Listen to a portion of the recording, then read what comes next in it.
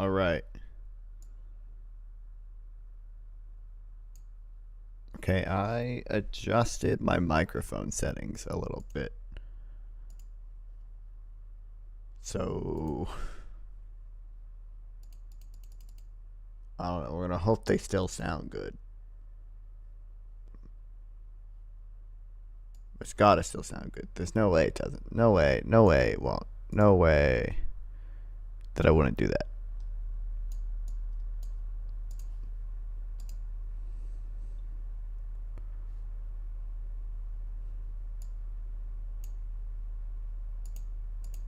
So I didn't realize last time it didn't have my browser audio.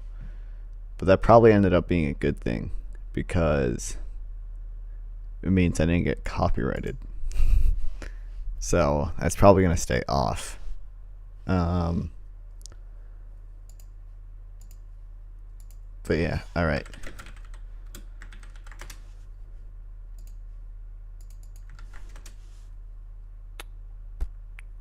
Oh shit, all the chats aren't working.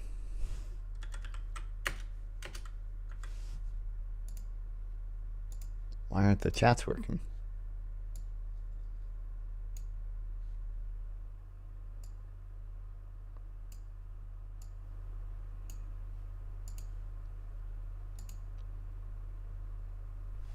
I want this, like, I don't know, over there more. That looks a little weird.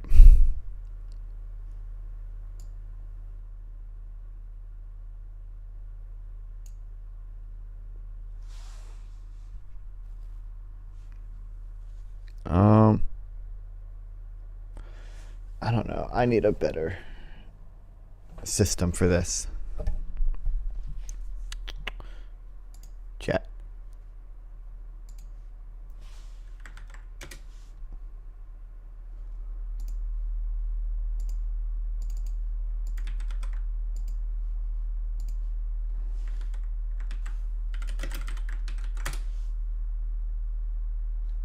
There we go. Hopefully at some point the YouTube chat will start working. I don't know, it usually takes a little bit. Okay.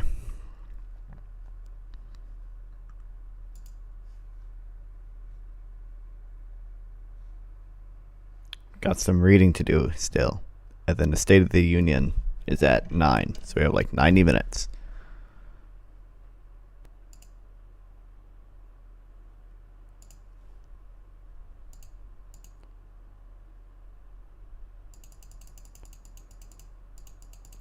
All right. Okay. Cool. Okay. All right. I'm testing my microphone levels.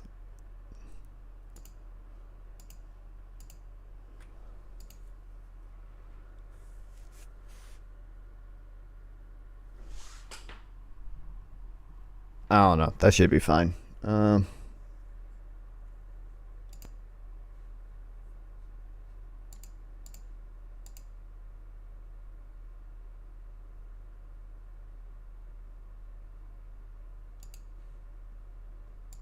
I need to figure out my compressor. I don't really know.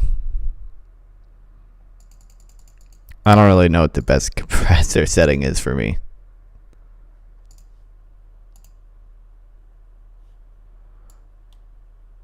It says I'm peaking.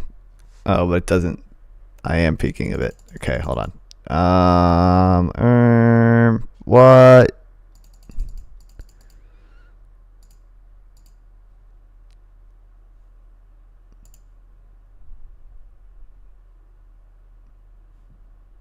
I don't know. It's fine. It's fine. It'll be fine. We're chill. Okay. I think I have time to knock out like one article before the State of the Union.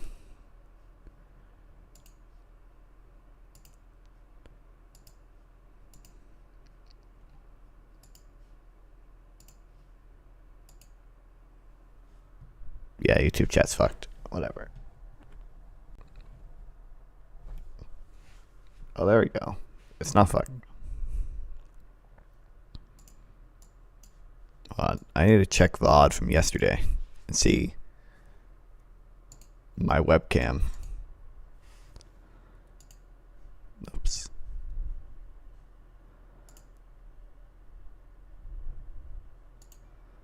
Yeah, that's more zoomed in. I hate it so much. That's out. That's still way too far out. Why is it zooming out? Okay. I need to zoom out like a little bit. Oh my god, fucking damn it.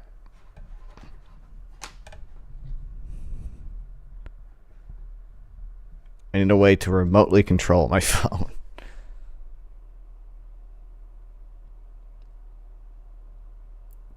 This is so unbelievably.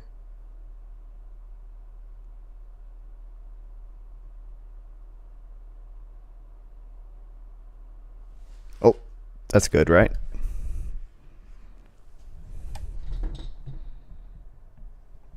I don't know. We'll call it good enough.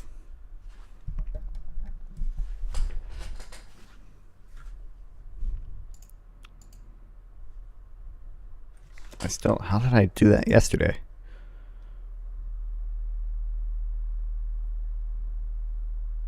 I guess this is about the same as it was yesterday. But it's not as straight on. How do I get it straight on?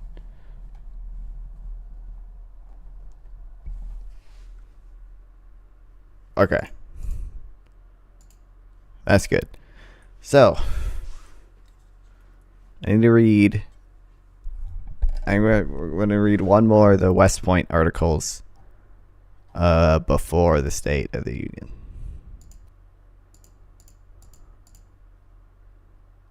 I need more on like distinction. So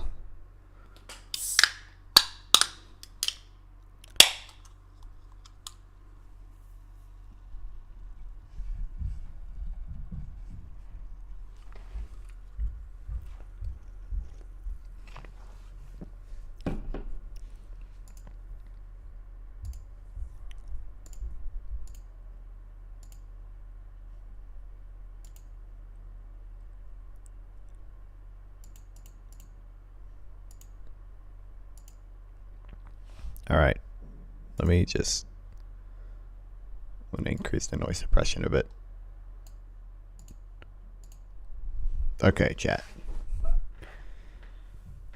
What were some of the things yesterday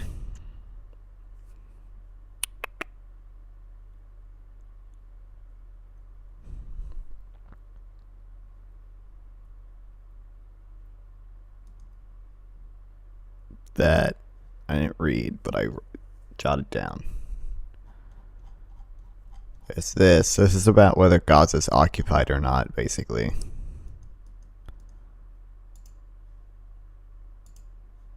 This is about proportionality. Is this the one we read?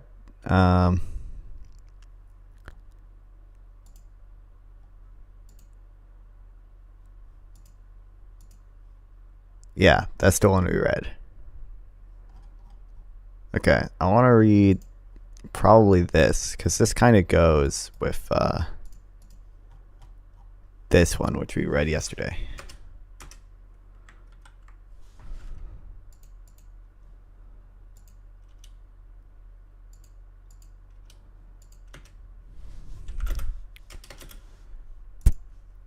All right. How long is this? Yeah, we can totally get this. Okay. Let me just check YouTube chat.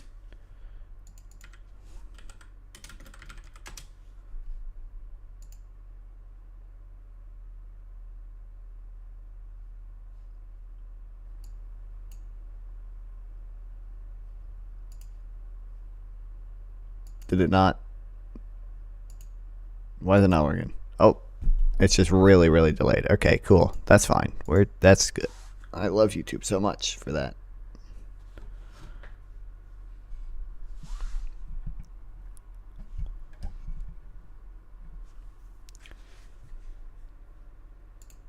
Okay, let me start my music.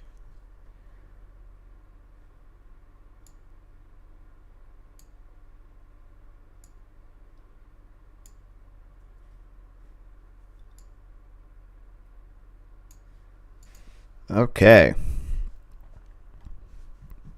Inside IDF targeting. Events in Israel have again plunged the Middle East into armed conflict. As this post is being written, intense fighting is underway in Israel and Gaza. There are skirmishes with Hezbollah along Israel's border with Lebanon, and a hostile Iran looms large on the horizon. The horrific opening act of this conflict, in which Hamas launched a daring surprise assault into southern Israel, included unthinkable laws of armed conflict violations, war crimes, and crimes against humanity, targeting the civilian population. Acting in self-defense, Israel has... It says I'm peeking a lot, but I don't believe it.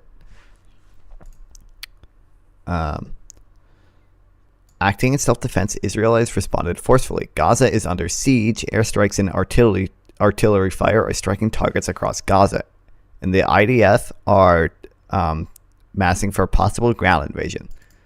The prospects for a peaceful resolution to this decades-old struggle look dimmer than ever.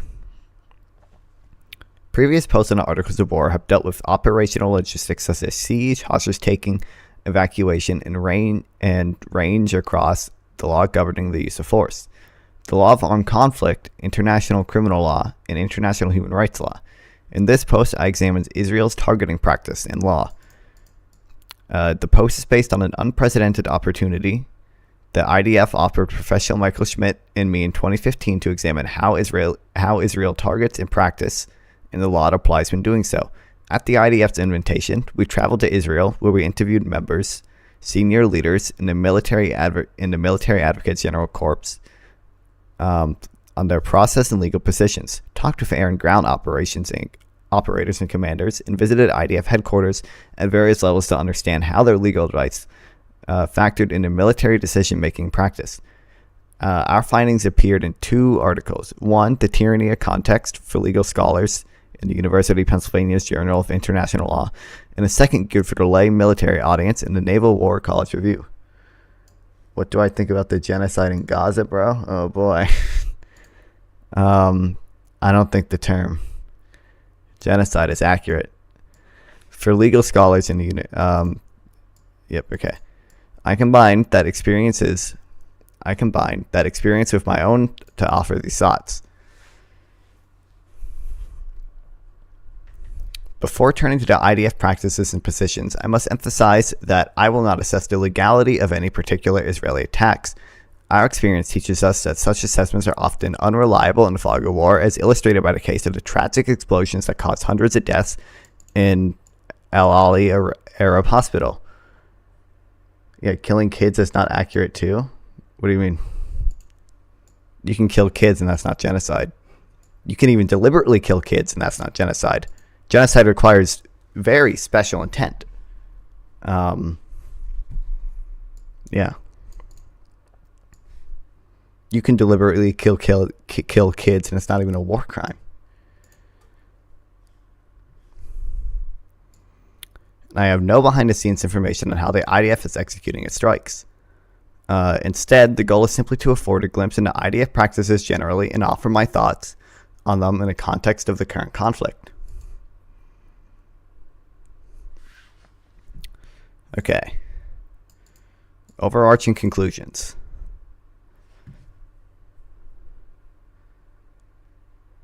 So who do you stand with, or is he the... I don't know. It's hard to answer generally. I think in this very specific current conflict, I side more with Israel than with Hamas. But I'm perfectly willing to admit Israel has at times definitely committed war crimes. They have at times definitely undermined peace. The settlements are illegal. The blockade itself may not be illegal, but there are definitely elements of the blockade that are probably bad. Like some of the things that aren't let in probably do not have enough justification for not being let in, especially when it comes to like aid trucks, and that's when you start to border on collective punishment. They can handle the war peacefully, but they did not do it? What do you mean?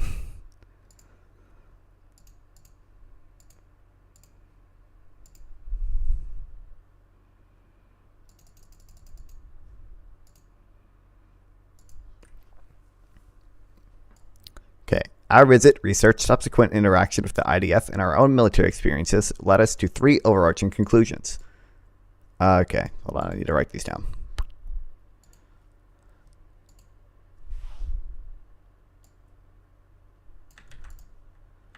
Okay, 3 overarching conclusions. First, the IDF's MAG Corps is an exceptionally competent group of advisors on the law of armed conflict that is organized to ensure IDF commanders have access to high caliber legal advice in real time. Okay.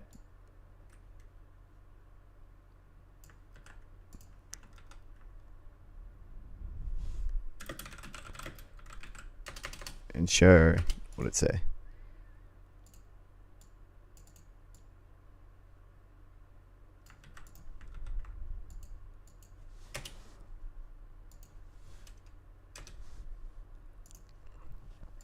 Once planners identify propose targets based on anticipated or actual mission and operation goals, lawyers from the International Law Department, IDL, review each.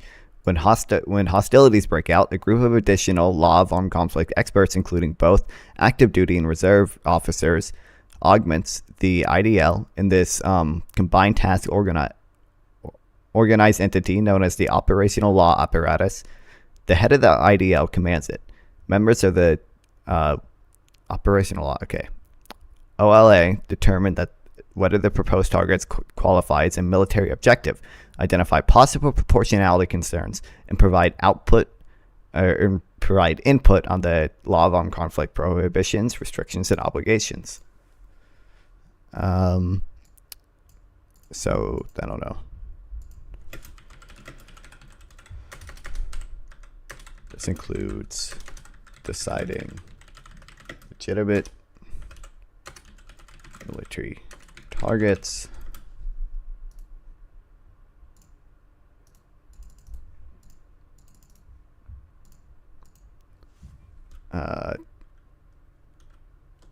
international law obligations, and proportionality.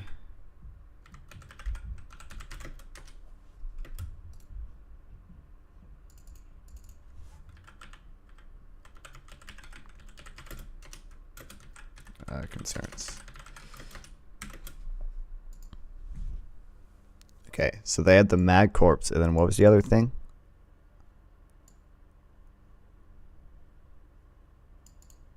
Lawyers from the International Law Department. Is this an Israel thing, or is this a international thing?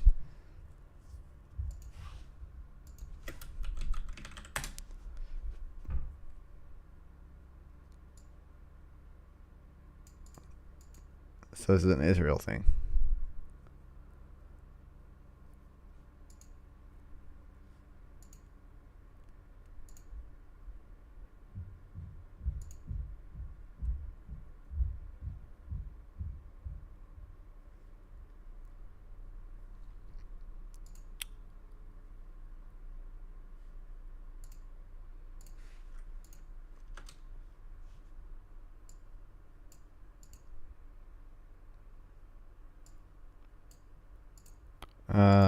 Okay, where was I? Okay.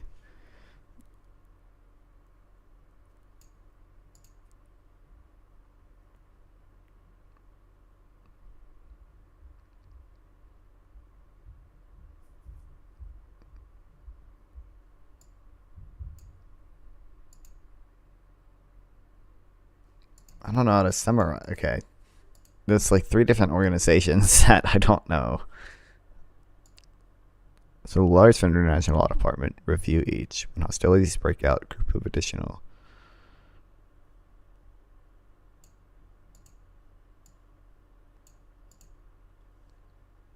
Okay.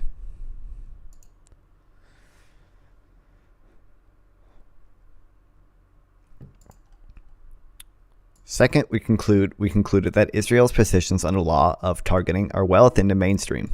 Israel is not party to the 1977 Additional Protocol 1 to the 1949 Geneva Conventions, which sets forth the key treaty-based targeting rules for parties to the instrument. But like the United States, Israel is of the view that most targeting rules contained therein reflect customary international law in international and non-international armed conflict, which does not bind the IDF.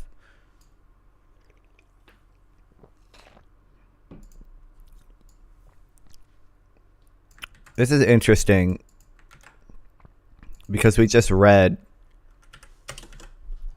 this article, which argues that Israel is way more accepting of collateral damage than like the US and the UK are during the Iraq War. Yeah,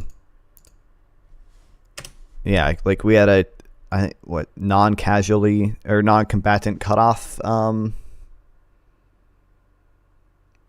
value. Yeah, non-combatant casualty cutoff value, and a high one was like 14 or 15. And Israel will kill 120 people to get rid of one Hamas leader in like some tunnels.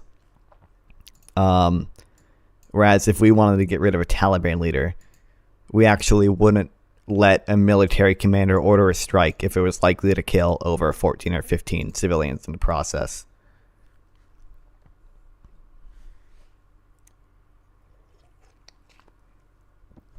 But Gaza is a lot more densely populated, and Hamas operates out of civilian areas in a way the Taliban didn't as much.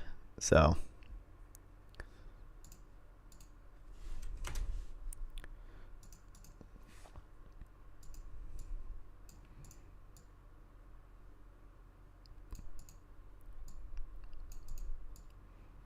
in those cases where it believes an AP1 targeting provision does not mirror a customary rule, it makes its position on the matter clear. For instance, it does not accept AP1's two rules imposing targeting restrictions based on environmental impact, a position shared by the United States.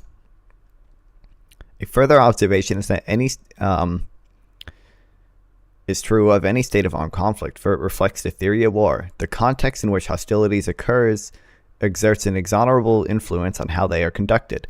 As I don't know how to pronounce that, Clausewitz observed, the fundamental nature of war may be unchanging, but the character of individual wars vary within the nature of their motives and of the situation which gives rise to them. This reality affects how and why various factors are weighed when interpreting and applying the rules of war. And finally, the Israeli context is unique. Hostile neighbors and terrorist groups surround Israel. Some seek its destruction and the annihilation of its people. It enjoys no strategic debt. There is nowhere that the IDF may retreat when Israeli soldiers fight. They do so within hours, even minutes of their homes. Perhaps most noteworthy is the high value Israel places on the safety of soldiers and its civilian population. The IDF is not an all-volunteer force. Rather, it is one which all Israelis know someone who has served, is serving, and can be called up in times of crisis. The IDF faces an enemy that targets the civilian population, not as a tactic, but as the tactic. Understandably, this context significantly influenced Israeli commanders' value judgment as they plan to execute military operations.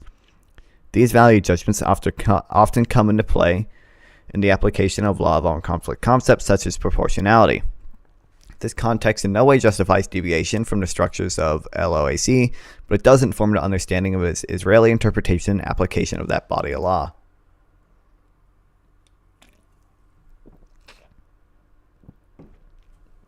Okay.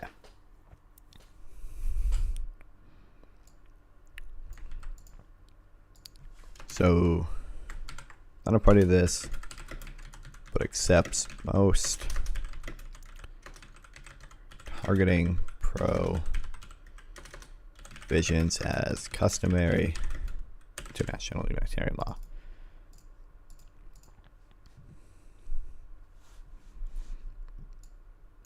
And then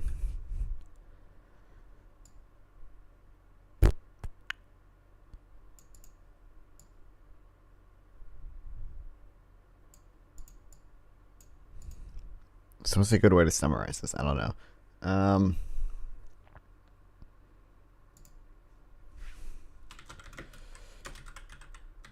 The context of hostilities in Israel. That's not hostile. What is that? That's, yeah. Hostilities.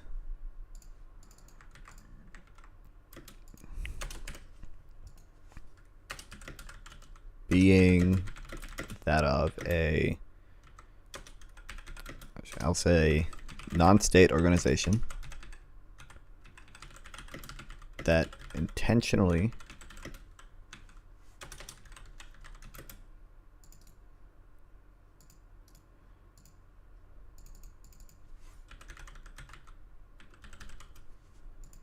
target civilians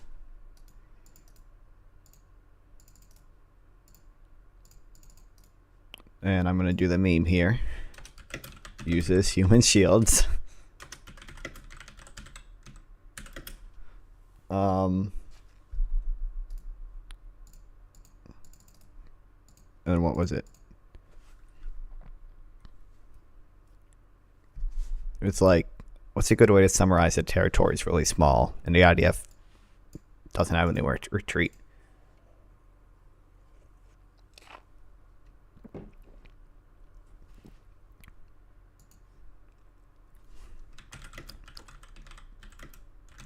And Israel is a small territory.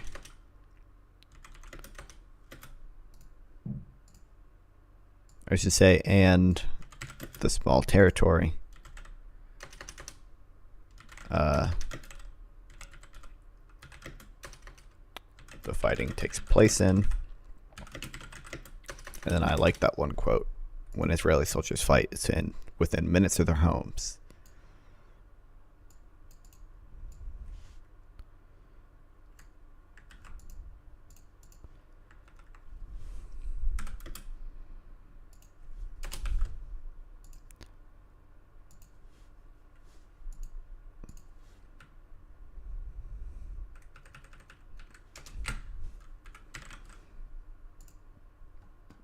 I don't know.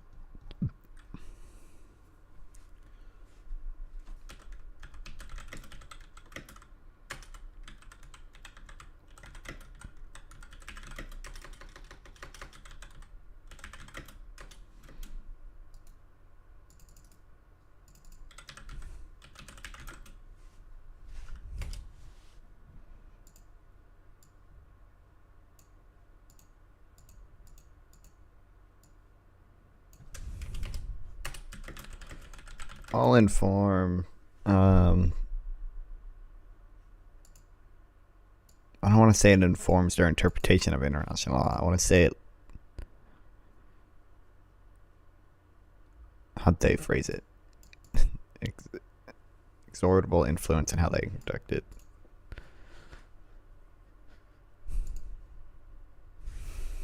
Inform the way Israel conducts warfare and examines proportionality.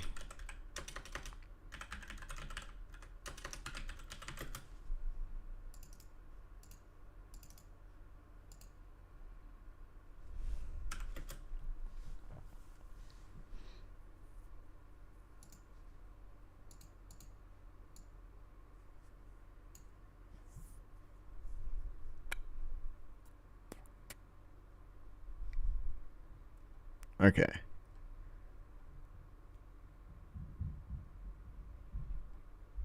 IDF positions on targeting law.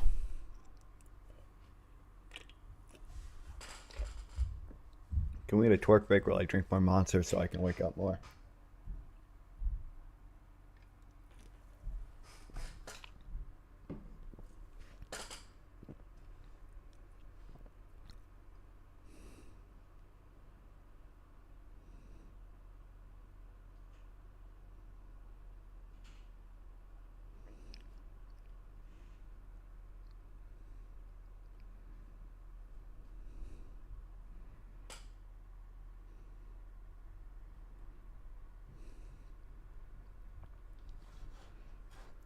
God, I love She-Hulk. What do you think She-Hulk's position on the Israeli-Palestinian conflict is? Okay, I need to wake up. Wake up.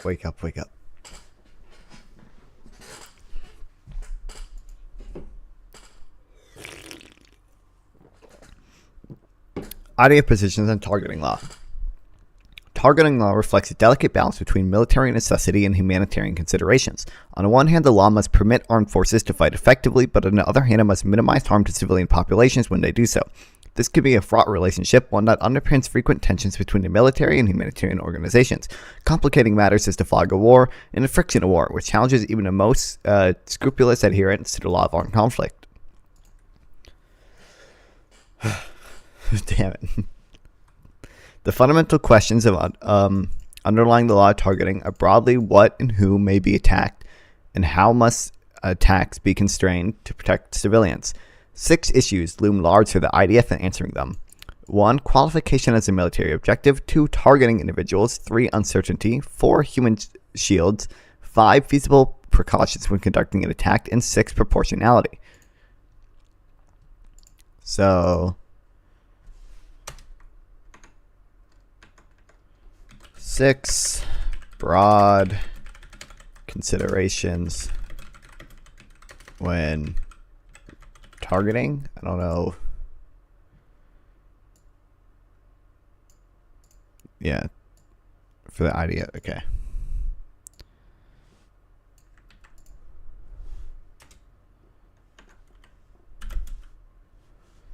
One, qualification as a military objective. 2, targeting individuals. 3 is uncertainty.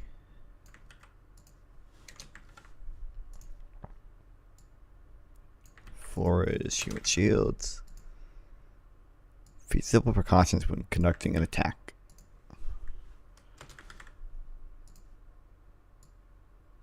And 6, proportionality.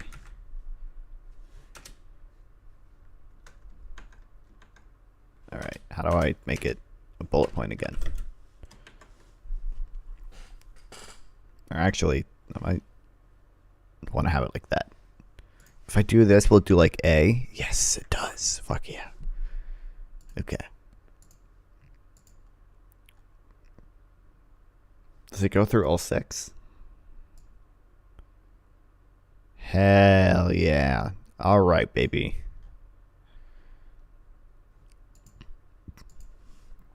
Okay, qualification as a military objective. Israel adopts as customary international law the AP, is this AP1 additional protocol 1? Yeah. AP1 Article 52 criteria for military objective. Insofar as objects are concerned, military objectives are those by which their nature, location, or purpose or use make an effective contribution to military action, and whose particular or total destruction, capture, or neutralization in the circumstances ruling at the time offer a definite military advantage. That's hard for Gaza though, because every fucking residential building has a network of tunnels under it. In the context of Gaza, purpose and use will be critical criteria. Purpose refers to civilian objects such as a building that will be used, at least in part, for military purposes in the future. Use denotes one that is currently being used. Yeah, hey, Zach.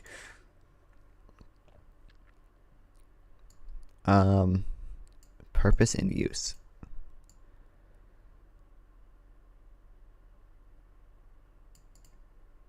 Why is that? Why is purpose? I'm the joke. Babe, shut the fuck up.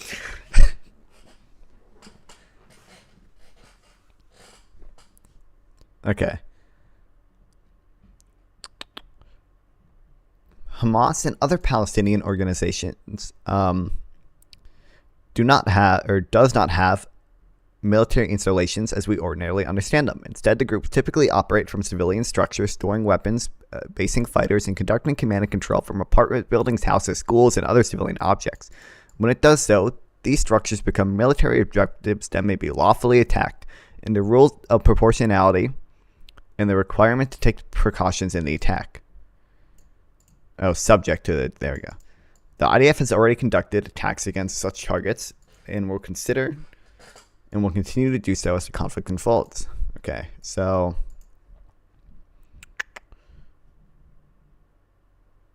purpose, okay.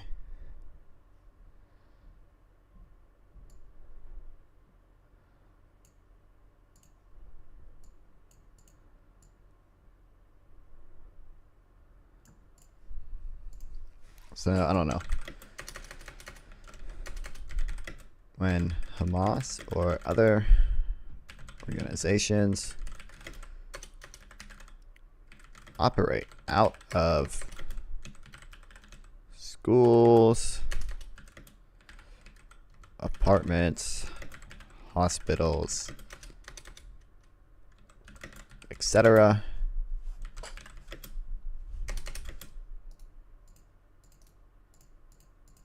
those buildings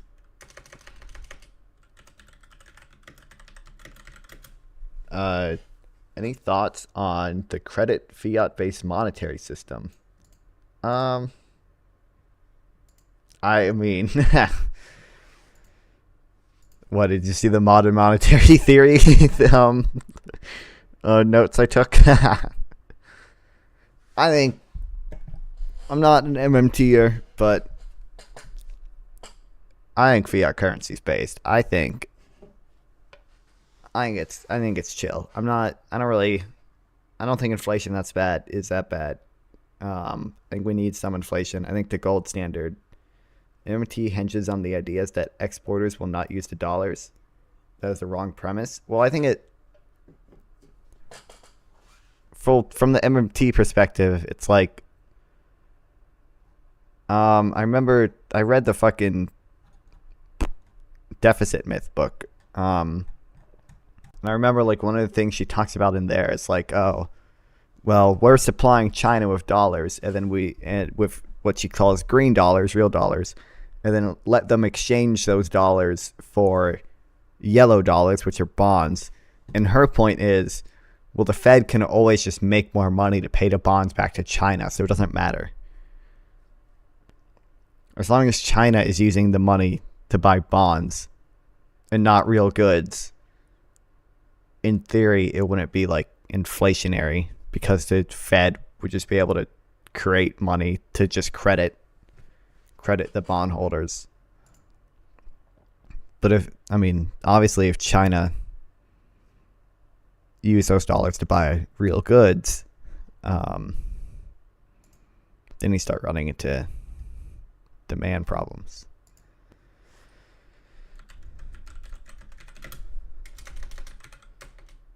Make the requirements to be considered.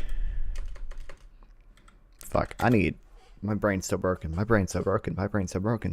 know how to spell considered, guys. I know how to spell it. I know.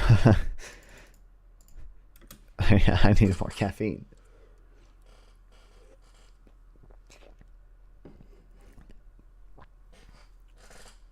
Well, an actual question.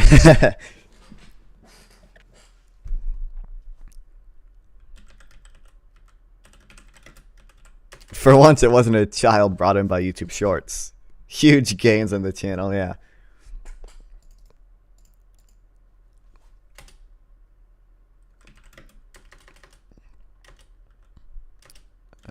Military. Hold on, chat. Torque break.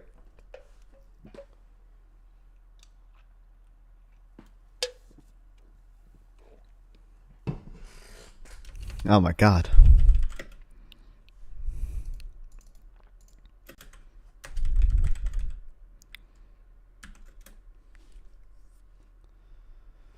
Oh my god. Oh my god. Okay. Jesus. My brain's so broken.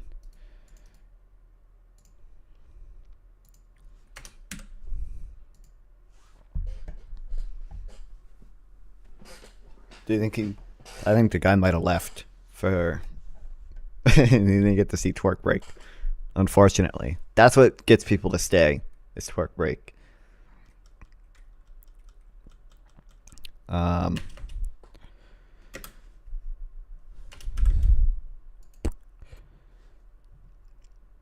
So I don't. Okay, in the context of Gaza, purpose and use will be critical criteria. Purpose refers to civilian objects that will be used, at least in part, for military purposes in the future.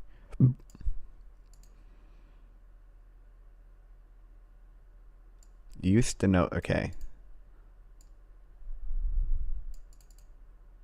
Oh, okay.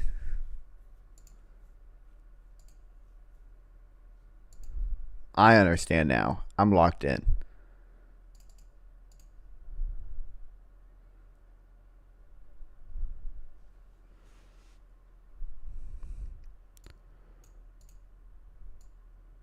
So, how do I phrase this?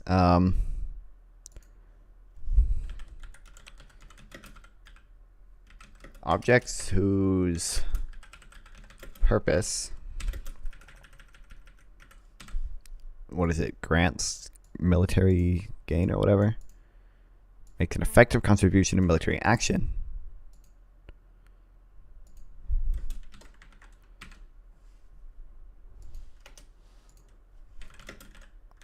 Are considered legitimate targets under international humanitarian law.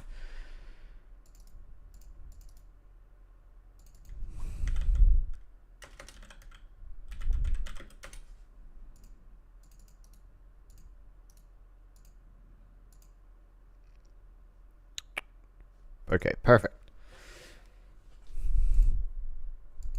If I do that,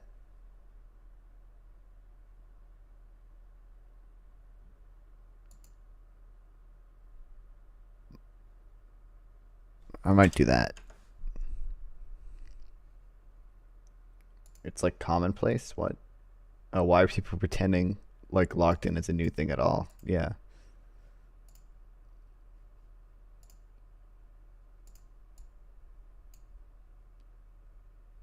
Okay.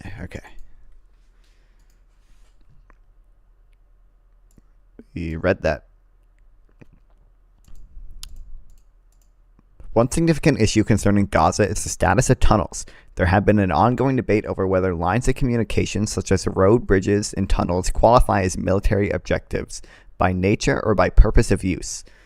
If the former, the lines of communication in Gaza may be struck at any time, irrespective of whether they are being or going to be used for military transportation. Conversely, if the lines of communication qualify as objective only by purpose of use, they may only be struck when used or when the intention to use them manifest. Depending on the context, a line of communication may qualify as a military objective under any of the criteria. Which will the Israelis apply to the current conflict? Yo, what's up, GDOXXX?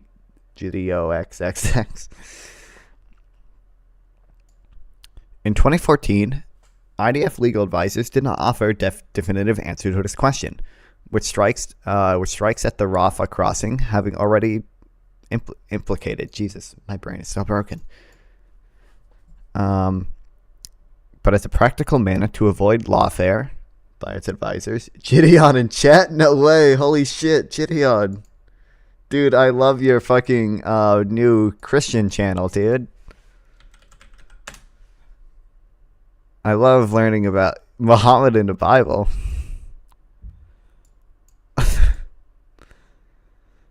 I love your fucking Islam versus Christianity debates, dude. I love that you I love that you banned me in your Discord server for asking if anal sex is a sin.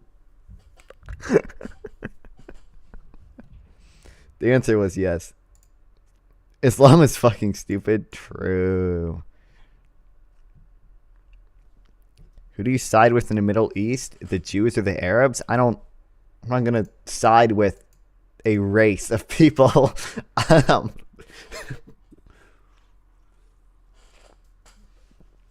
don't side with a race of people. If you want to ask specifically about like Israel and Palestine. I can give you my broad position on that, but I'm not gonna. I don't really. I don't really side with Jews over Arabs or Arabs over Jews. It's obvious it's gonna be dependent on what we're talking about. Because in 1948, Palestinians probably had reasons to fight, although not the way they did. There were obviously massacres of Jewish villages. Yeah.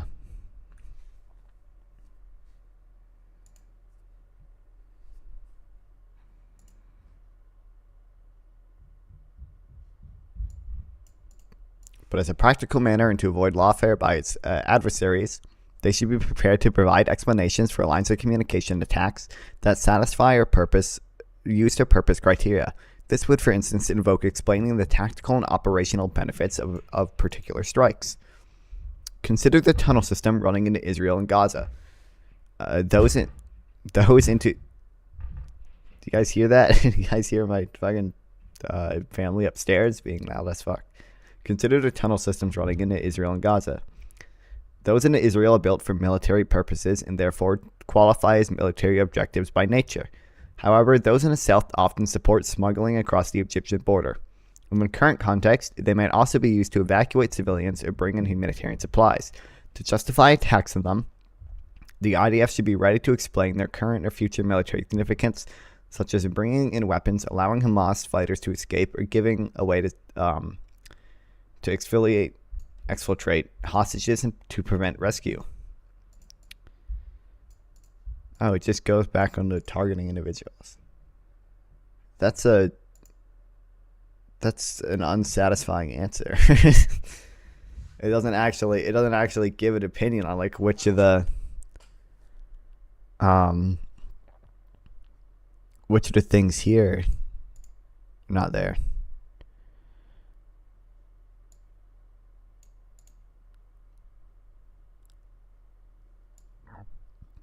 Yeah, like which by nature or by purpose of use. It doesn't give an opinion on which one's correct, and it doesn't tell you which one the IDF is likely using. And then I wonder, let's say in Gaza, let's say Israel had intelligence that like some corridor being used to bring in humanitarian aid was also being used to like smuggle in weapons from Iran. Whether or not they should do it, is that considered a legitimate military target under international law? It doesn't really answer that. Like it just says, oh, they would have to justify it. But like something can be a legitimate target, like a hospital, like it said in here. If Hamas is operating out of a hospital, that hospital can be considered a legitimate target. Now, obviously, there are still rules that apply about collateral damage and proportionality and stuff. But just because it's considered a military target doesn't necessarily mean it's like always moral to bomb it, right? So, regardless of whether or not it'd be moral, I want to know if Israel has evidence that Hamas is using some tunnel that is also used for humanitarian aid to smuggle in weapons. Do they have justification for bombing it? Oh, he followed me and I don't think my alerts worked. Why didn't my alerts work?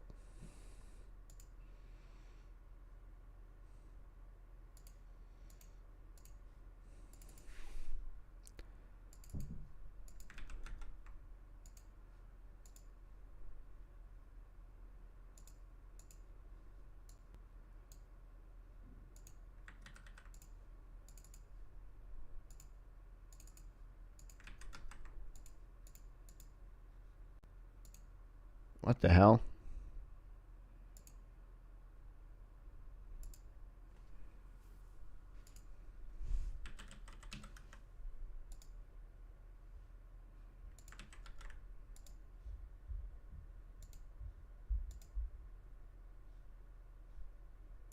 Okay, there we go.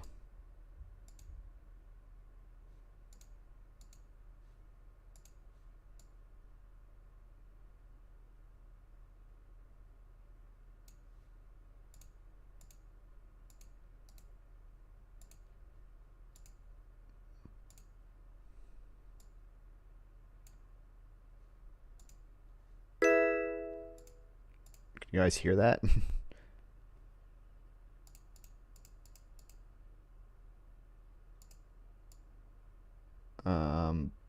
Then I need to monitor and output. And then now I should be able to hear it on my end. Yeah, there we go.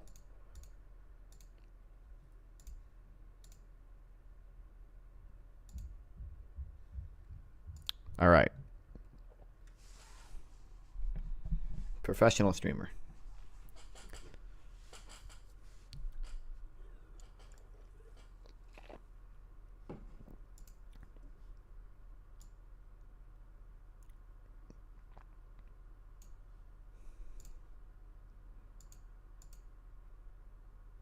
So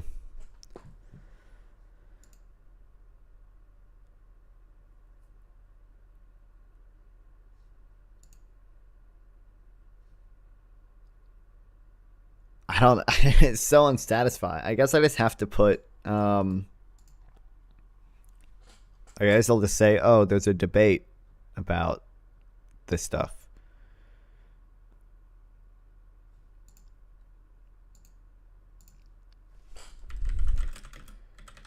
There's debate over whether certain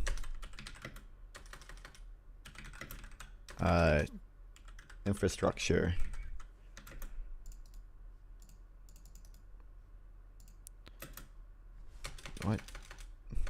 infrastructure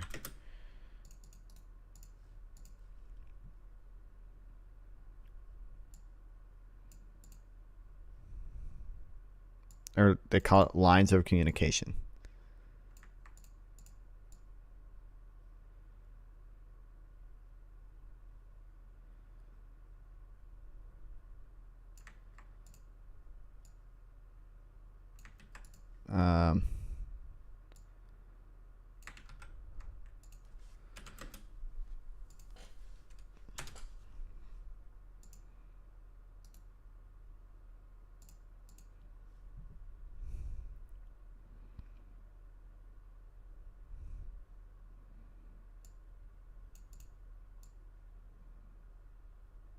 I don't know. I don't really need to trim that down.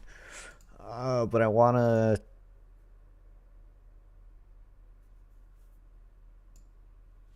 Okay, so I guess I'd have to say, well, we don't really know what the fuck the IDF is using.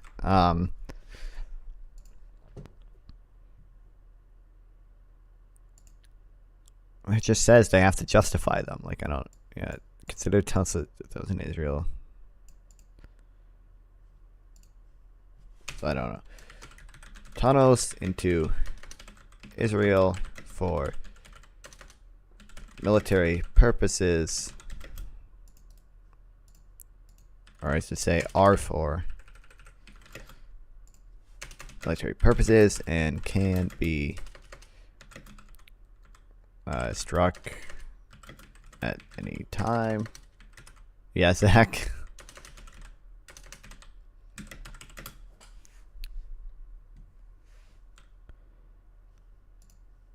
But tunnels in Egypt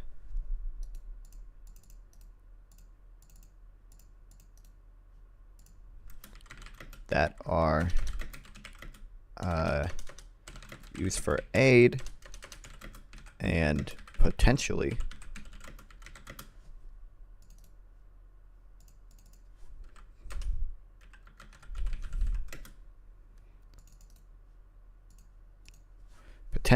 the smuggling of smuggling of weapons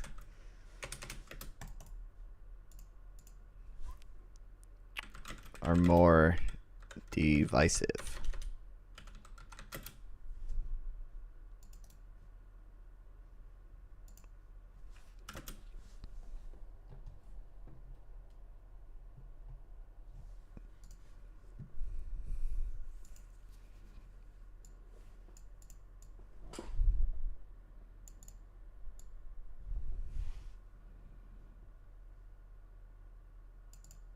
Just phone text that. I shit. It's okay.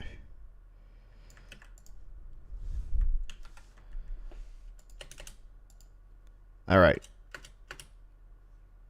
Targeting individuals. Twerk break, chat. Twerk break. Twerk break. And I hope Zach didn't leave because you want to get to see this twerk break right now.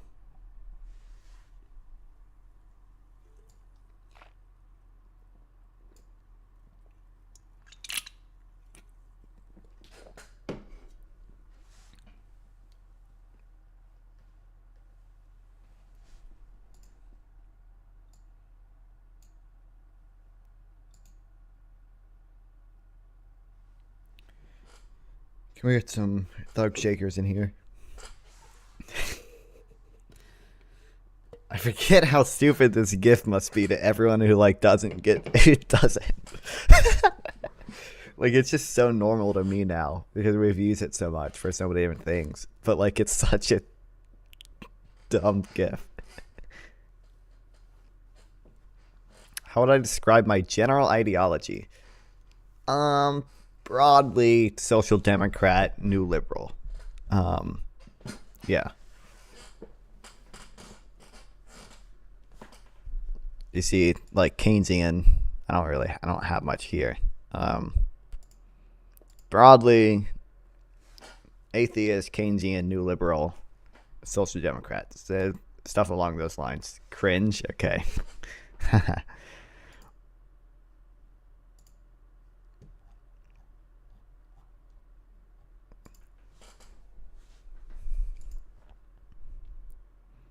I was like 2 paragraphs long. Israel characterizes the... I'm not going to know how to pronounce any of this shit.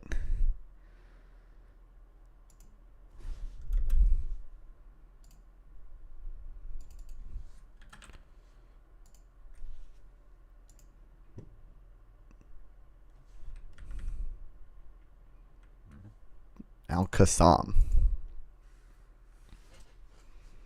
characterizes the Al-Qassam Brigades, the military wing Hamas, as organized arms group, which allows members to be targeted based on membership of the group, so-called status-based targeting. That's one thing I've read before, is there's a lot of, if you're fighting like a non-state entity, and it's just an organized armed group, there's a lot of leeway in status-based targeting that you don't necessarily get if your enemy is a state. Oops. What would you do if you were in control of the Israel and Palestinian regions? I think broadly, I would make the Palestinians say, hey, you need to chill the fuck out with all these fucking terrorist attacks and launching rockets into Israel for 20 plus years constantly. Israel would have to say, I'd make Israel say, the settlements are unhinged, obviously illegal, obviously undermining peace. I think broadly, there should be a 2-state solution based on basically the pre-67 borders. You kind of remind me of the streamer named Sound Soul. I don't know who that is, but I'm hopefully thankful. He's got 1,000 subscribers. This is who I hope to be. This is me. Oh, the State of the Union's pretty soon. We need to speed up. Or similar to Destiny, I may or may not be a bit of a, I'm sure if we check my YouTube, oh gosh. Yeah, there's Destiny. I'm not a Vosh fan, but he's streaming, so he's in my recommended. I'm not even subscribed to him. I don't know why he's there, but I may or may not take a little inspiration from Destiny. I started hoping you were going to pull up the Gmod Palestine. I don't know if he's streaming right now, but he's awesome, man. He's not. I want to be this guy. Okay. How much longer is this? Oh, we can maybe finish it before the State of the Union. Maybe. So targeting individuals, Israel, along with much of the Western world, consider Hamas and other groups organized armed groups, which I think they shortened to OAG, which allows for status based targeting based on membership. Yeah, that's the one thing. Like when the IDF did that hospital raid where they like dressed as doctors, right? That's the one thing that because they're not like a state, they're like an organized armed group. You can basically kill any member of the group anytime just because they're a member of that group. There's a lot of leeway with status-based targeting. Is my understanding from the stuff I've read. The question is how to treat members of Hamas who are members of the fighting wing. Like the United States, Israel has long rejected and much discredited an ICRC purported requirement that only those in an organized armed group with a continuous combat function may be attacked on membership alone. By that position, others may only be targeted for such time as they directly participate in hostilities. Israel rejects the notion of the CCF, and it will treat every member as lawfully subject to attack.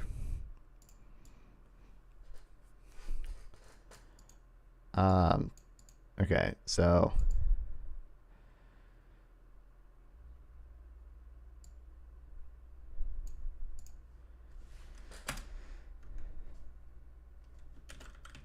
Israel rejects discredited. Is it really discredited? What's their definition of discredited?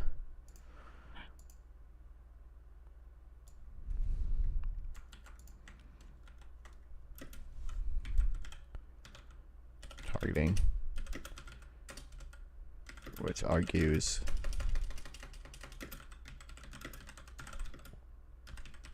may only be targeted so long as they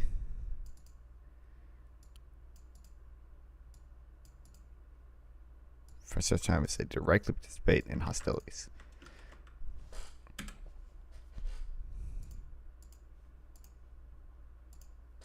As are those who are not members of organized armed groups, like the members of the political wing of Hamas or individual civilians who became involved in fighting. Israel, like the United States, it takes a traditional position that they may be attacked for such time as they participate in hostilities.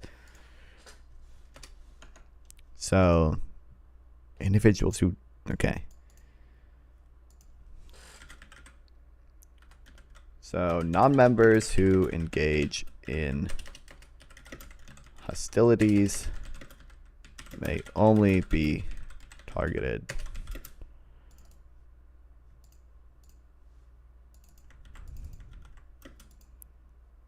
for such time as they directly participate in hostilities. For example, Hamas's political leaders who exercise command and control over functions at Hamas's militaries are clearly targetable.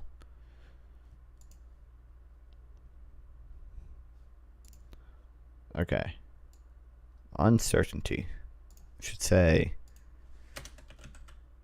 Israel upholds that non-members. Okay.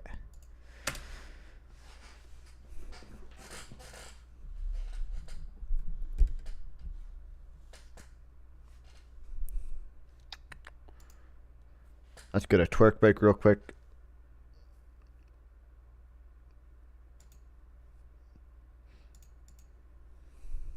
I want to talk to the Gmod guy next time he streams.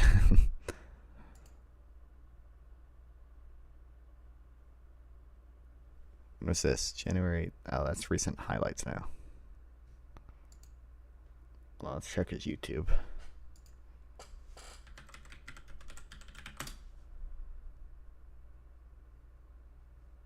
What?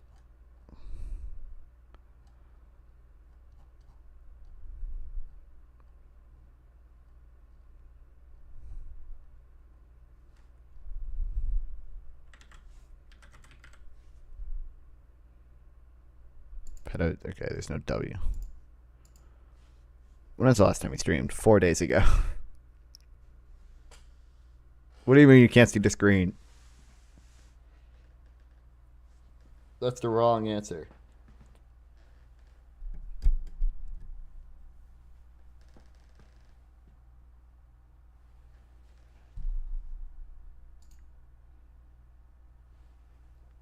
Do I even really need to watch the State of the Union?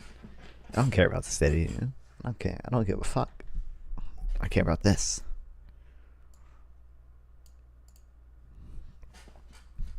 The requirement to ensure a target is a lawful military objective or a targetable individual raises the question of how Israel addresses tension and targeting. The IDF applies as a matter of customary international law. Additional Protocol Article 50 ruled that in case of doubt whether a person is civilian, that person shall be considered a civilian. So, Israel upholds this rule.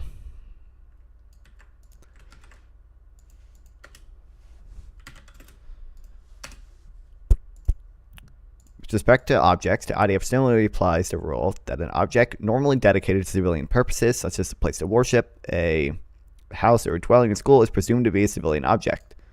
But what triggers these presumptions and how are they overcome? Okay, so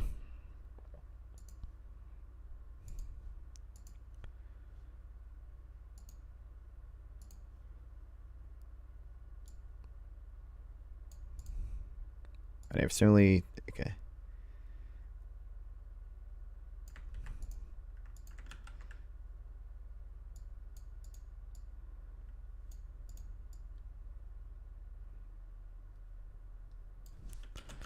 Israel also upholds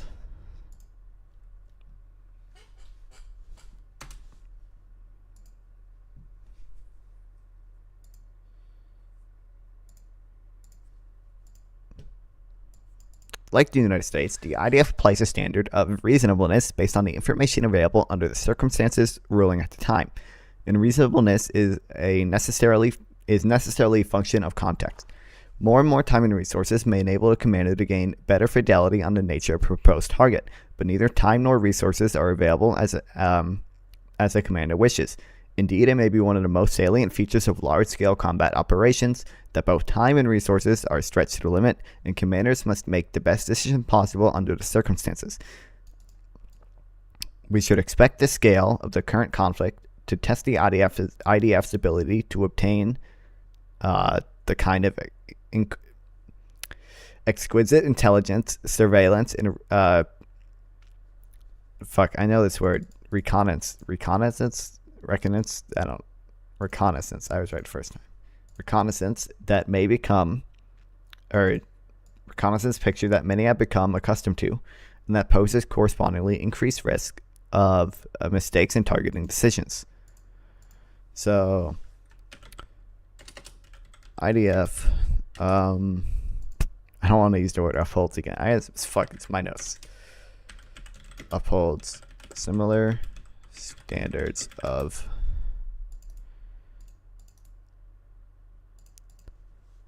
reasonableness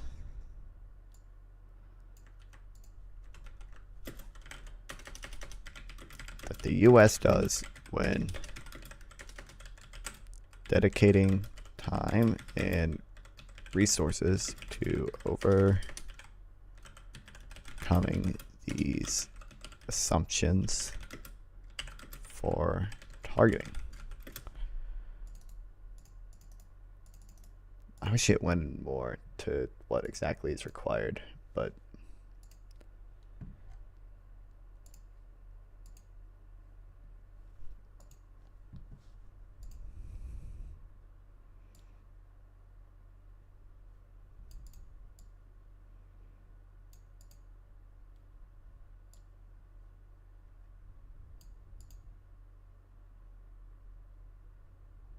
Okay. Oh, here we go. Human shields.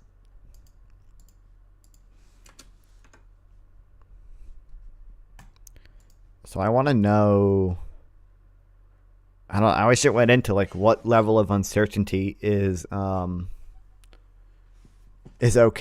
and then like we read this article earlier, right? That's like, well, Israel seems to be more willing to accept collateral damage than a lot of like comparable Western countries when it came to their wars in the Middle East. I would guess that their standard of reasonableness is probably lower too. Although, like this said, reasonableness is context dependent. So for Israel, the context is obviously different because it's a much smaller nation. Hamas does attack civilians. They do use human shields. Hamas operates within civilian areas. To try to either, I don't want to say try to disguise themselves as civilians. I think the main purpose is to just increase the civilian casualties so they can win the propaganda war easier, because they'll have the 30,000 dead.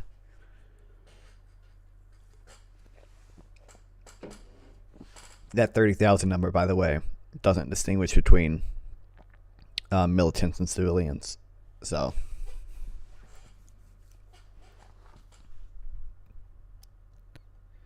okay. Human shields pose a continuing challenge.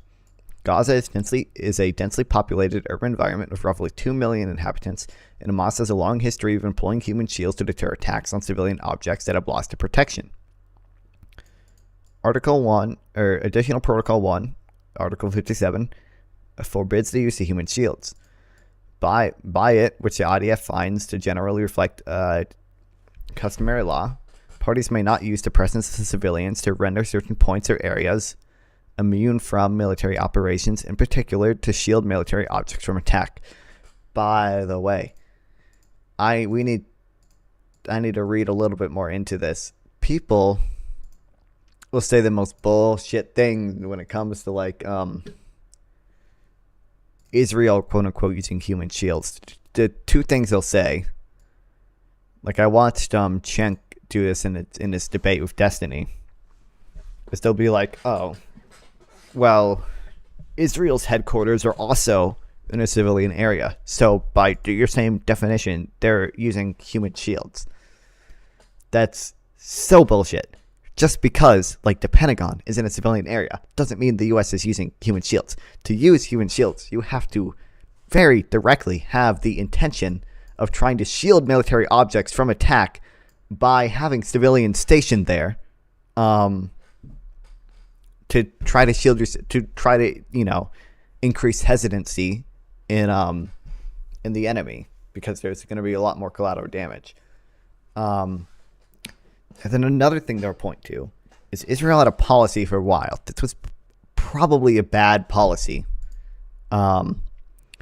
where while they were still like occupying the Gaza Strip, when the IDF needed to like knock on somebody's door in the Gaza Strip, right, to try to get intel or try to interview people, right, they would, instead of the IDF knocking on the door, they would recruit a civilian to knock on the door for them. And then I think there was one instance where I need to do more research onto it, where it might have been the case that they made a Palestinian civilian walk into a building that they thought was potentially booby-trapped,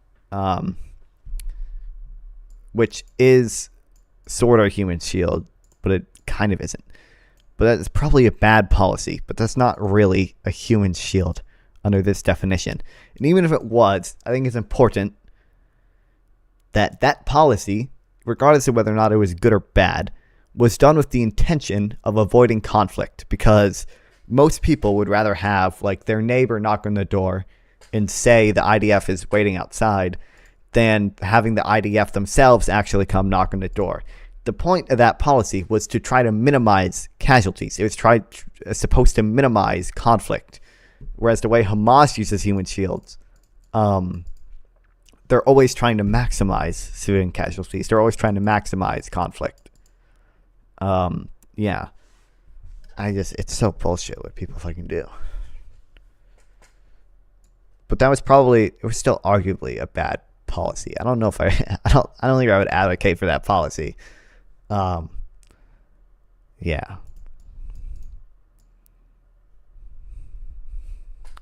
However, violations of this rule by Hamas do not relieve the IDF from the requirement to consider the presence of civilians when performing a proportionality analysis, or determining what precautions are required in the attack.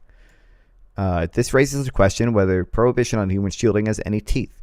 In this regard, the law is complex, with many variations in approach in state and practice, scholarly opinion. With many variations in approach in state practice and scholarly opinion. Okay.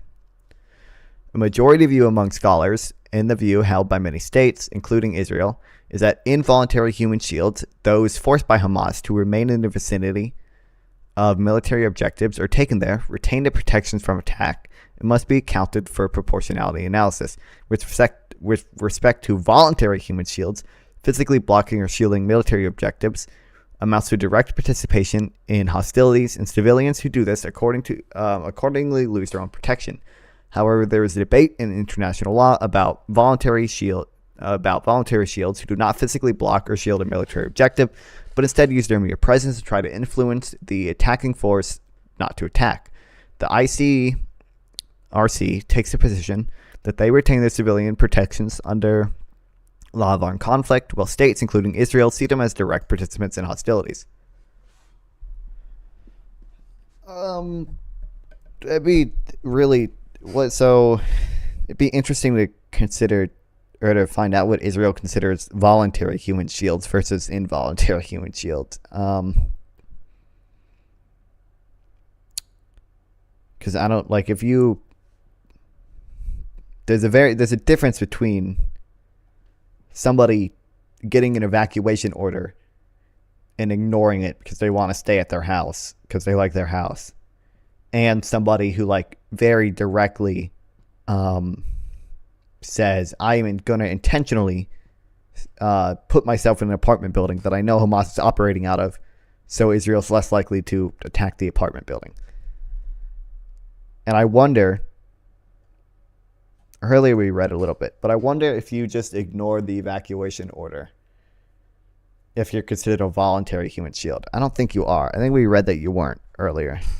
I think because we read the civilians in northern Gaza still retain their civilian protections.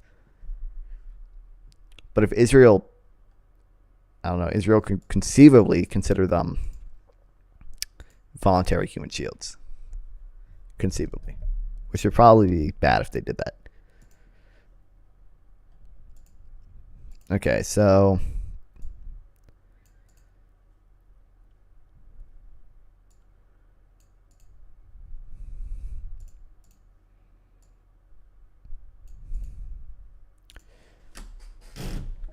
okay. Hamas is it? Do I do that for Hamas's? I wonder.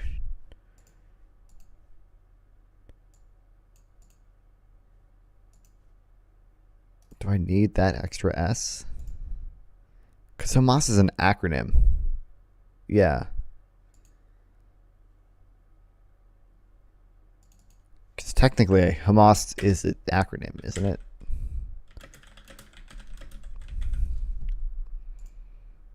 Oops, stand.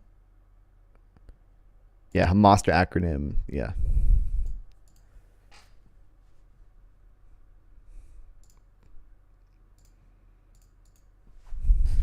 Hamas's use of human shields does not absolve Israel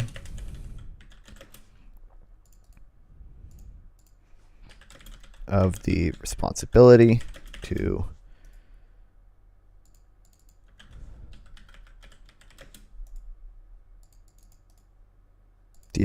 response ability to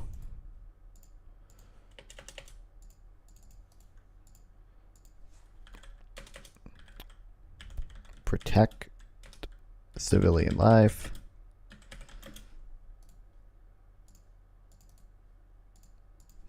and examine proportionality.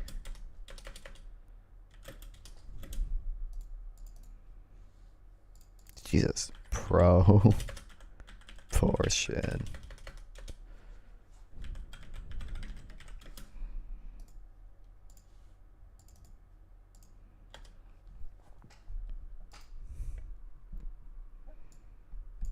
Then there are different interpretations. So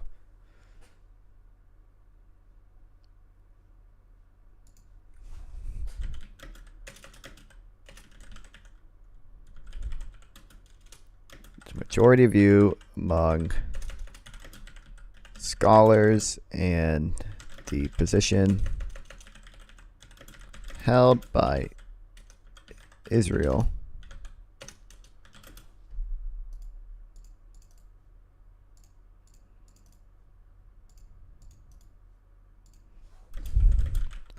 is that involuntary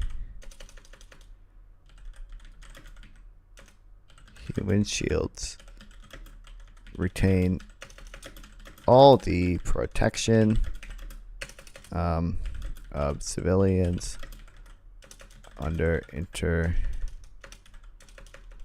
IHL.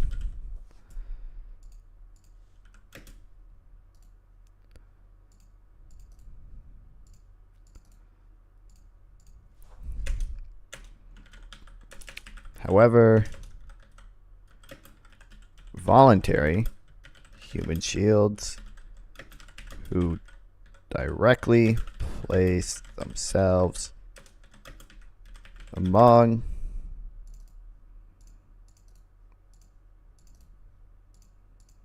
or it wasn't just place themselves among, it was like block physically blocking or shielding military objectives amount to direct participation in hostilities.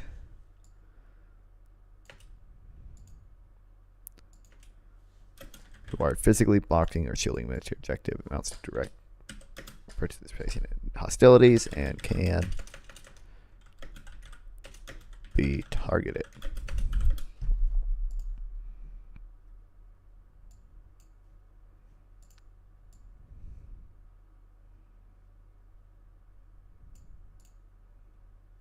So there's still debate about those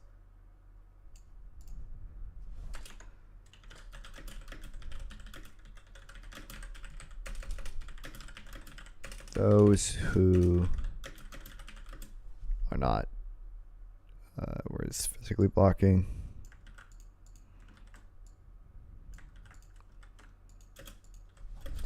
but are instead using their mere presence to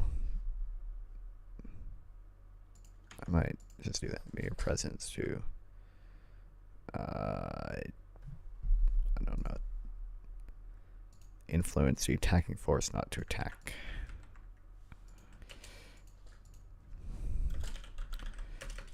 And then Israel holds these people can still be lawfully targeted.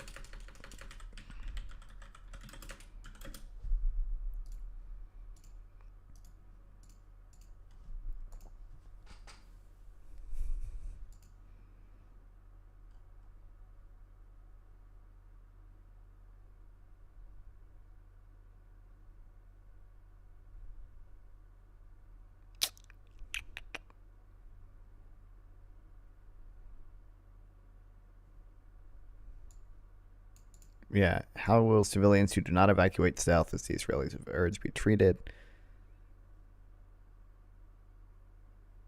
Civilians are not obligated to evacuate. Might they but forces stay?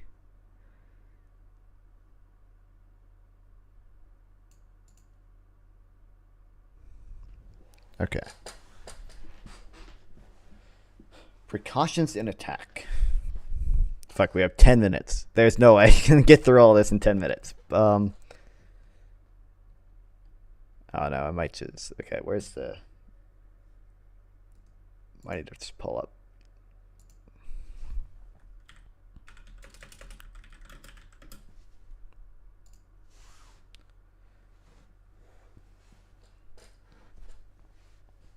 Okay.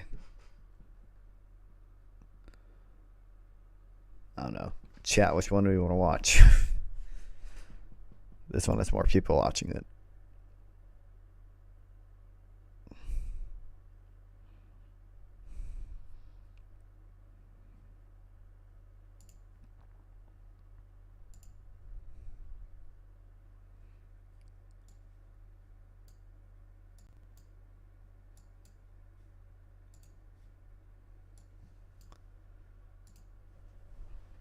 Okay, I need to add window capture.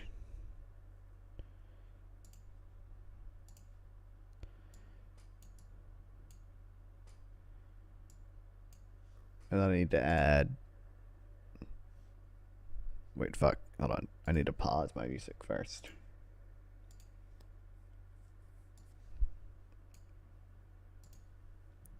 And then I need to add to Brave.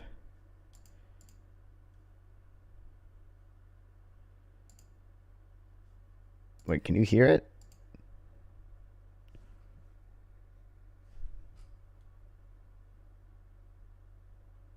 Oh, wait, I know why you can't hear it. I'm stupid.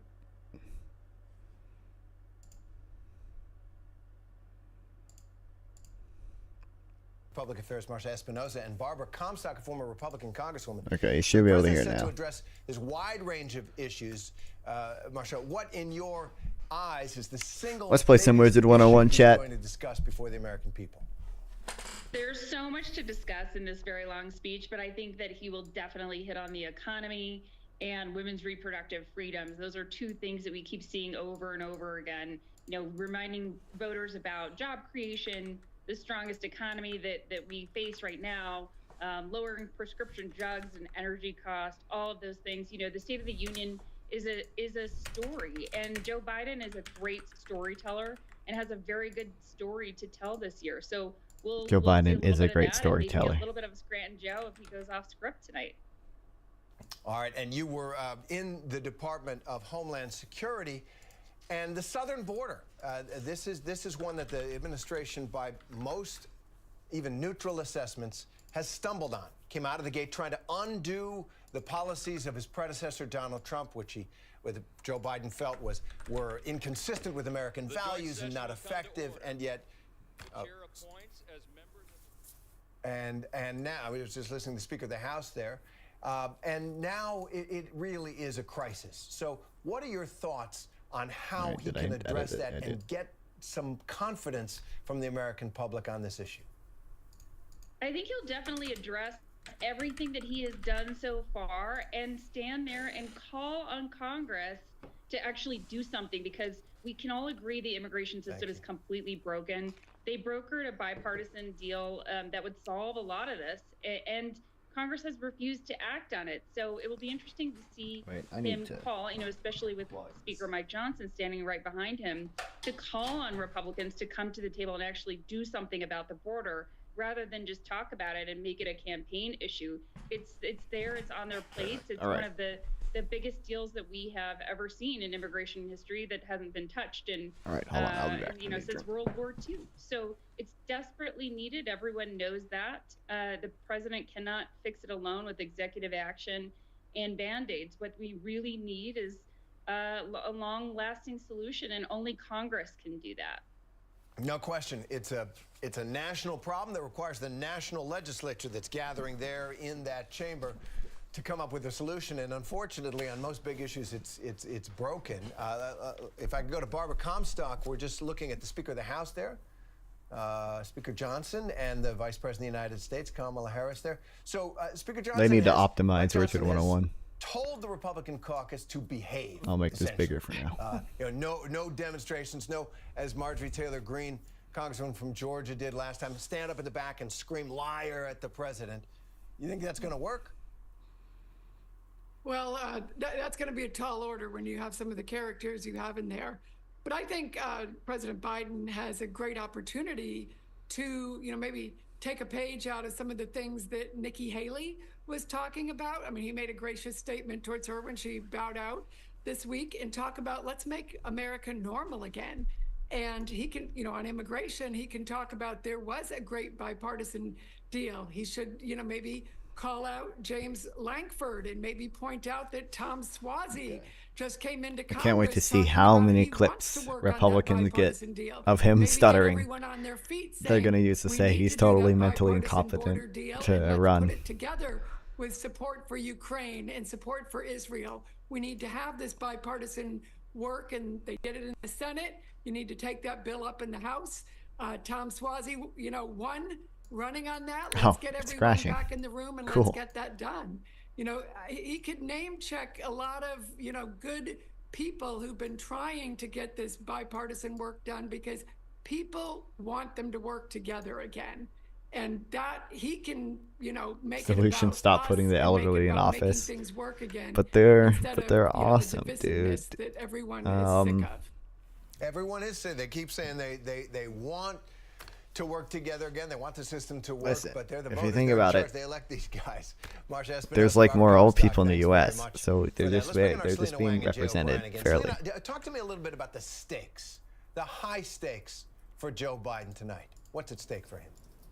I mean, Terry, they really couldn't be higher. This could be the biggest audience he gets before the general election. Is anyone even still arguing that old people are more wise and therefore he's really got to prove to the American people will argue for the next 4 years that he's not the argument not for old people but just for not having term limits like in the Senate. People argue people need to develop expertise, they need experience. Deeply involved, editing things up to the last minute, poring over but every word. Yeah, but again, he needs to show that crazy style as well, including the substance, that energy, that vitality, Terry. And that's why the stakes are also so high, because he's also going to need to appeal to voters here. And how is he going to try and reach out to those who voted for Nikki Haley, bring some independents and moderates to the fold? This is a critical moment, and he can do a lot here. I don't know. But if he makes a mistake, Terry, I think it really matters. That will be played over and over again. He needs to avoid that. Absolutely. No question. He is under the microscope. Jay, you cover Congress for us, and this is really President Biden's home turf, like no other president before him. He spent 36 years in the Senate as a senator, and then another 4 as vice president presiding over the Senate. What the fuck? And so he's comfortable up there. And these are his peers. I don't want to go in here. He's speaking to his former peers, in a sense. What are they looking at for and from him, and how do you expect that dynamic to play out tonight? Well, he's got a lot of friends in that room, Terry. Don't forget Mitch McConnell, the Senate Minority Leader, who is now will not be the leader come November, he has said, and I think the president's cabinet is on its way in. The audio level's good. He's got some friends on the Democratic side of the aisle, Chuck Schumer. So, as we were discussing earlier, the jury's still out on whether or not he extends this olive branch to Congress, tries to eke out more. I don't know. I think it's a little too quiet. In the last few months before the election, or gives an election year speech. Certainly, I can tell you the lawmakers I've talked to in both chambers are very much expecting the latter as the Supreme Court comes in there. The other thing I think is worth noting, to Selena's point, is this is the first speech of what is, in a sense, the general election, right? Nikki Haley has dropped out. Donald Trump had a big night on Super Tuesday. Dean Phillips, who was Biden's only primary challenger, has also dropped out. He was never expected to really make a big bid to unseat the president. What do you mean only primary challenger? What about my man, Chen? We are in Cenk was on the ballot in some states. Mike Johnson gave for this speech, it's up to the speaker when just because he's constitutionally ineligible doesn't mean he wasn't a challenger. Absolutely. They're from the rostrum in Congress. Joe O'Brien, Selena Wang, thanks very much. My computer is struggling to run Wizard 101 right now. Ford didn't show it. It has been an up and down record of attendance by Supreme Court justices. There has been some controversy around it in the past when Barack Obama addressed them directly. But really the event, the main event, in his many long decades in politics, Joe Biden has never given a more important speech. His ratings are stuck in the low 40s and high 30s. Jesus, 4 FPS. He is behind his Republican rival. No Democrat has been trailing at this point in the polls since 2004. And so he has his work cut out for him. As I say, this is his home turf. He is comfortable there in the chamber of the House of Representatives. He is looking out at people that he knows, people that he trusts, and he wants to summon the country to his cause. We're going to toss it now to World News Tonight anchor David Muir, our own Lindsay Davis, and the team for the special coverage of the State of the Union. This country needs the return of a Watkins gamer president. True. Tonight, President Biden's State of the Union address, his message to America and to the world. The stakes could not be higher. ABC News live coverage begins right now. The stakes could very much be higher. ABC News special, the State of the Union. At the end of the day, we know who we work for. The objective is to get things done. Tonight, So how true, will Biden. President Biden address the key issues Fuck, facing I don't our want to be in nation? this. Whatever. The battle over the border, It's real simple. It's time to act. It's long past time to act. the economy, and jobs. Nearly 15 million new jobs since I came to office. But why are so many Americans not feeling it? The wars overseas, Israel and Gaza, Ukraine and Russia, and here at home, the deep divisions. How to bring this country together with the country now facing a Biden-Trump rematch. We must be clear. Democracy is on the ballot. Your freedom is on the ballot. Moments from now, before a joint session of Congress, the American people and the world, the president What the delivers fuck are his these State of the graphics, Union. dude? Like the Joe Biden 3D motion graphics. Prospects what we can do if we just work together. There's nothing beyond our capacity. I guess it's in 720p, Now whatever. reporting, David Muir. Good evening from the nation's capital tonight. President Biden is just moments away from delivering his State of the Union address to the American people and, of course, to the world. He comes before the country tonight at a high-stakes moment in his presidency. Questions about his age, his rematch against Donald Trump now underway, with Trump set to clinch the Republican nomination after a near sweep on Super Tuesday this week. The national polling showing this is already a very close race, with Donald Trump in the lead. We have our powerhouse political team right here with me tonight, and as you can see, the chamber already filling with lawmakers. The president's cabinet, members of the Supreme Court just moments ago coming in to the chamber. We saw Chief Justice John Roberts, Justice Sotomayor, Kagan, Justice Gorsuch, Kavanaugh, retired Justice Kennedy also there. Justice Ketanji Brown Jackson also in attendance there tonight.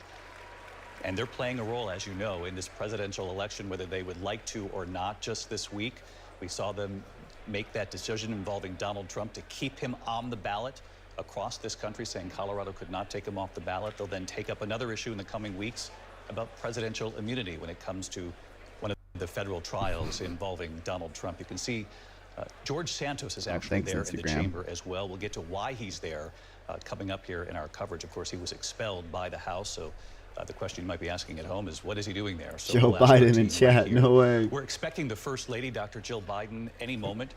Of course, the First Ladies in these speeches always play an outsized role with the guests they invite for the President's State of the Union. The President tonight will be standing before a deeply divided Congress, speaking to a deeply divided God fucking nation, I don't want at to the same fucking time fight these well people. aware that this is also kickstarting his re-election campaign. His every Look, move bro, tonight, his do you mean word, Ness? energy will be closely studied amid questions about his age and whether voters will give him a second term. The president's message tonight will focus on immigration, the southern border, abortion rights, the economy, millions of new jobs, wage growth, the stock market reaching new highs. But the president, this White House, well aware many Americans are still not feeling this. Rachel Scott is in the House chamber tonight. Rachel, what is the mood? And we understand that the Speaker of the House, who, by the way, will be the third speaker to stand behind President Biden for a State of the Union, has asked the House chamber, asked his colleagues to be respectful. Exactly, David. This is going to be a high-stakes address for the president. And look, you mentioned it. When President Biden enters this chamber tonight, he will be passing through what he knows is a deeply divided Congress, split on everything from immigration to funding for Ukraine. Inside of the chamber right now is a sea of white. Democrats wearing that color to show support for reproductive rights and abortion rights, an issue we know the president will be putting front and center in his address tonight. Now, some members are also wearing tags with the number 153 on it. A member telling us that's the number of days since Israel was attacked by Hamas. Those tags are to show support for the Israeli hostages. And of course, you mentioned it, David, right behind the president tonight, a different and new Speaker of the House, Mike Johnson. He has been urging his Republican members to be respectful and civil tonight, saying decorum is the order of the day. I hope they're respectful and civil. Into the chamber, he told us that everyone will be on their best behavior, but David, we will have to see whether or not that actually happens. I hope they're on their best behavior. Holding an off-the-record meeting with reporters and anchors here in Washington. Dude, that's how you know the party. The party's good. They literally have to warn the members to be in the best behavior. Speaker Johnson did not mind us sharing, John, is his concern that this remain respectful tonight, hoping to uphold the great traditions of these State of the Unions. He wants civility in the chamber. He wants decorum in the chamber. He has sent. Why is he there? And some of his members have received. Why is George Santos here? I mean, remember how raucous it was last year.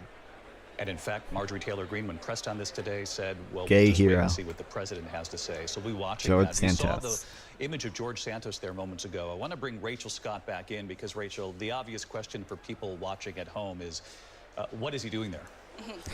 Exactly. Many Americans may be remembering that Congressman George Santos was expelled from the House. He's facing 23 counts accused of everything from credit card fraud to identity theft, lying to federal officials. He was expelled by his own fellow members who called him a disgrace. Well, he decided to show back up today. As a reminder here, former members do have privileges to be on the House floor, and Santos has kept his floor privileges despite being expelled. So he is allowed to be inside of the chamber tonight.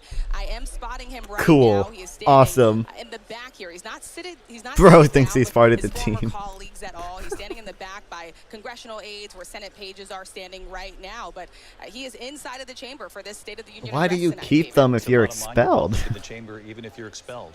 You are welcomed into the chamber even Ernie. if you are expelled. The House rules actually say nothing about that at all. You are not allowed back in the chamber if you've been convicted of a crime or if you are a lobbyist. But the bottom line, even as a former member of the House that has been expelled by his colleagues, he is allowed to be here for the State of the Union address tonight, David. Extraordinary. So dumb. 2024 in America. You saw that shot there of Senator Bernie Sanders there moments ago, just one of the many voices offering advice, counsel to the White House, to President Biden, the Biden campaign.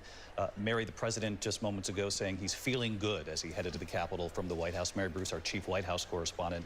It's really hard to underscore just how significant this night will be for President Biden. This is a huge and massively critical and pivotal moment for this president. He knows it, the White House knows it, the campaign certainly knows it. Look, he is down in the polls to Donald Trump. He is facing these persistent concerns about his age. He certainly knows well that everyone is paying attention tonight, not just to what he is saying, but to how he is saying it. His challenge here is now to take advantage of this massive audience, perhaps the largest he'll have all year, to try and change the public perception. He has to sell skeptical voters on his accomplishments and also show the American people that he is up for another 4 years. I mean, bottom line, he has to bring it in this speech. Now, the campaign feels that at this point in the campaign that the American people aren't truly dialed into the race, that they haven't fully registered yet that we're heading for this Biden-Trump rematch. They know these men. I'm gonna but the die Biden in feels Wizard the American people are 101. suffering from what they call Trump amnesia. This is the president's chance to change some of that. I'm told he won't call out Donald Trump by name, but it will be very clear who he is talking about as he lays out their very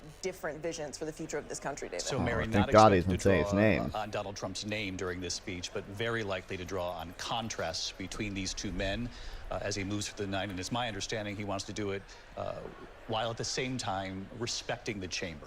He has to strike the right tone here. First of all, remember, this is a format which Joe Biden is very comfortable. He relished his time in the Senate and in Congress. He feels very comfortable in this environment, and he certainly respects Congress. And he also wants to strike a respectful tone, even as he is going to pressure Republicans to call them out on certain issues, especially on things like immigration. He also, of course, is doing this at a time that he's trying to court Republican voters to come to his side. Second gentleman, Doug Emhoff, entering the chamber. The Vice President, Kamala Harris, up there. She'll stand behind the president, as she always does, but along with a new speaker this time, Speaker Mike Johnson. Of course, it was Kevin McCarthy a year ago. It was House Speaker Nancy Pelosi for the first address to a joint session of Congress. Bro, what There, is slightly taking waving to his Slowpoke wife. Joe so long? It's Mike Johnson 9:09. as well. They're What the both up fuck? there, together. Martha Raddatz, this is also a House chamber that hasn't always been welcoming. We had that moment last year with Marjorie Taylor Greene. And in particular, the Republicans in the House have really halted a couple of key things that the president has tried to accomplish just in recent weeks. Aid to Ukraine looms large. They have halted that, saying you must act on the border Oh shit! first. I didn't even realize I died. I Then was the watching the. president encouraged Senate Republicans and Democrats to get that bill in front of them. They prepared a bipartisan border bill, very heavy security. He said he was ready to sign I it, don't and then remember the how to House play the torpedoed game. it.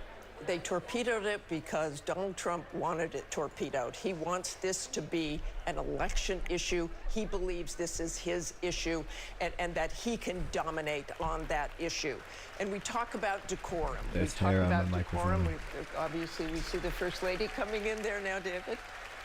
No way, Joe Biden. Entering the chamber here tonight, Jill Biden, who has taken a more significant role just in recent days, Mary Bruce, in this campaign, a signal that she's going to be out there fighting for her husband, too.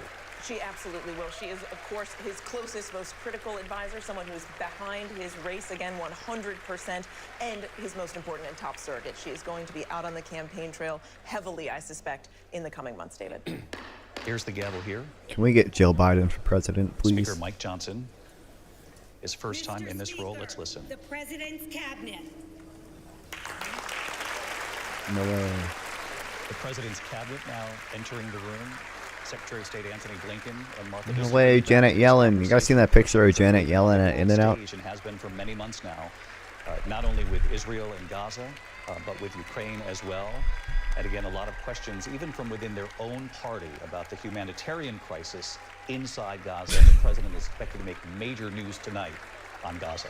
Exactly. And It's what just they want to do is set up a floating dock, a floating pier, so the U.S. can help get aid into Gaza from ships to deliver this very, very critical aid. People are starving. She to good at death in animal Gaza. style. You saw Secretary Blinken there. He has been so busy. He has been over to the region so many times. We also saw Defense Secretary Lloyd Austin there. We know he had some health problems. He did not tell the president he was in an ICU unit. He has made up for that. He has apologized for that, but they have both been very busy with Gaza, with Ukraine. And as you said, that aid to Ukraine has been blocked, the border bill blocked. We talk about decorum, but the president walks in there with his own red wall of resistance. And this really is, the Republicans are fully aware this is a huge event for President Biden. This is almost the beginning of the campaign for him. So whether they maintain that decorum or not, we'll have to see. And the question is, how will it be received, any kind of behavior in this room? The American people often judge this with very different eyes. They're not inside the Beltway here in Washington. They're watching from home. They know this is a deeply divided country. And as we all have heard so often on the trail, a lot of people say, you know, we have a lot more in common than we have that separates us. Oh, fuck, and wait. We don't see that in our own lawmakers. So we'll keep that in mind as we move forward and watch this night. Lindsay Davis also with us. I need people to help chat. Can we get on Wizard 101? Moment, Lindsay, introduce the president. One of the things I know you've been looking into are the independents, other people the moderate voters. to help me with Nikki this. Haley I don't know if I supporters can just beat this them on week my own. seem to give an indication that they're not necessarily going to vote for the Republican nominee automatically. Independent voters, as you well know, David, determine the outcome of elections. We've How do I seen buy it time shit? and time again. In 2020, Joe Biden was able to win those independent voters. I can buy over in spells, 6 can't I? battleground states. The prior election, 2016, Donald Trump was able to win over independent voters in 6 of the battleground states. In particular tonight, I'm interested in those free agent Nikki Haley voters, and is he going to be able to win them over, perhaps persuade them? Because as Dude, I hope Nikki Haley endorses Biden. I hope I will. Of Joe Biden. I will. Okay, well, this is 76% said just that the they fucking oppose, membership. Abortion bans, and so they are going to be listening very critically, I would imagine, to what he has to say. And by many stretches of imagination, this is an opening statement for them.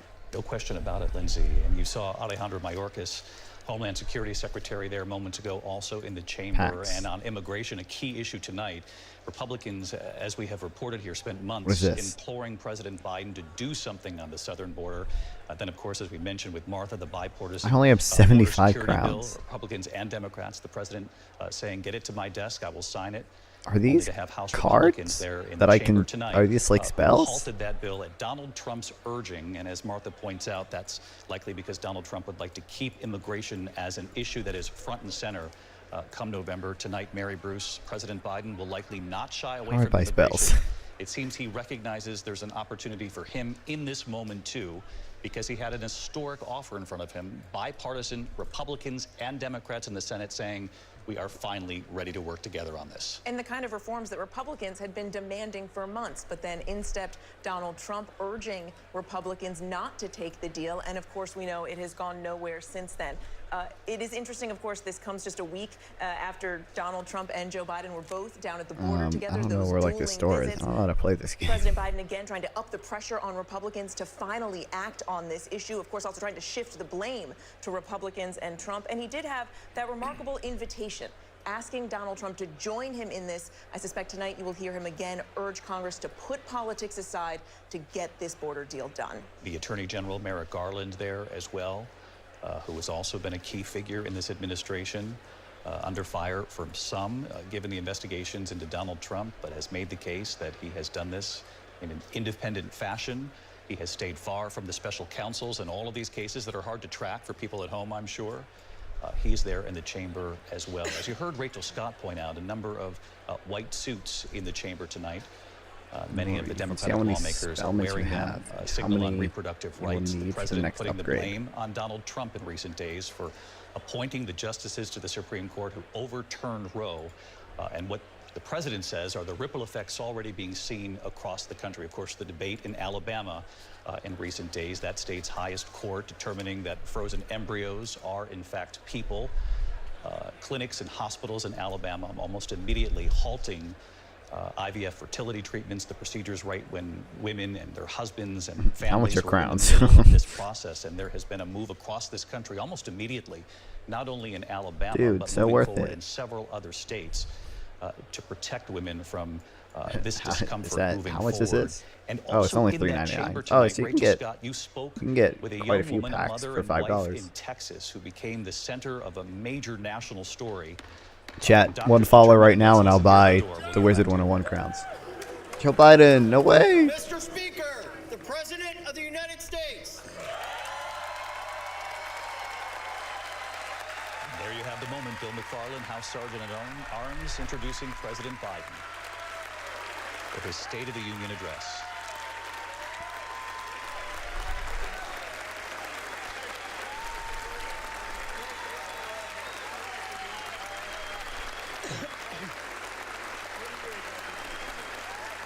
The Senate Majority Leader Chuck Schumer behind him, escorting him down that center aisle as he shakes hands with members of both parties, I should say. And John Carl, we've watched so many of these, but as Mary Bruce mentioned here earlier, this is the kind of moment that fuels this particular president. This is always a big moment, a big television audience, all the What pomp is- and circumstance. But the truth is, State of the Union addresses are often little noted and long remembered. They don't have a lasting impact. I don't know what This these one, things David, are. tonight, it really feels different. He has a chance to prove to a skeptical country that This he is a has Juan what guy. it takes, that he has the physical fitness, the mental fitness to go head-to-head in a very brutal, long campaign with Donald Trump and to serve another 4, really 5 years as president. So this feels like an incredibly consequential moment, especially also because of how late it is. It's March 7th. It's just after Super Tuesday. Oh, I thought it was going to be like it's 9 p.m. State of the Union address that actually doubles as Because of how effectively late the it is. kickoff for a presidential campaign. It's so You late for mentioned a sleepy Joe. skeptical audience, John, and I know that you mean Oh, that in these terms are of the not only spells. President Biden, but many in this country who are skeptical of Donald Trump as well.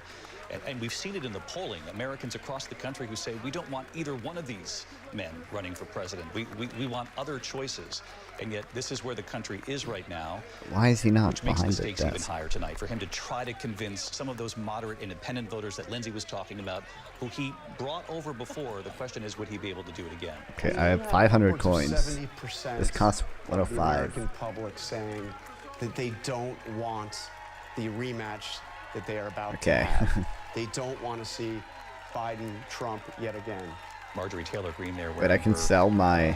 Make America Great hat and holding up the pin. We had an idea that Republicans Well, I don't in need the House this. chamber, John, would have pins tonight. Yep, wearing pins highlighting what they're calling Biden's this. failed policy at the border. Do but these have any David, You know, effects? the decorum issue.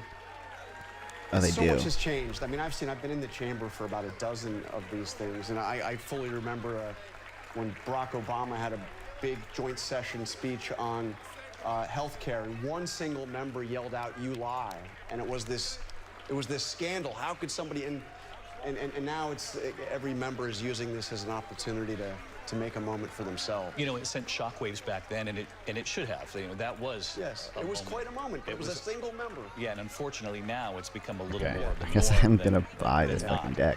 Marjorie Taylor Greene talking with the president What right if I now. spend $5 on Wizard 101? Somebody there tapping the president on the shoulder, Martha Raddatz, and saying, keep moving. Keep moving, but he certainly wasn't letting Marjorie Taylor Greene bother him. I think you talk about decorum. I think wearing a Make America Great hat is putting decorum aside right away. But in so many ways, and we talk about this is not only the State of the Union, this is the state of Joe Biden, because that's what everybody's looking at tonight. How does Joe Biden handle this? Is he vigorous? Does he have the mental acuity that everybody's looking for? Last year, as we sat here, he gave a very powerful speech, got good marks for that. But again, this is a very different speech at a very different moment when voters are really, really looking at the president, both Democrats and Republicans. Look at this. This is a patient president at this point, too. He's taking a number of selfies on his way down the This is classic Joe Biden, by the way. Most presidents, yes, they take their This time is walking classic into Joe the Biden. chamber, they shake some hands, Joe they Biden have knows how to take a conversation, selfie, man. He's snapping selfies. I bet if he could, he would place calls to their mother and father. I mean, and he's chatting with everyone along the way. We should mention Joe Manchin not running for re-election. Had been talk of perhaps a run with no labels or a third-party run of some sort. Joe Manchin letting the public know in just recent days that he would not be running for president. He said it was just too there was some dangerous, post I saw on actually, to run Reddit. as a That was third-party candidate or independent not candidate, this, John. but it was just like somebody like was like, I gave Joe Biden my phone and he knew to you can see it. He knew to like flip the camera around and he knew how to take a selfie. And then one of the comments was like, Joe Biden knows how to take a selfie. I took a selfie of him too. The man knows what he's doing. Senator Coons, Senator Gillibrand, Republicans and Democrats welcoming here to the center aisle. And we always like to see that. Rachel Scott. Dead ass. I kind of want to spend $5. So far, so good. So far, so good, David. So far. 50,000 gold is 2,700. That's where you're seeing members sort of rush to the 10,600. and greet the President of the United States. Notable on the Republican side, you saw some of the most conservative, right-wing members of the House. Congressman Matt Gaetz, Congressman Tim Burchett, Congresswoman Marjorie Taylor Greene trying to get the president's attention, to shake his hand, possibly deliver a message that they want the president to share tonight. You're hearing these chants now of 4 more years from Democrats tonight. A very stark reminder at what the president is heading into this critical election year, what is at stake. This is very much also about making an appeal to the American people in a very critical election year where he will be likely facing off against former President Donald Trump, David. Justice Ketanji Brown Jackson there, greeting the Chief Justice John Roberts as well with President Biden. Of course, they have a major decision, Justice Kagan there as well, a major decision looming here. In the next couple of weeks, they'll begin hearing arguments in Donald Trump's federal January 6th case, the election interference case, and whether or not he has absolute immunity. Judge Gorsuch, Judge Kavanaugh, both with smiles on their faces. Dude, by the way, that Supreme Court ruling as we would expect, but it's was always so nice to see bullshit. these, Just, deeply I'm obviously polarized biased moments in our against country Trump. When so far things But play out just the way from a they're legal supposed to. There you see perspective, former I don't House think Speaker it makes Nancy sense. Pelosi, and, we'll stick with the president here, but we did see Nancy Pelosi talking with Mitch McConnell. It just didn't make before we came sense on the because air it tonight. ruled that the Sort of a Section signal 3 to there, John 14th Amendment Carl, is of self-executing. Nancy And Pelosi it ruled obviously that states speaks can for a use time a now, self-executing and amendment revealing that to he disqualify does not candidates for state positions. But they, for some reason, can't for federal positions. Even though every other self-executing amendment, they can do that. They can disqualify people for federal offices. It was such a dumb ruling because states already have all the control over how they run elections in their states, even for federal elections. They decide how many what the ballot access requirements are. They can set different requirements for things. They can decide how to apportion their electoral votes. So most states, whoever wins a state gets all the electoral votes. But then in Maine and Nebraska, they do it proportionally. So if Democrats get half the votes in the state, they get half of the electoral votes. All that stuff is up to the states. And then the Supreme Court just drew this one weird line just because Trump is too popular.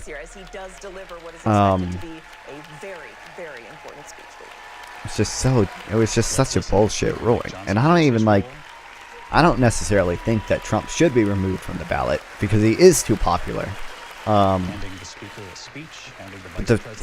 states should have that authority constitutionally. It just doesn't. It's just bullshit. Or even if they decided that Section 3 of the 14th Amendment wasn't self-executing, I may disagree with that, but that makes sense. This just doesn't make sense.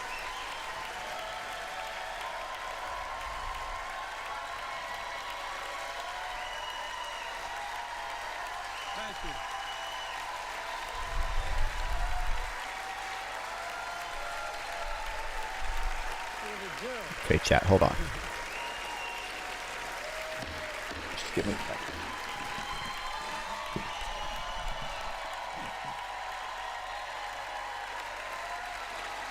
Good evening.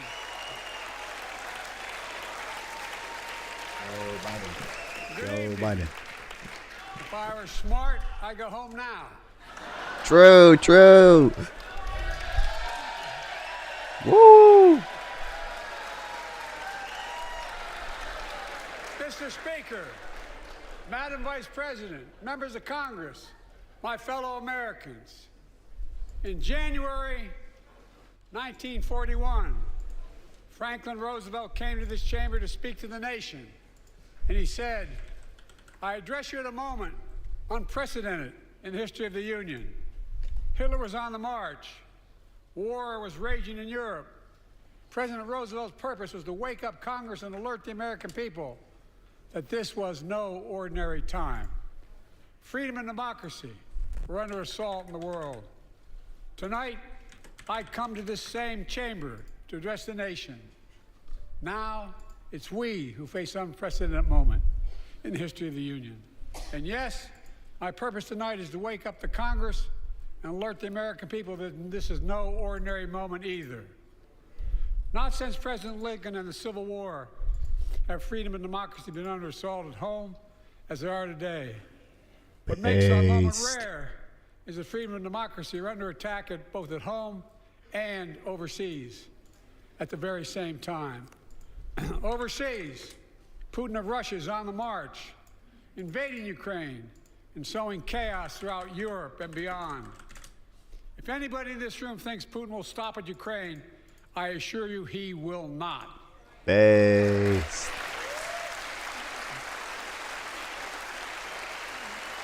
Thank you, Kamala. Ukraine can stop Putin. Ukraine can stop Putin if we stand with Ukraine and provide the weapons that needs to defend itself.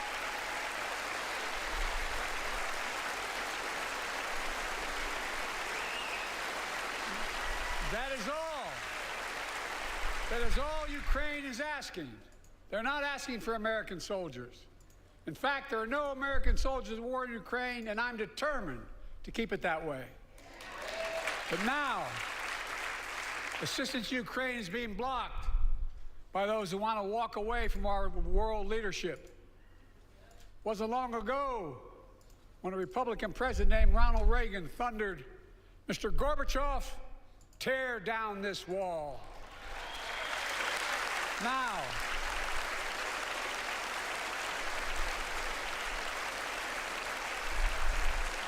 my predecessor, a former Republican president, tells Putin, quote, "Do whatever the hell you want." That's a quote. A former president actually said that, bowing down to a Russian leader. I think it's outrageous, it's dangerous, and it's unacceptable. Base.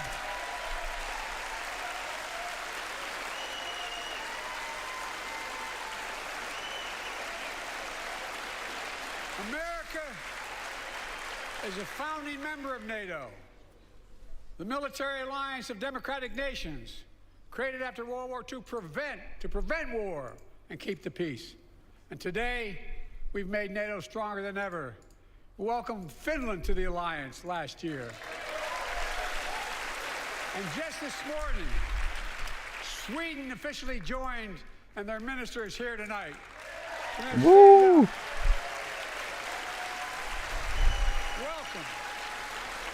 Welcome, welcome, welcome.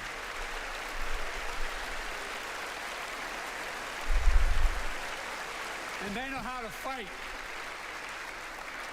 Mr. Prime Minister, welcome to NATO, the strongest military alliance the world has ever seen. I say this to Congress, we have to stand up to Putin. Send me a bipartisan national security bill. History is literally watching. History is watching. If the United States walks away, it will put Ukraine at risk. Europe is at risk. The free world will be at risk, emboldening others to do what they wish to do us harm. My message to President Putin, who I've known for a long time, is simple.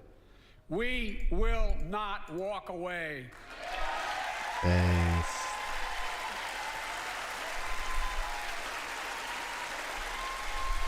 We will not bow down.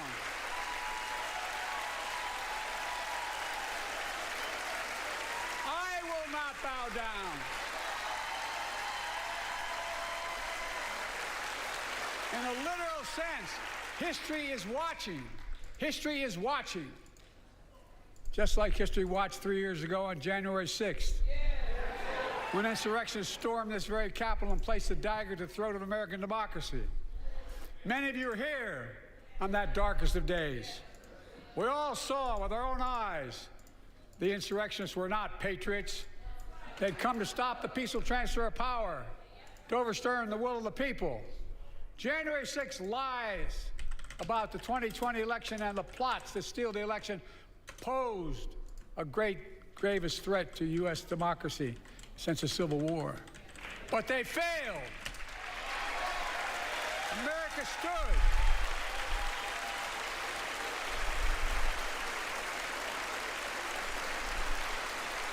America stood strong, and democracy prevailed.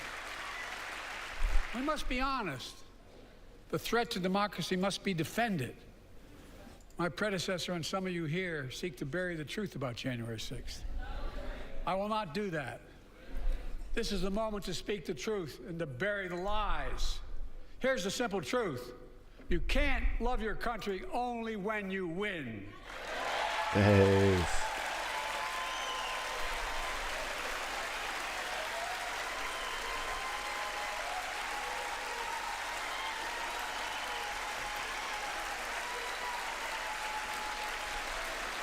As I've done ever since being elected to office, I ask all of you without regard to party to join together and defend democracy. Remember your oath of office is defending against all threats, foreign and domestic. Respect free and fair elections, restore trust in our institutions, and make clear political violence has absolutely no place in America, zero place. Again, it's not hyperbole to suggest history is watching. We're watching. Your children and grandchildren will read about this day and what we do. History is watching another assault on freedom. Joining us tonight is Latoya Beasley, a social worker from Birmingham, Alabama. 14 months ago, she and her husband welcomed a baby girl thanks to a miracle of IVF. All right, chat. She's Don't treatments to have that second child. ask Alabama what Supreme happened, Court chat. shut down IVF treatments Don't across the ask. state. Just don't ask what I was Unleashed by a Supreme Court doing. decision overturning Roe v. Wade. I wasn't doing She told anything, her dream would have to wait. but I can afford some stuff now. So tonight, let's stand up for families like hers. To my friends across the aisle, don't keep I have this waiting any longer. 5,000 crowns Guarantee the right that to I baby got somehow. Guarantee it nationwide. They were just like on the ground or something. You know how it be.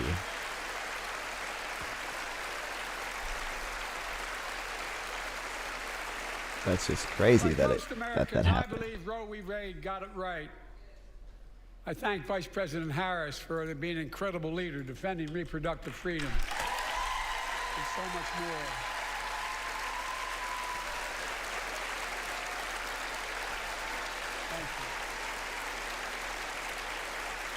My predecessor came to office determined to see Roe v. Wade overturned. All right. He's the reason it was overturned, and he brags about it. Look at the chaos that has resulted. Joining us tonight is Kate Cox, the wife and mother from Dallas. She's become pregnant again and had a fetus with a fatal condition. Her doctor told Kate that her own life and her ability to have children in the future were at risk if she didn't act. Because Texas law banned her ability to act, Kate and her husband had to leave the state to get what she needed. What her family got through should have never happened as well, but it's happening in too many others. There are state laws banning the freedom to choose, criminalizing doctors, forcing survivors of rape and incest to leave their states to get the treatment they need. Many of you in this chamber and my predecessor are promising to pass a national ban on reproductive freedom. My God, what freedom else would you take away? Give 7 Look, items from the. It's a decision to overturn I Roe want v. a coat. Wade. The I Supreme want- Court majority wrote the following, and with all due respect, justices, women are not without electoral power.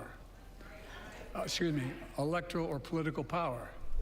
You're about to realize just how much you're right about that.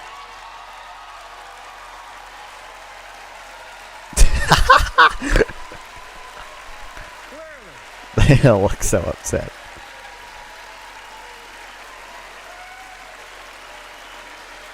Thank you, Joe Biden. Supporter of women everywhere. Those bragging about overturning Roe v. Wade have no clue about the power of women. But they found out when reproductive freedom was on the ballot. We won in 2022 and 2020, and we'll win again in 2024. Away.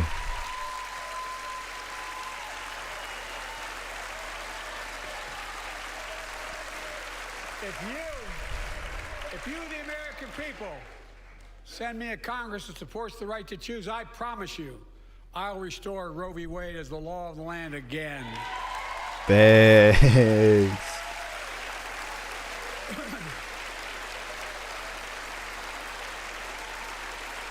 Folks, America cannot go back. I'm here tonight to show what I believe is the way forward, because I know how far we come. 4 years ago next week, before I came to office, the country was hit by the worst pandemic and the worst economic crisis in a century. Remember the fear, record losses? Remember the spikes in crime and the murder rate, raging virus that took more than 1 million American lives, of loved ones, millions left behind? A mental health crisis of isolation and loneliness. A president, my predecessor, failed the most basic presidential duty that he owes to American people, the duty to care. I think that's unforgivable. I came to office determined to get us through one of the toughest periods in the nation's history. We have. It doesn't make news in 1,000 cities and towns. Oh, level the 10 American people plus. are writing the greatest comeback story never told. Okay, so how do I So let's tell the story here. spell deck? Tell it here and now. America's comeback is building the future of American possibilities, building an economy from the middle out and the bottom up, not the top down, investing in all America, in all Americans, to make sure everyone has a fair shot, and we leave Where's no the one pack I behind. bought or whatever? The pandemic no longer controls our lives. The vaccine that saved us from COVID are now being used to beat cancer, turning setback into comeback. That's what America does. That's what America does.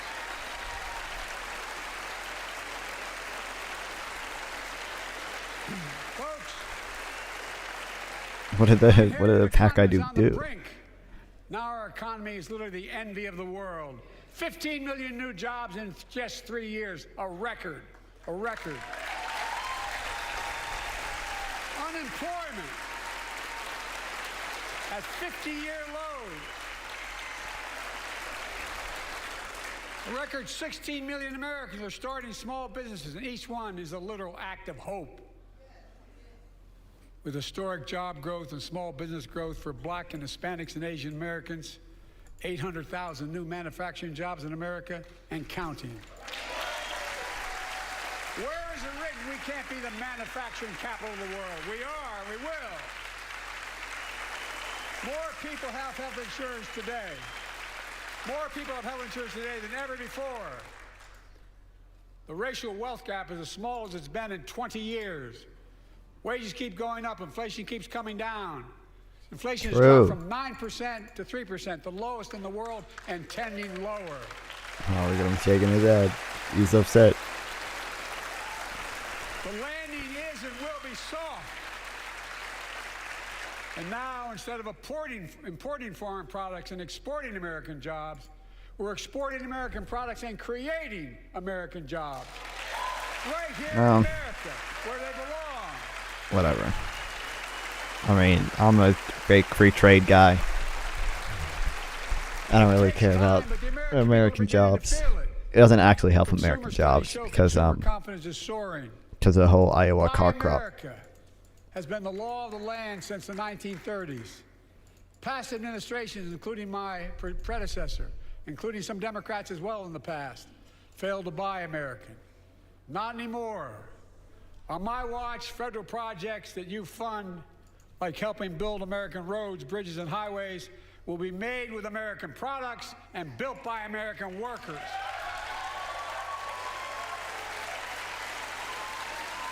Creating good-paying American jobs.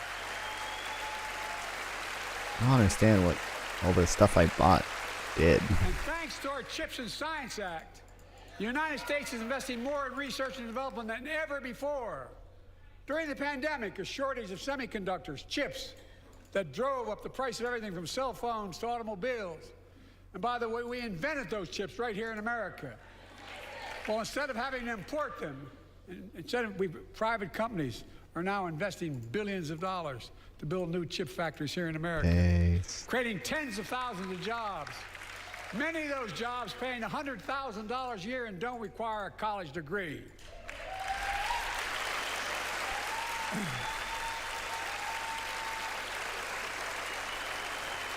In fact, my policies have attracted $650 billion in private sector investment in clean energy, advanced manufacturing, creating tens of thousands of jobs here in America. Okay. So I can buy that deck. And thanks to our bipartisan infrastructure law, 46,000 new projects have been announced all across your communities. And by the way, I noticed some of you strongly voted against it, or they're cheering on that money coming in. Oh, Pete Buttigieg, no way. I'm with you. And if any of you don't want that money in your district, just let me know. Modernize our roads and bridges, ports and airports, public transit systems. Removing poisonous lead pipes so every child can drink clean water without risk of brain damage. I don't know how this game works. Providing affordable high-speed internet for every American, no matter where you live, urban, suburban, or rural communities, in red states and blue states. Record investments in tribal communities. Because of my investment in family farms, because I invested in family farms led by my Secretary of Agriculture, who knows more about this than anybody I know, we're better able to stay in the family for those farms and their children and grandchildren won't have to leave home to make a living. It's transformative. The great comeback story is Belvedere, Illinois, home to an auto plant for nearly 60 years. Before I came to office, the plant was on its way to shutting down. Thousands of workers feared for their livelihoods. Hope was fading. Then I was elected to office, and we raised the Belvedere repeatedly with auto companies, knowing unions would make all the difference. The UAW worked like hell to keep the plant open and get these jobs back, and together we succeeded. Instead of auto factories shutting down, let me go to the pet shop. Auto factories reopening, a new state-of-the-art battery factories being built to power those cars there at the same.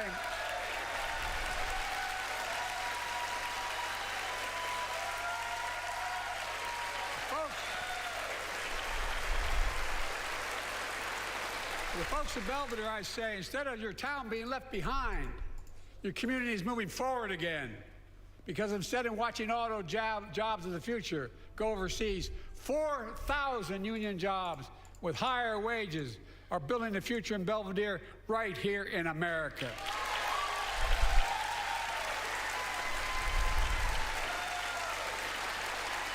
I kind of want the dragon. Here tonight is UAW President Shawn Fain, a great friend Krusty and a great Jack. neighbor. Shawn, where are you? Stand up.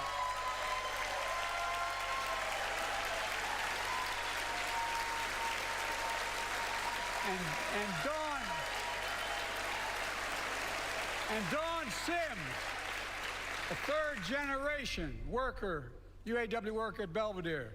Shawn, I was proud to be the first president to stand on the picket line, and today, Dawn has a good job in her hometown, providing stability for her family and pride and dignity as well.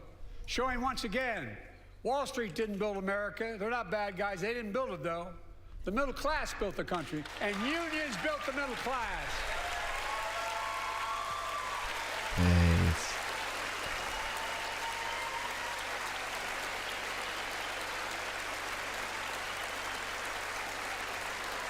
I say to the American people, when America gets knocked down, we get back up. That's 15 We keep max going. now.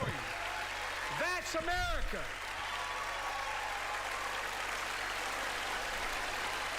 That's you, the American people. It's because of you America's coming back. It's because of you our future is brighter. It's because of you that tonight we can proudly say the state of our union is strong and getting stronger. I guess my hat's pretty good already.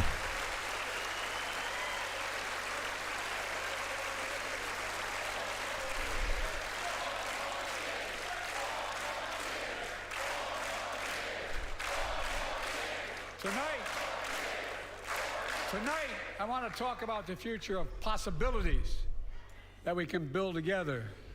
A future where the days of trickle-down economics are over, and the wealthy and the biggest corporations no longer get all the tax breaks. And by the way, I understand corporations. I come from a state that has more corporations invested than every one of your states in the United States combined. And I represented it for 36 years. I'm not anti-corporation, but I grew up in a home where trickle-down economics didn't put much on my dad's kitchen table. That's why I determined to turn things around so middle class does well. When they do well, the poor go way up and the wealthy still do very well. We all do well. And there's more to do to make sure you're feeling the benefits of all we're doing. Americans pay more for prescription drugs than anywhere in the world. It's wrong, and I'm ending it. Max.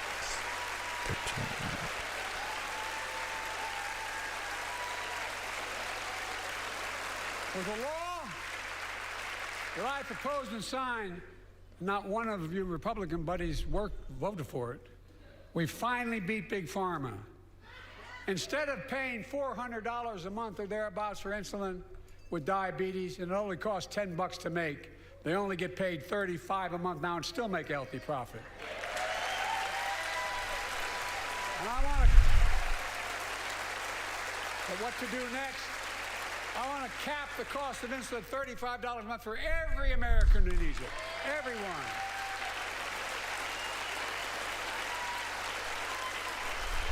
For years, people have talked about it, but finally we got it done and gave Medicare the power to negotiate lower prices on prescription drugs, just like the VA is able to do for veterans.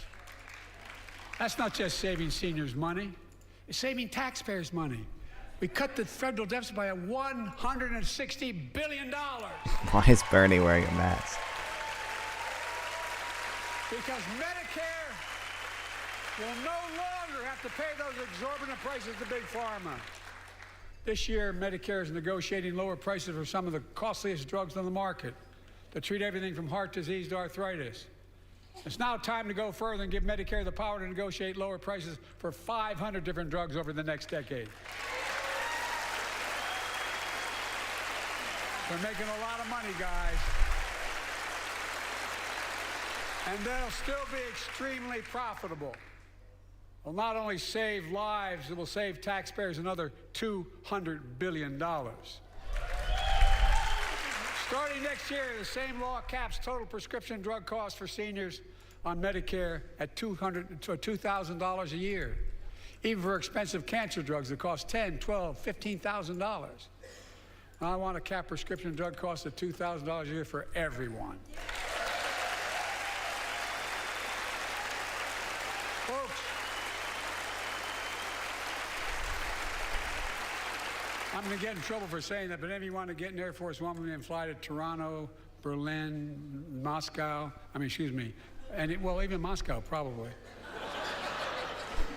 And bring your prescription with you, and I promise you I'll get it for you for 40% the cost you're paying now. Same company, same drug, same place. Folks, the Affordable Care Act, the old Obamacare, it's still a very big deal.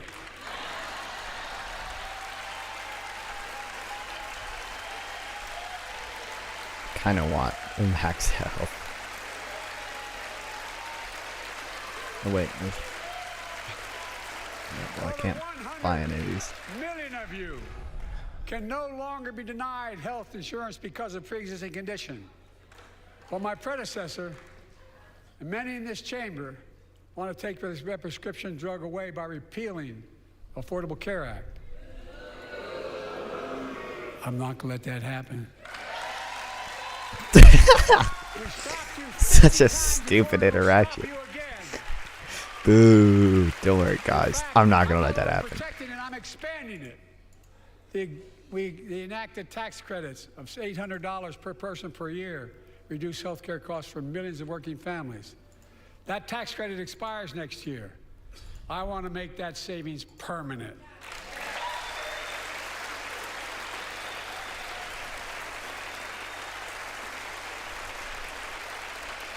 To state the obvious, women are more than half our population, but research on women's health has always been underfunded. That's why we're launching the first ever White House initiative on women's health research, led by Jill, doing an incredible job as First Lady.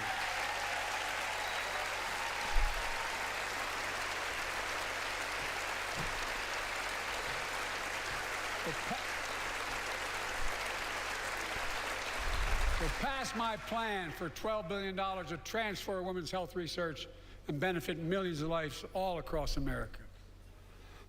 I know the cost of housing is so important to you. If inflation keeps coming down, mortgage rates will come down as well, and the Fed acknowledges that. But I'm not waiting. I want to provide an annual tax credit that will give Americans $400 a month for the next 2 years as mortgage rates come down, to put toward their mortgages when they buy their first home or trade up for a little more space. Just for 2 years.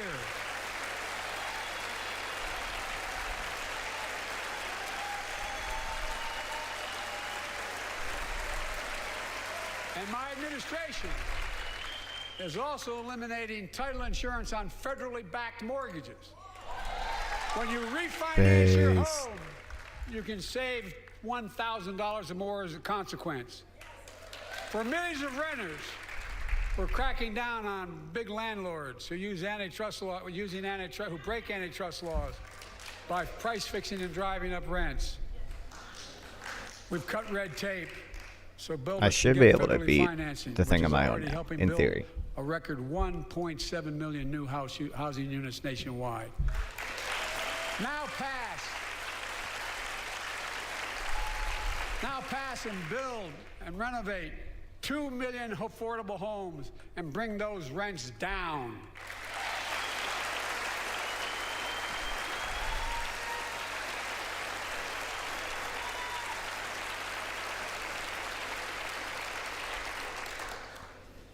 To remain the strongest economy in the world, we need to have the best education system in the world. Can this guy join me? Guys, help me. Like I suspect all of you want to give every child, a good start by providing access to preschool for 3 and 4 years old. Fuck. They're not gonna help me. You know, I think I pointed out last year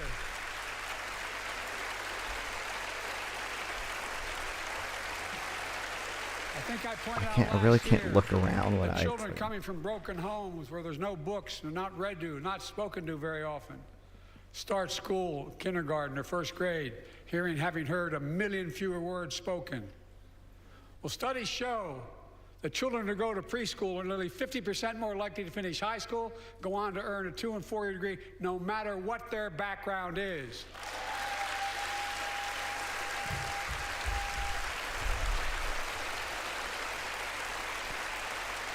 All right, I can do this.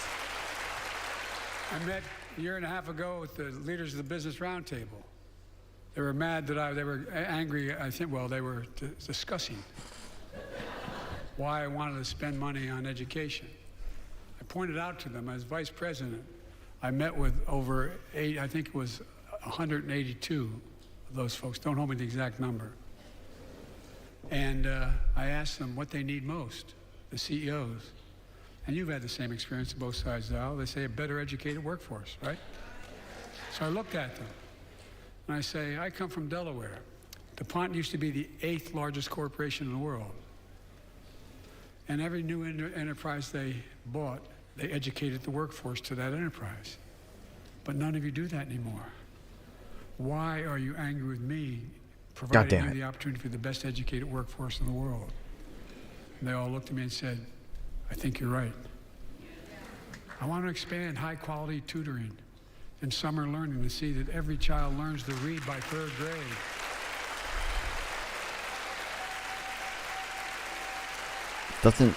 I feel like there's no way you can get to 3rd grade without learning how to read, right? Businesses in high schools, so students get hands-on experience and a path to good-paying job, whether or not they go to college. And I want to make sure that college is more affordable. Let's continue increasing the Pell Grants to working and middle-class families and increase record investments in HBCUs and minority-serving institutions, including Hispanic institutions.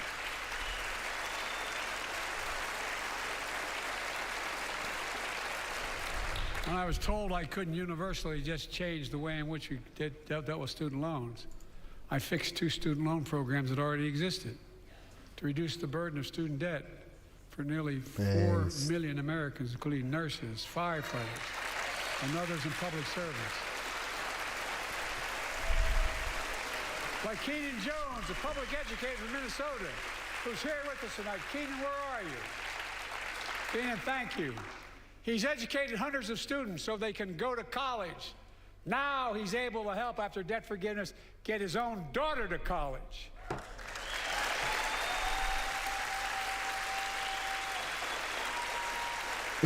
folks, look, such relief is good for the economy because folks are now able to buy a home, start a business, start a family. While we're at it, I want to give public school teachers a raise. Behave.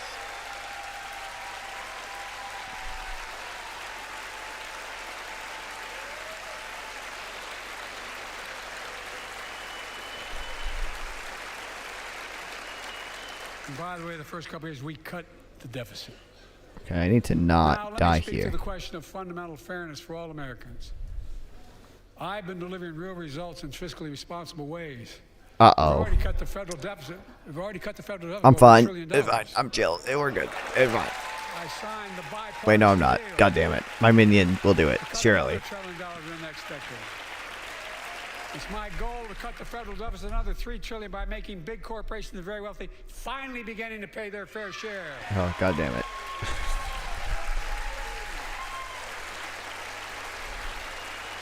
Look, I'm a capitalist. If you want to make or can make $1 million or millions of bucks, that's great. Just pay your fair share in taxes. A fair tax code is how we invest things that make this country great. Healthcare, education, defense, and so much more. But here's the deal.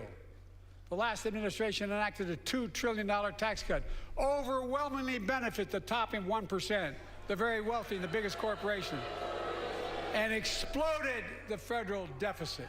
True. They added more to the national debt than any presidential term in American history. check the numbers. Folks at home, does anybody really think the tax code is fair? Do you really think the wealthy and big corporations need another $2 trillion tax break? I sure don't. I'm going to keep fighting like hell to make it fair. Under my plan, nobody earning less than $400,000 a year will pay additional penny in federal taxes. Nobody, not one penny. And they haven't yet. In fact, All right, how do the I? child tax credit I passed during the pandemic cut taxes for millions of working families and cut child poverty in half. Restore that child tax credit. Pay as pet? No What is the point in child doing should go that? hungry in this country. The way to make the tax code fair is to make big corporations and the very wealthy begin to pay their fair share. Remember in 2020, 55 of the biggest companies in America made $40 billion Wait, and paid resume? zero in federal income tax. Zero. Not anymore. Thanks to the law I wrote and we signed, big companies have to pay a minimum of 15%. But that's still less than working people pay in federal taxes. It's time This to raise was not corporate minimum tax resumed. to They're least still at full 21%. health. I'm gonna die in 2 hits. So every big corporation finally begins to pay their fair share. I also want to end tax breaks for big pharma, big oil, private jets, massive executive pay when it's only supposed to be $1 million that could be deducted. They can pay them $20 million if they want, but deduct $1 million. End it now. You know, there are 1,000 billionaires in America. You know what the average federal tax is for those billionaires? No. They're making great sacrifices, 8.2%. That's far less than the vast majority of Americans pay. No billionaire should pay a lower federal tax rate than a teacher, a sanitation worker, or a nurse. True.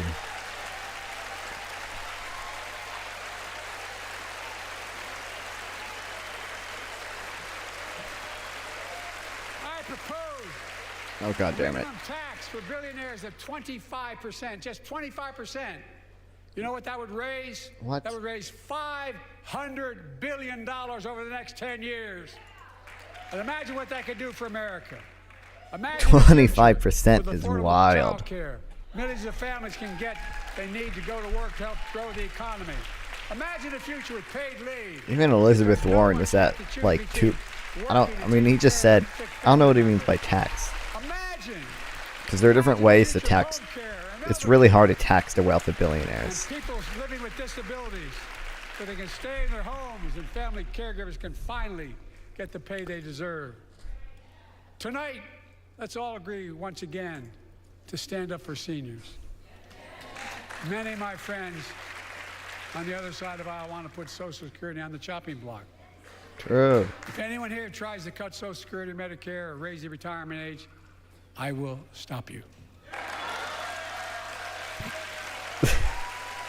The way he said that, the way he keeps saying that is so goofy. The working people who built this country pay more into Social Security than millionaires Okay, don't and die, don't die, billionaires don't do. die, don't die. It's not fair. We have 2 ways to go. Republicans can cut Social Security and give more tax breaks to the wealthy. That's the proposal. Oh no. You guys don't want another $2 trillion tax cut? I kind of thought that's what your plan was. Well, that's good to hear. You're not going to cut another $2 trillion for the super wealthy. That's good to hear. I'll protect and strengthen Social Security and make the wealthy pay their fair share. Look.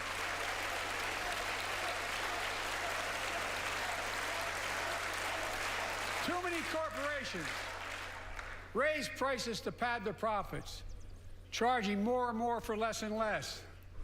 That's why we're cracking down on corporations and getting I need to read more about that because I read. from food to healthcare to housing. In fact, the snack companies think you won't notice if they change the size of the bag and put a hell of a lot fewer, same size bag. Put I read fewer chips in it. No, I'm not joking. I read that a lot of like the increases in corporate profits weren't really due to price increases. They were due to like the lower cost of borrowing because interest rates were lower and a lot of other stuff. Yeah, there's this and this. Corporate profits in the aftermath of COVID-19. I'll need to read this at some point. How long is this? You get to charge the same amount, and you got about, I don't know, 10% fewer Snickers in it. Look, I'm also getting rid of junk fees. Those hidden fees at the end of your bill that are there without your knowledge. Oh, wait, My administration announced we're cutting credit card late fees from $32 to $8. Oh, no. I'm fucked. I'm going to die again. All right, minion, please. Are allowed to charge what it costs them to instigate the collection. And that's more a hell of a lot like $8 and 30-some dollars.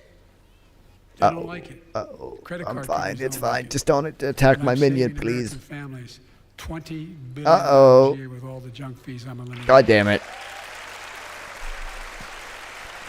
Folks at home, that's why the banks are so mad. It's $20 billion in profit. I'm not stopping there. My administration has proposed rules to make cable, travel, utilities, and online ticket sellers tell you the total price up front so there are no surprises. How do I keep turning auto run on? It matters. And so does this. In November, my team began serious negotiation with a bipartisan group of senators. The result was a bipartisan bill with the toughest set of border security reforms we've ever seen. I don't know what the auto run button is. Oh, you don't think so? Oh, you don't like that bill, huh? That conservatives got together and said it was a good bill? I'll be darned. That's amazing. That bipartisan bill would hire 1,500 more security agents and officers, 100 more immigration judges to help tackle the backload of 2 million cases, 4,300 more asylum officers, and new policies so they can resolve cases in 6 months instead of 6 years now.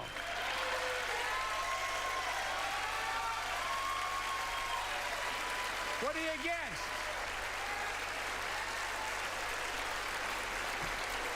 Well, it says Biden on it. So Drug detection machines to significantly increase the ability to screen and stop vehicles smuggling fentanyl into America. That's killing thousands of children. This bill would save lives and bring order to the border. It will also give me and any new president new emergency authority to temporarily shut down the border when the number of migrants at the border is overwhelming. The Border Patrol Union has endorsed this bill. The Federal Chamber of Commerce is, yeah. You're saying low. Look at the facts. I know you know how to read.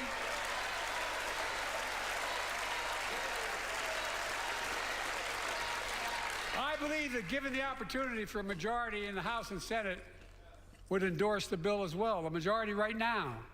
But unfortunately, politics has derailed this bill so far. I'm told my predecessor called members of Congress in the Senate to demand they block the bill. He feels political win, he viewed it as a political win for me and a political loser for him. It's not about him, it's not about me. I'd be a winner, not really.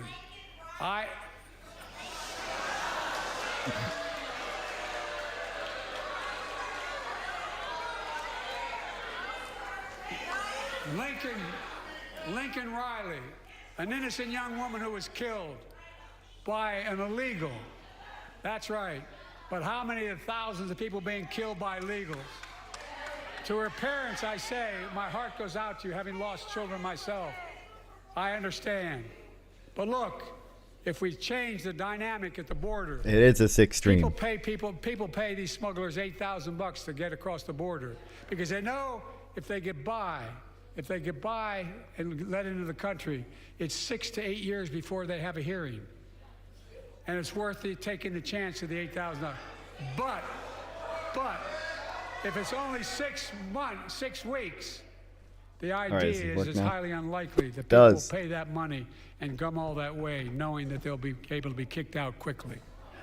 True.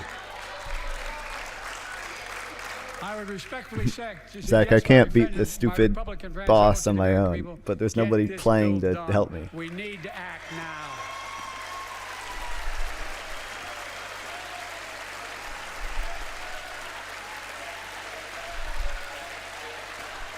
And I don't really understand how the decks work.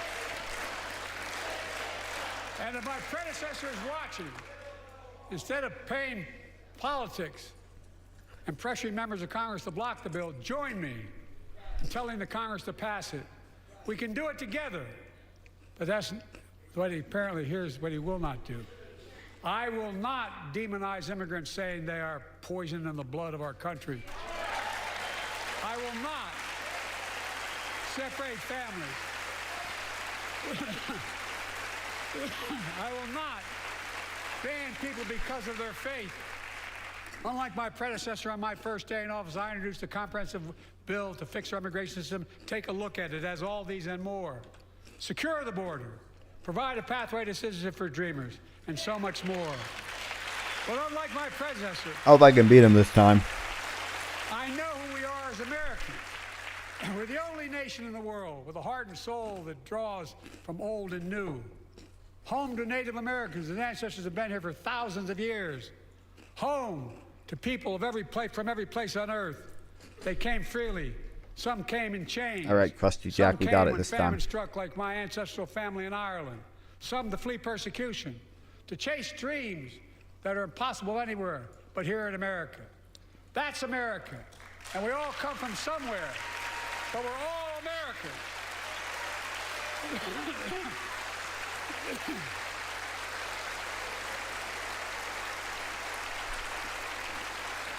Look, folks, we have a simple choice. We can fight about fixing the border, or we can fix it. I'm ready to fix it. Send me the border bill now.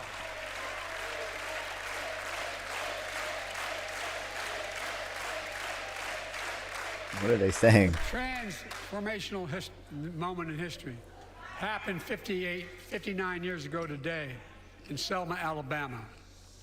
Hundreds of foot soldiers for justice marched across the Edmund Pettus Bridge, named after the Grand Dragon of the Ku Klux Klan, to claim their fundamental right to vote. They were beaten, they were bloody, and left for dead. Our late friend and former colleague, John Lewis, was on that march. We miss him. Can they attack my minion and not me?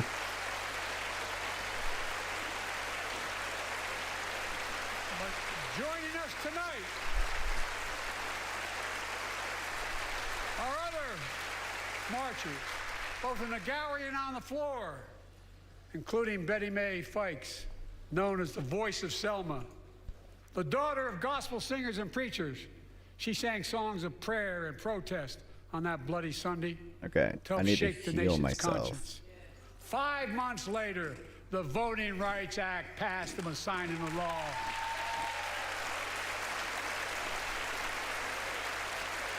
Thank you. Thank you, thank you, thank you. Woo!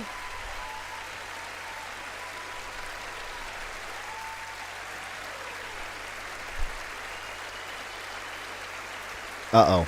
My OBS is crashing. 59 years Oh no, it's good.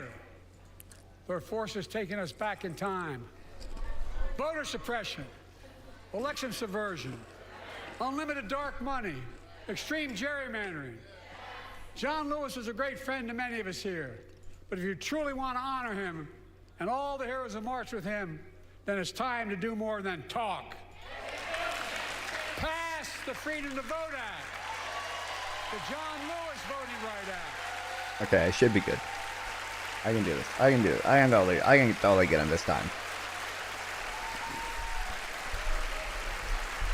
And stop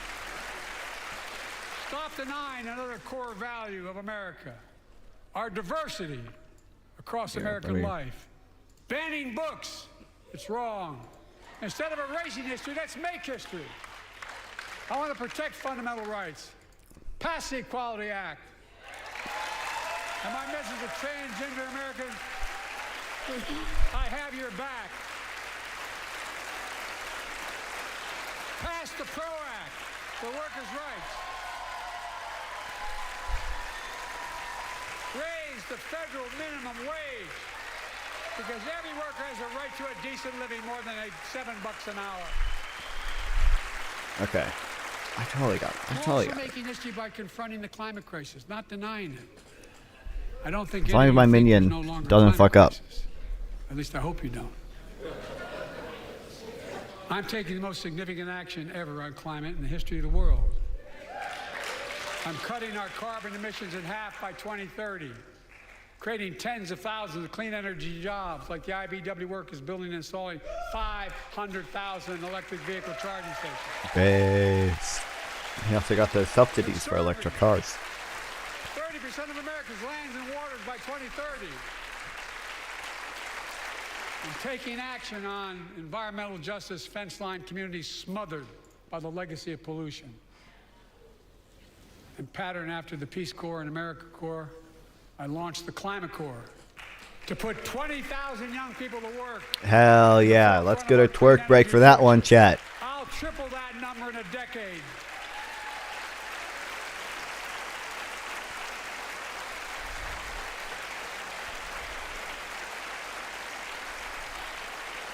To state the obvious, all Americans deserve the freedom to be safe. And America is safer today than when I took office. Year before I took office, murder rates went up 30%. 30% they went up. The biggest increase in What is he history. saying? It was then, through my American Rescue Plan, which every American voted against. I don't even know what he said. We made the largest Hold on, I gotta turn investment twerk in break public off. safety ever. Last year, the murder rate saw the sharpest decrease in history. Violent crime fell to one of its lowest levels in more than 50 years. But we have more to do. We have to help cities invest in more community police officers, more mental health workers. All right, what's up? I did your fucking quest. Give communities the tool to crack down on Sure. drug crime, retail crime, and carjacking. Keep building trust as they've been doing by taking executive Wait, is there a action teleporter? on police reform Fuck. and calling for it to be the law of the land. Directing my cabinet to review the federal classification of marijuana and expunging thousands of convictions for the mere possession, because no one should be jailed for simply using or have it on their record. Take on crimes of domestic violence. I'm ramping up the federal enforcement of the Violence Against Women Act that I proudly wrote when I was a senator, so we can finally end the scourge against women in America.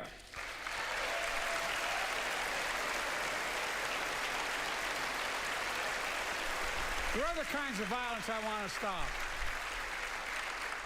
With us tonight is Jasmine, whose 9-year-old sister Jackie was murdered with 21 classmates and teachers in an elementary school in Uvalde, Texas. Very soon after that happened, Jill and I went to Uvalde for a couple of days. We spent hours and hours with each of the families. We heard their message, so everyone in this room, in this chamber, could hear the same message. The constant refrain, and I was there for hours meeting with every family. They said, do something. Do something. Well, I did do something by establishing the first ever Office of Gun Violence Prevention in the White House, that the Vice President is leading the charge. Thank you for doing it. Meanwhile,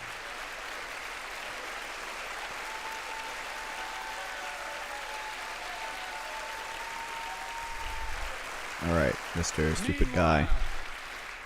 my predecessor told the NRA he's proud he did nothing on guns when he was president. But I don't care about this person. After another shooting in Iowa recently, he said, when asked what to do about it, he said, just get over it. There's his quote, just get over it. I say, stop it. Stop it, stop it, stop it.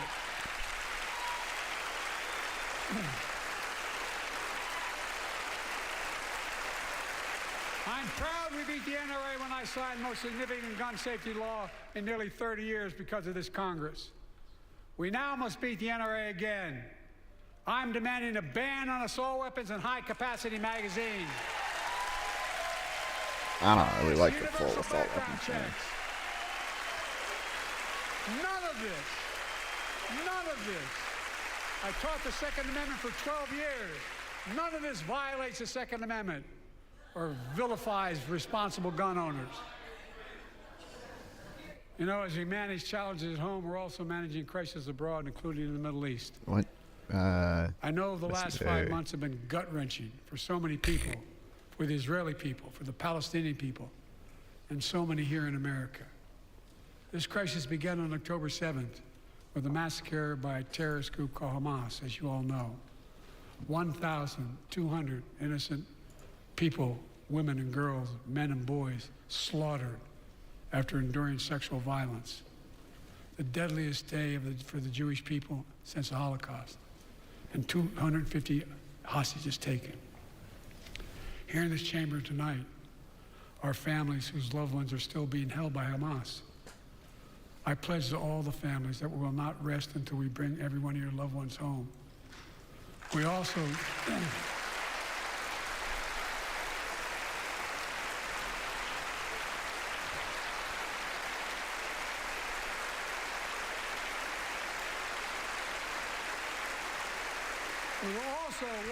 10 coins. around the clock to bring home Evan and Paul, Americans being unjustly detained by the Russians and others around the world. Israel has the right to go after Hamas.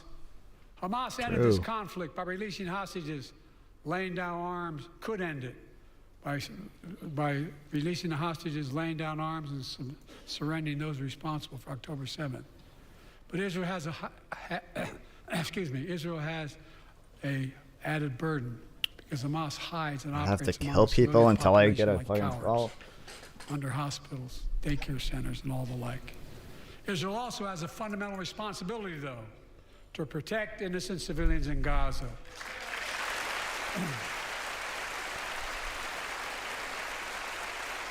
This war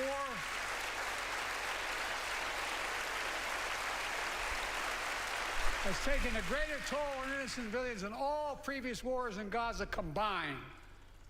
More than 30,000 Palestinians have been killed, most of whom are not Hamas. Thousands and thousands of innocent women and children, girls and boys, also orphaned. Nearly 2 million more Palestinians under bombardment or displacement. Homes destroyed, neighborhoods in rubble, cities in ruin. Families without food, water, medicine. It's heartbreaking. I've been working nonstop to establish an immediate ceasefire that would last for 6 weeks to get all the prisoners released, all the hostages released, to get the hostages home and ease the intolerable and humanitarian crisis and build toward an enduring, something more enduring. The United States has been leading international efforts to get more humanitarian assistance to Gaza. Tonight, I'm directing the U.S. military to lead an emergency mission to establish a temporary pier in the Mediterranean on the coast of Gaza that can receive large shipments carrying food, water, medicine, and temporary shelter. Holy shit, based. What? Is this the first time he announced this? Will be on the ground. A temporary pier will enable a massive increase in the amount of humanitarian assistance getting into Gaza every day.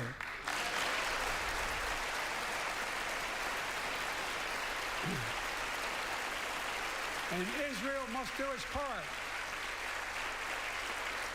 Israel must allow more aid into Gaza to ensure humanitarian workers aren't caught in the crossfire. And they're announcing they're going to have a crossing in northern Gaza. I guess he announced it a few hours ago. Of Israel, I say this. Humanitarian assistance cannot be a secondary consideration or a bargaining chip. Protecting and saving innocent lives has to be a priority. As we look to the future to the situation is a two-state solution over time. Base.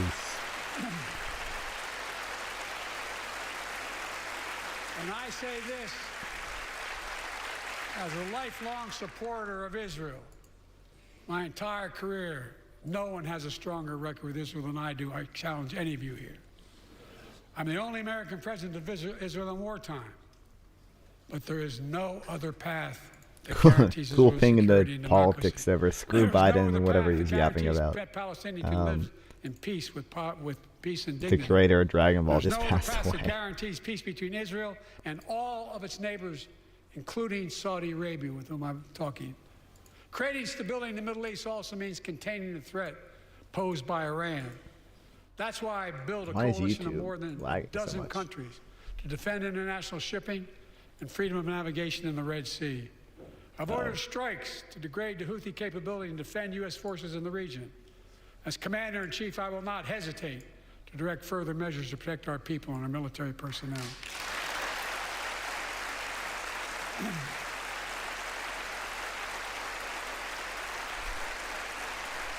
For years, I've heard many of my Republican and Democratic friends say that China is on the rise and America's falling behind. They've got it backwards.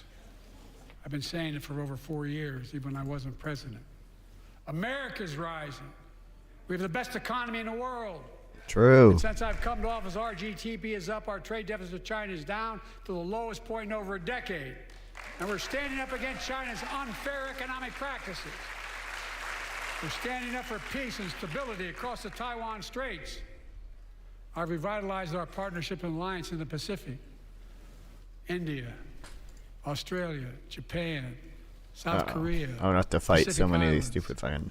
I've made sure that the most advanced American technologies can't be used in China, not allowing to trade them there. Frankly, for all this tough talk on China, it never occurred to my predecessor to do any of that. True. I want competition with China, not conflict. And we're in a stronger position to win the conflict of the 21st century against China than anyone else, for that matter, than any time as well. Here at home, I've signed over 400 bipartisan bills, but there's more to pass my unity agenda. Strengthen penalties on fentanyl trafficking. You don't want to do that, huh? Pass bipartisan privacy legislation to protect our children online. Harness the promise of AI to protect us from peril. What the fuck? Why do I have 4 viewers on Twitch right now? None of them are saying any. God fucking damn it. I was looking at fucking my other monitor and I was thinking at this guy. Okay, cool. Train and equip those we send into harm's way. Let's go to twerk break for that them one. and their families when they come home and when they don't.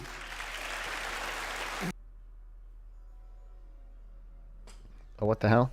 Biden. Hello. The song Support and Help of Dennis and the VA, I signed the PACT Act.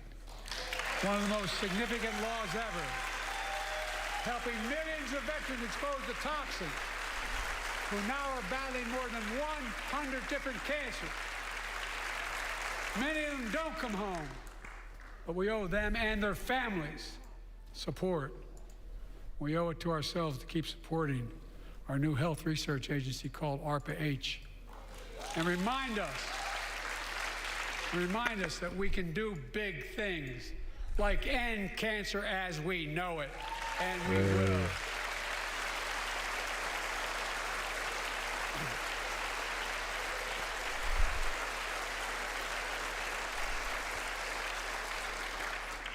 Let me close with this.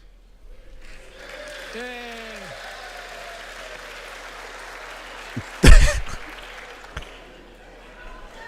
I know you don't want to hear any more, Lindsay, but I got to say a few more things. I know it may not look like it, but I've been around a while. When you get to be my age, certain things become clearer than ever. I know the American story. Again and again, I've seen the contest between competing forces in the battle for the soul of our nation. Between those who want to pull America back to the past and those who want to move America into the future. My lifetime is Why am I kidding? Why can't my computer handle Wizard 101? I really think it's just Wizard 101. It's not that optimized. defined America: honesty, decency, dignity, equality. To respect everyone, to give everyone a fair shot, to give hate no safe harbor. Now, other people my age see it differently. The American story of resentment, revenge, and retribution. That's not me. I was born amid World War II when America stood for the freedom of the world. I grew up in Scranton, Pennsylvania, and Claymont, Delaware, among working class people who built this country. I watched in horror as two of my heroes, like many of you did, Dr. King and Bobby Kennedy, were assassinated. And their legacies inspired me to pursue a career in service. I left the law firm, became a public defender because my city of Wilmington was the only city in America occupied by the National Guard after Dr. King was assassinated because of the riots. Is that all I have to do? I just became a county talk to him. I don't even have by to accident. do his training or whatever. I got elected to the United States Senate when I had no intention of running at age 29. What does this do? Free? Then vice president, or our first black president. Now president to the first women vice president. Doesn't even.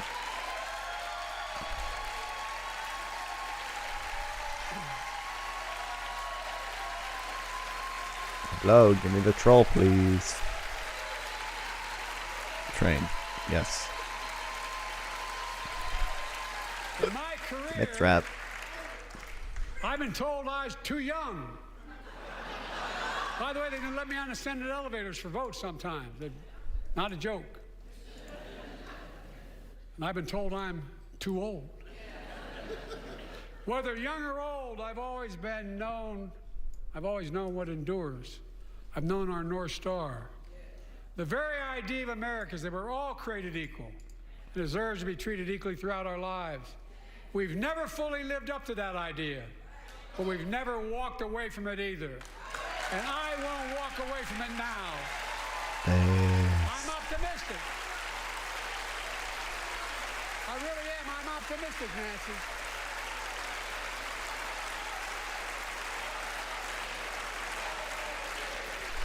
My fellow Americans, the issue facing our nation isn't how old we are.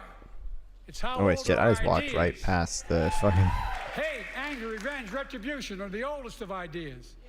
But you can't lead America with ancient ideas that only take us back. You lead America, the land of possibilities. You need a vision for the future and what can and should be done. Tonight you've heard mine. I see a future where defending democracy, you don't diminish it. I see a future where we restore the right to choose and protect our freedoms, not take them away. I see a future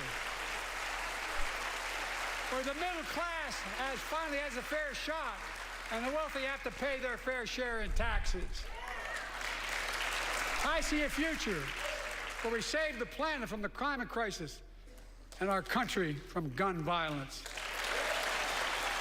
Above all,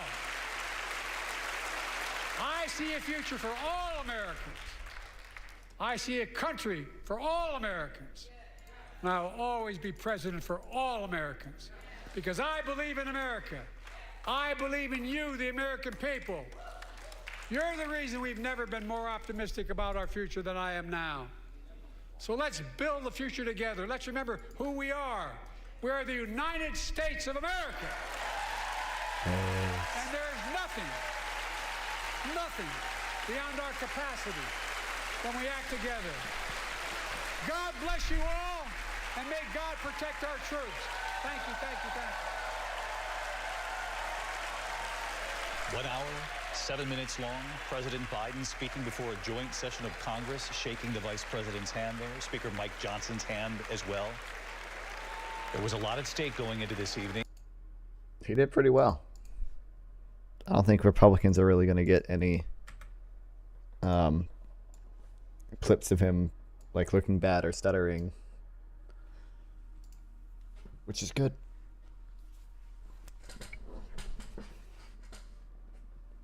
And everything he said was based in true, except the 25% wealth tax. That's a little unhinged. Okay, I can quit this game now.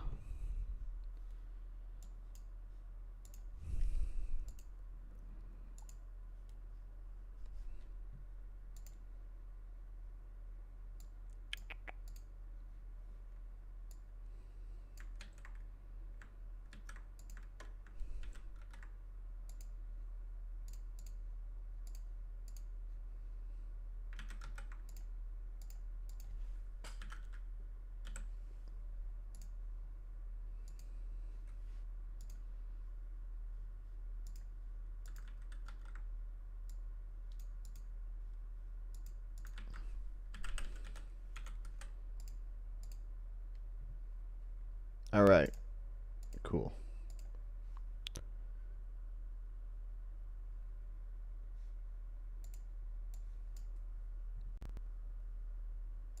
All right, I need to throw.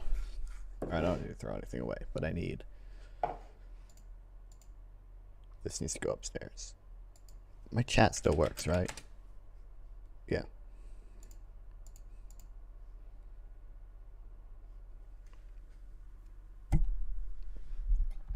All right, chat. I'll be back. I'll play a tour quick while I'm gone.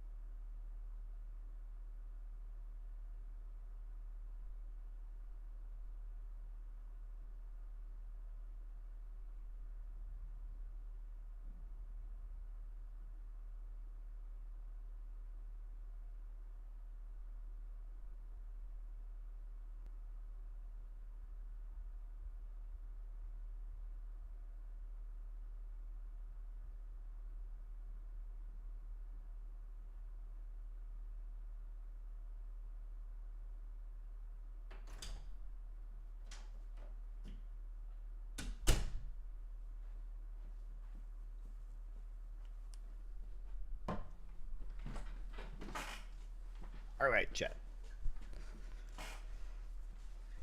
All right, I need more caffeine.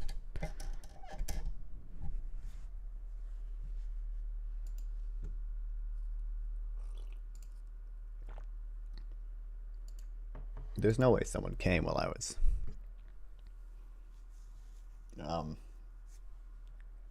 just playing twerk break, right? Okay. We have to finish this article.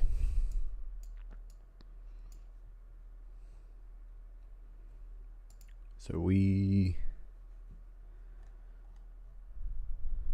read the human shields.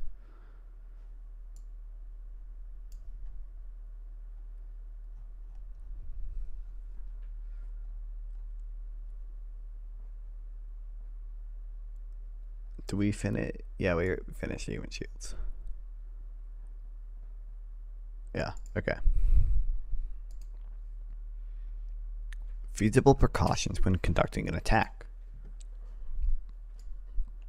Precautions in the attack, including the requirement to give warnings when practical, are inherently tied to the problem posed by human shields. During Operation Protective Edge in 2014, the IDF repeatedly issued warnings of pending attacks and directed the population to evacuate these areas including by use of identified evacuation routes and designated safe zones. We now see the same approach on a much larger scale. Just as happened in 2014, we can expect Hamas to actively discourage civilians from heeding these warnings, as well as to impede their efforts to do so, or even force them to remain at Hamas military sites. Still, we can expect to see warnings by Israel continue, as both hold on, wait, I gotta fix my audio.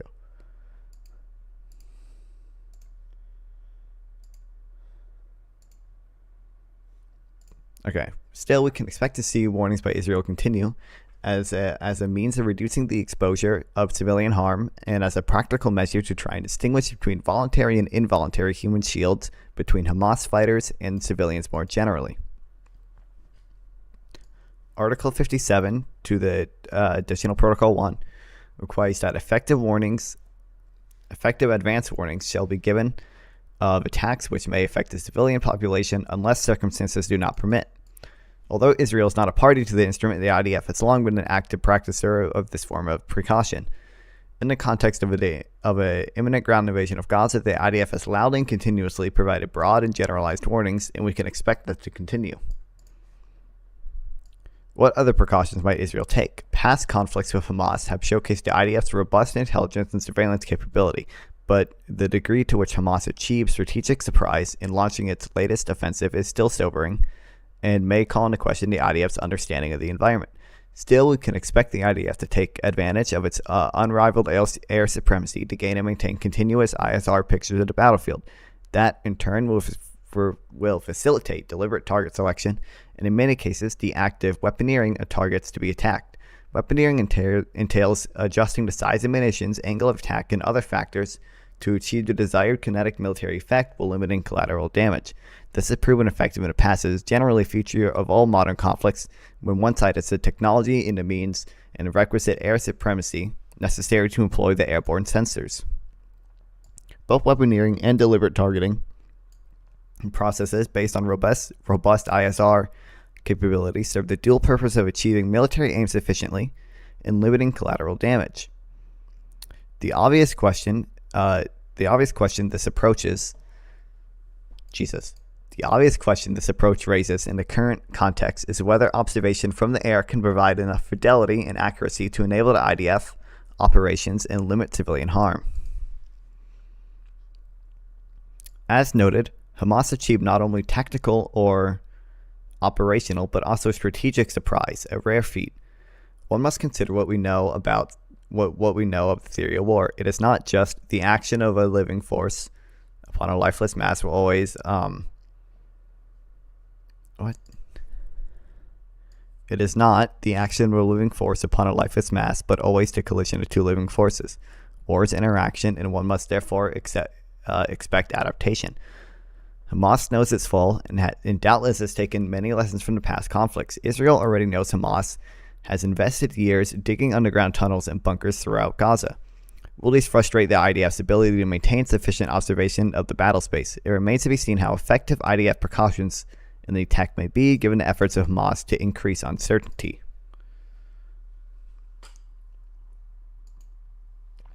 Okay.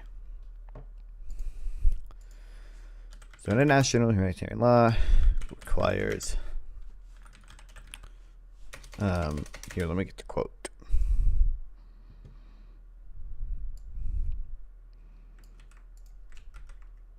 Effective advance. Okay, so Israel has showcased its adherence to this many times in the past, as well as in the most recent conflict with evacuation orders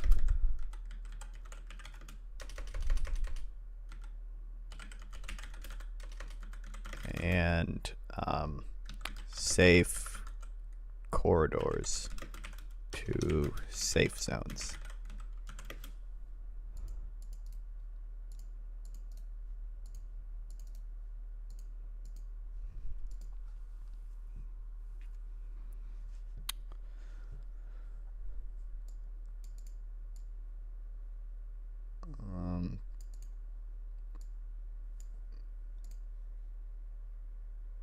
Hold on, I might.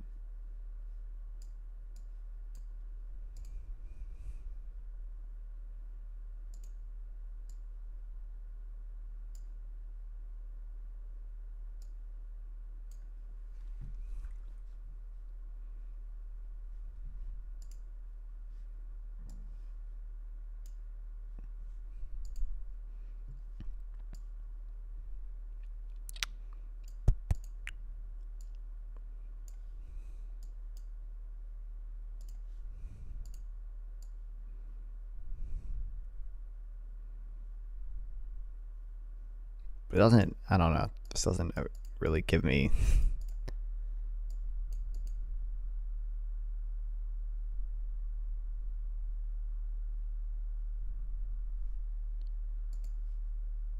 I don't know if I need to write anything else.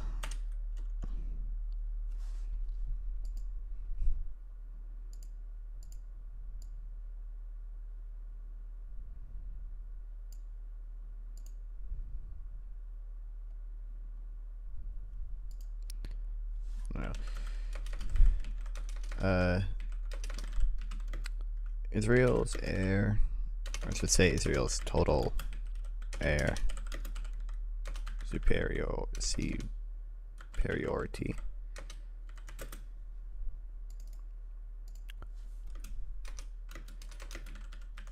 allows them to use ISR, or is it IRS? It's ISR, right? Yeah, ISR.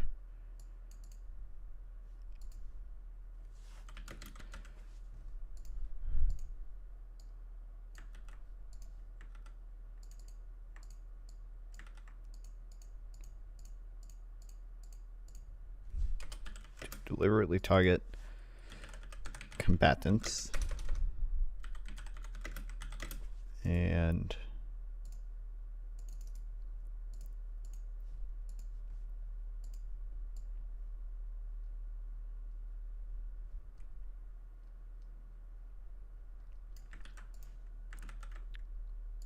the active weaponeering. Okay.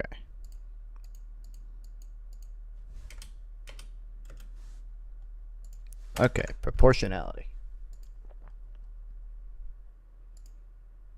Israel fully accepts the rule of proportionality set forth in Additional Protocol 1, Articles 51, 57, and 57 2b, whatever, as reflexive of customary international law. By the rule, attacks are prohibited when they are expected to cause incidental loss of civilian life, injury to civilians, damage to civilian objects, or a combination thereof, which would be excessive in retaliation to the concrete and direct military advantage anticipated. This is a balancing test in which a commander must weigh dissimilar interests against one another.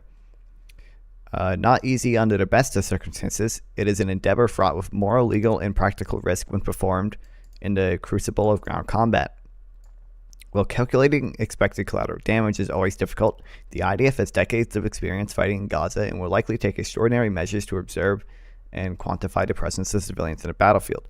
The greater challenge often lies in assigning some value, the concrete and direct military advantage anticipated, to the destruction of a particular target, and then weighing that against the constant civilian lives and property damage. For example, what is the value of a small group of Hamas fighters? In the present context, one can expect an extremely high value to be placed on targets whose destruction will enable the recovery of hostages, as well as on rocket launching sites and the rockets themselves. These two types of targets directly correlate to the strategic aims of the IDF and the defeated Hamas. Therefore, it is appropriate to consider these targets as having high value when calculating military advantage. This does not relieve the IDF of its obligation to take feasible precautions to minimize or eliminate collateral damage, nor does it excuse excessive collateral damage. But in a determination that a given expectation of collateral damage is not excessive because the target has strategic value. Okay, so I mean that's just, I've taken notes on proportionality before.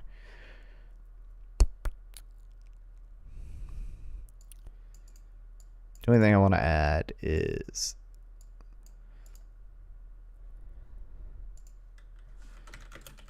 the IDF has decades of experience making decisions on proportionality.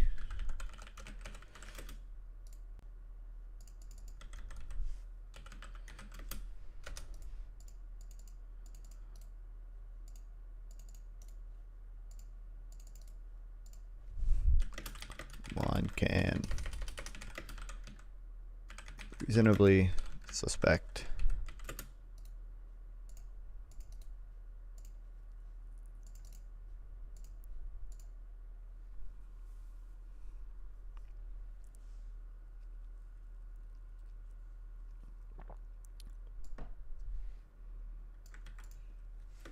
the IDF will, oops.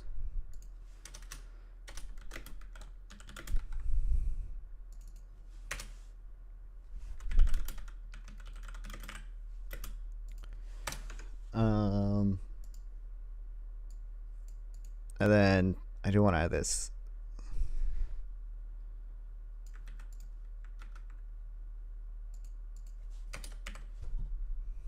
Okay.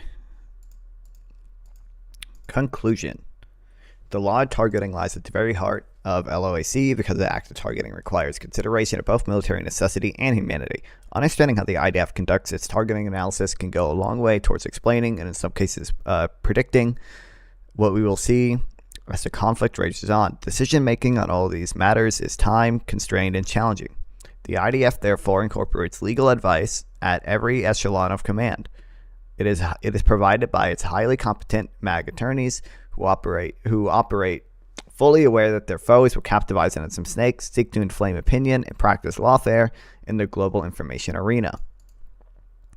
This war began with atrocities. It is too soon to predict how it would end, but I am confident that the IDF has mainstream legal positions and is equipped with first-rate legal advisors. What remains to be seen is whether the conflict can be contained and how well the IDF precautions can serve to limit death and destruction, as well as further outrages Hamas may commit, the effects these have in the direction of Israel's war effort. Okay, I don't think I need to add anything from that.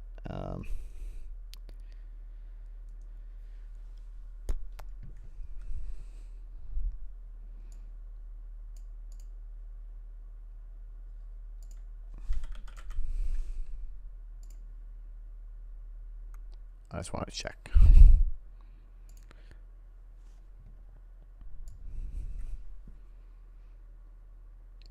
So I want to add one of these to my opening.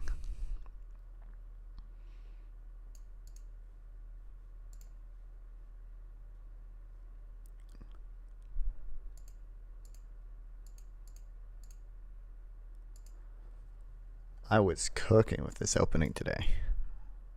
At least I thought it was when I was like 12 hours earlier.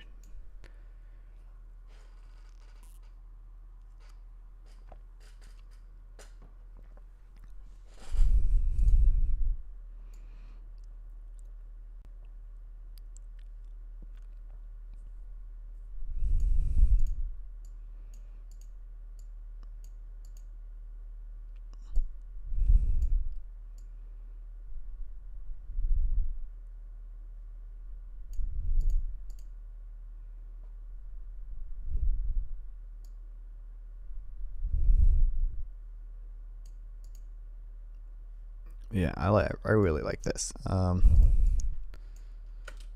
don't need that.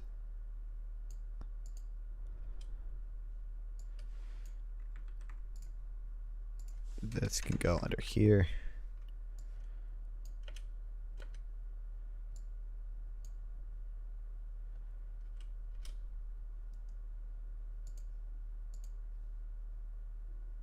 And then the conclusion of this, I think, goes into this more. I think that actually is the yeah.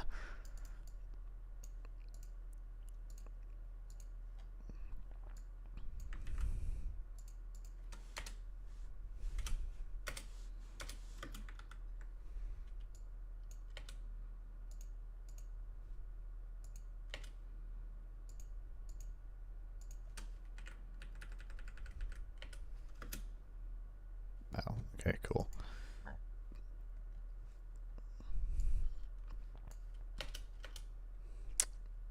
if I need this. I might need to add that.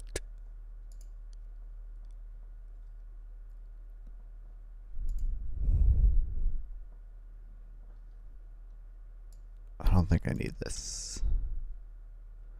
I don't think it fits.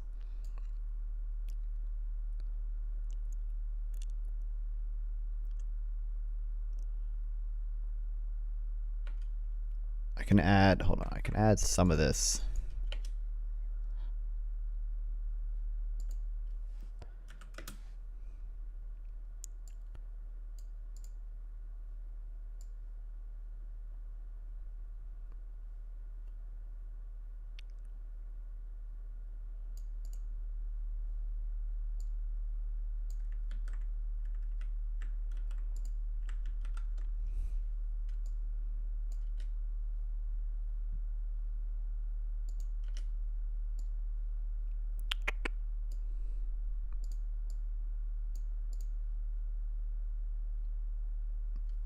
Oh yeah, Mr. I did see that. I got a ping in the politics server.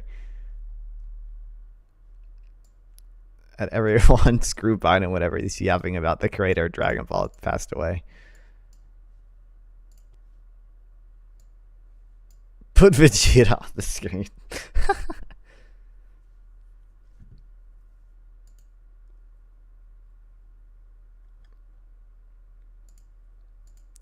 I need to fix it.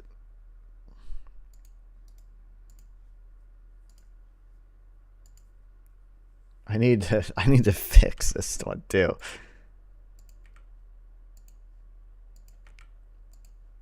It's a ruin from that How Hungry bit. Why is it so low quality? High evolving.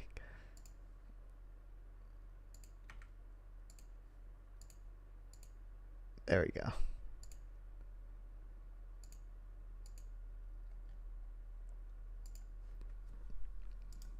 Oh, it's not found.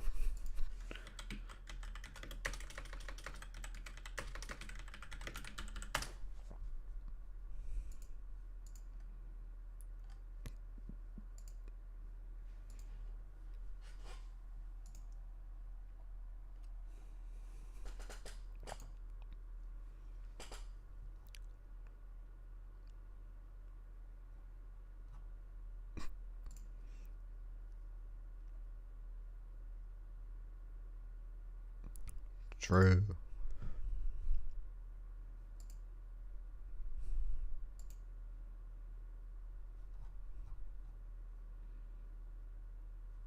True. Base Biden. Okay. Oh, I don't know. I don't think you were watching. Biden said he was going to build a temporary pier in Gaza so he can deliver aid to Israel, or to humanitarian aid to Gaza.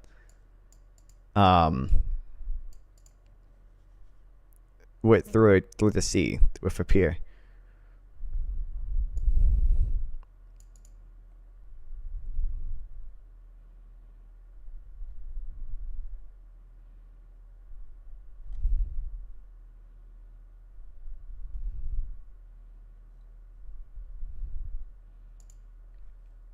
Yeah.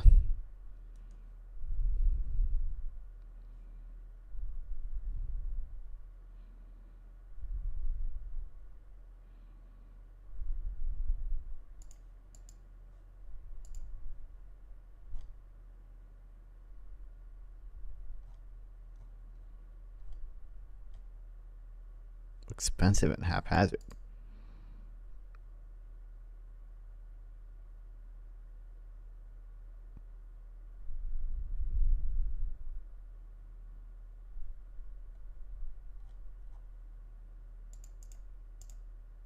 Anyways.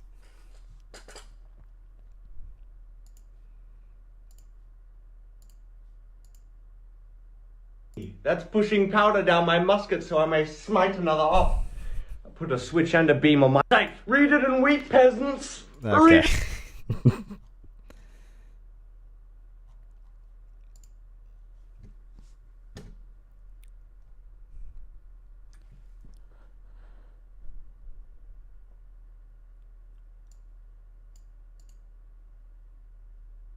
Um,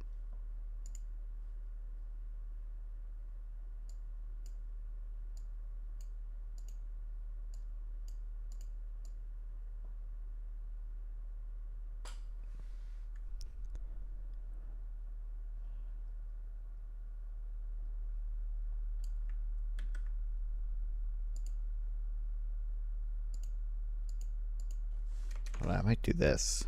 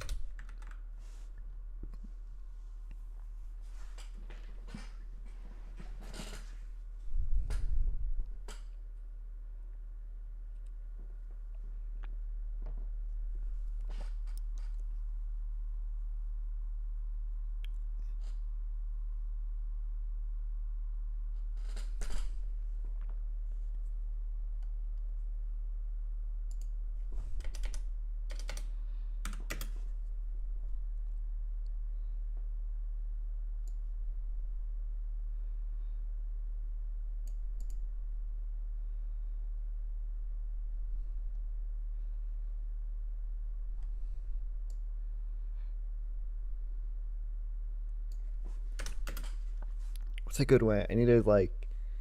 Well, I mean, I think it's good. I just think that I think it goes against one of the three things I mentioned. So I think it. But I don't want to just say like.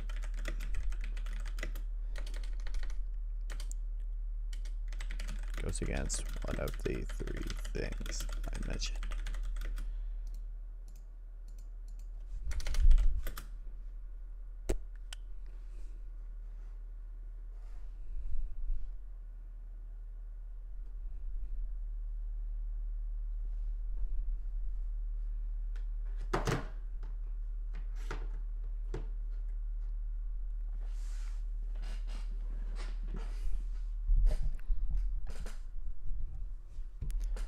Okay.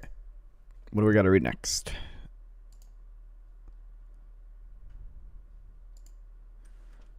I want to read. So we read this.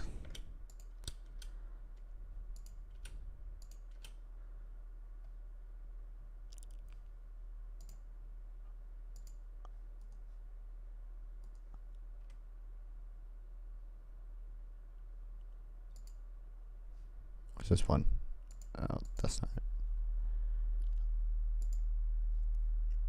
it. Okay. We'll read this distinctions one.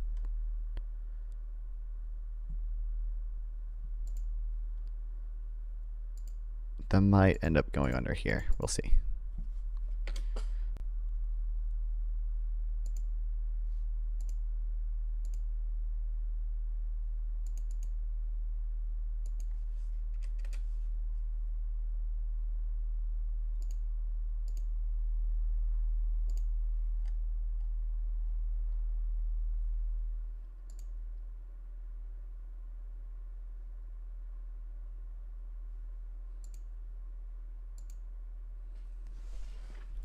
Okay.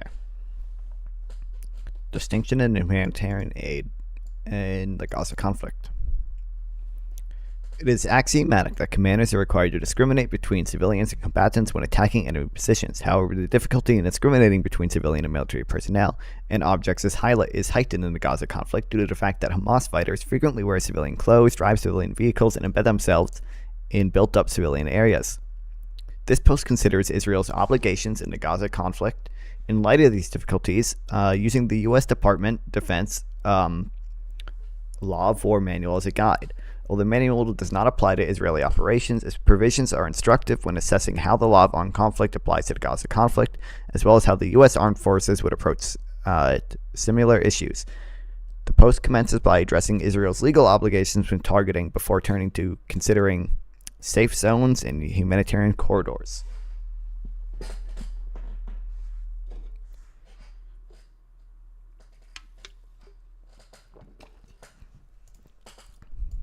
Okay.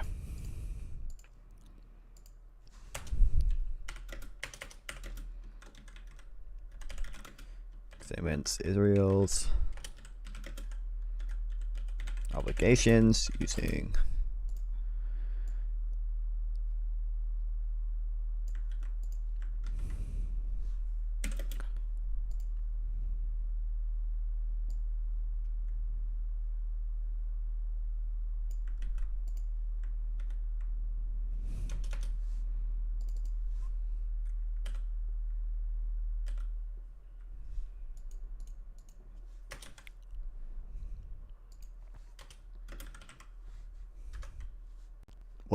what I do? What? No, go back.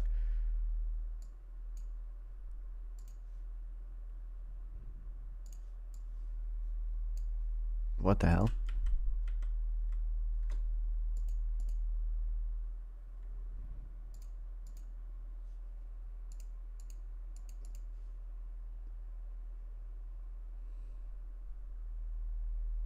I know I hit something and it closed on my Windows.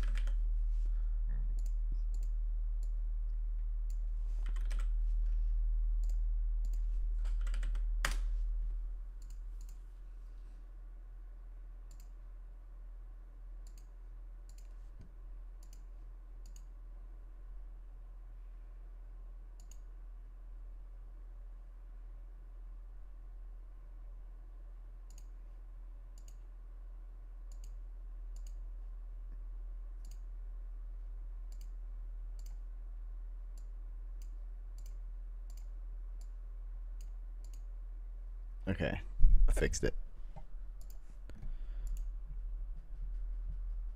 I don't know how I did that.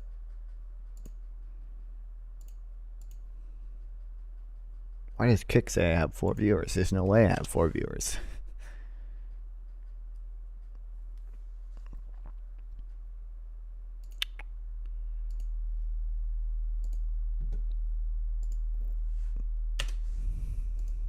All right. The post commences by considering, yeah, okay, so that's fine. All right, okay. Distinction. When determining whether an individual or object is serving a civilian or military purpose in the Gaza conflict, the question arises as to the extent of the measure that commanders must take to verify the target. Some commenters have suggested that warfighting in situations which combatants and civilians are tightly intertwined presents a heightened responsibility on the part of the attacking party to discriminate the two. Interestingly, this seemingly difficult legal problem is answered quite directly by paragraph 17.5.1 of the DoD Law of War Manual.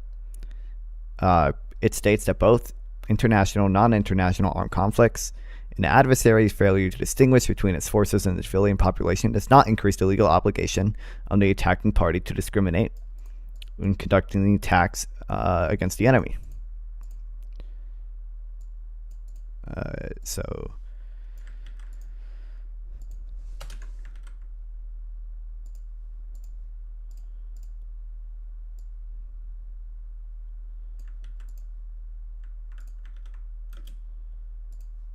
that's interesting.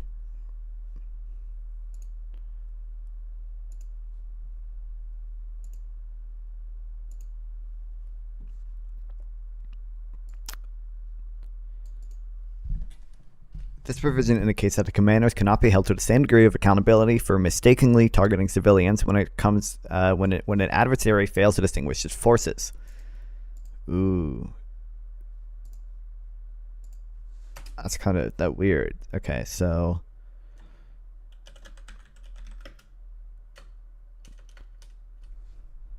hold on. Really, this should be.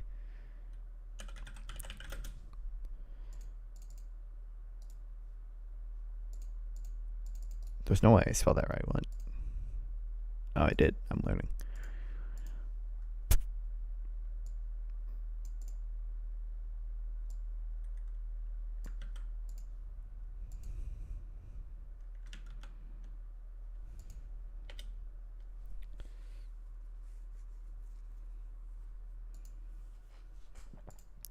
This conclusion is perfectly logical in in light of the requirement imposed by customary international law that military combatants distinguish themselves from the civilian population.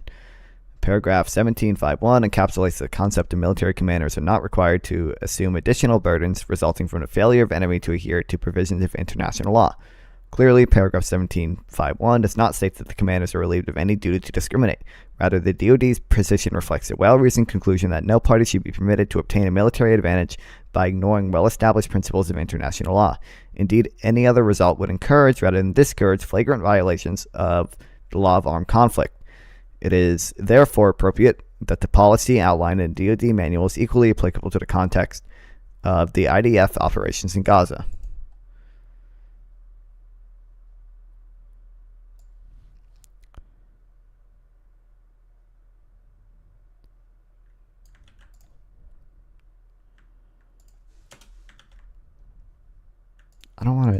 I want to like summarize this, but I like their way. I like the way they write.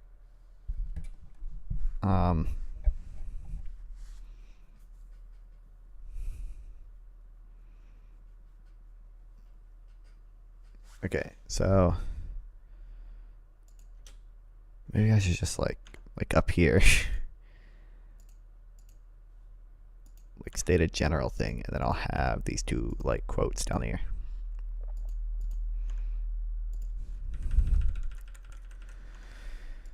Okay. The failure of an adversary to distinguish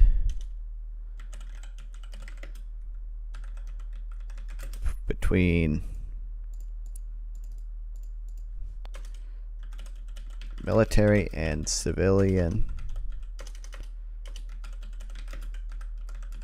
objects does not result in an increased burden for the attacker to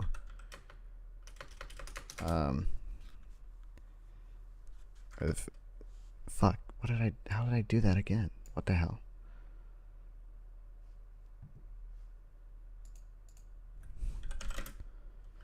The attacker to discriminate against taxi insanity.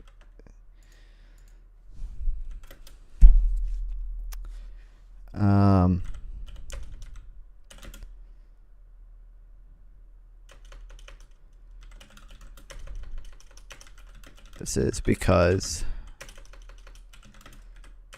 no party should be able to gain a military advantage by violating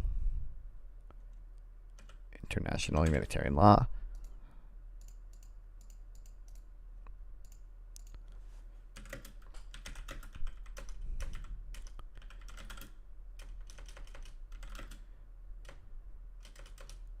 so as to not encourage violations.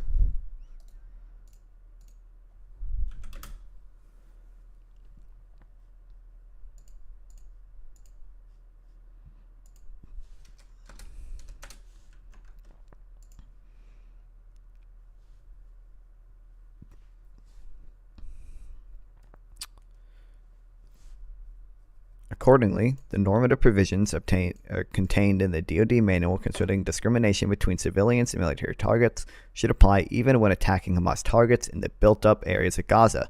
This means that commanders must take feasible precautions to verify that individuals or objects being attacked are military in nature. The feasible precaution standard does not require a commander to do everything possible to determine whether a target is military or civilian. Indeed, such precautions need not to be taken if a commander determines that a precaution would not be feasible because it would result in an increased operational risk or an increased risk of harm to his or her forces. So, I've written this down before, but like,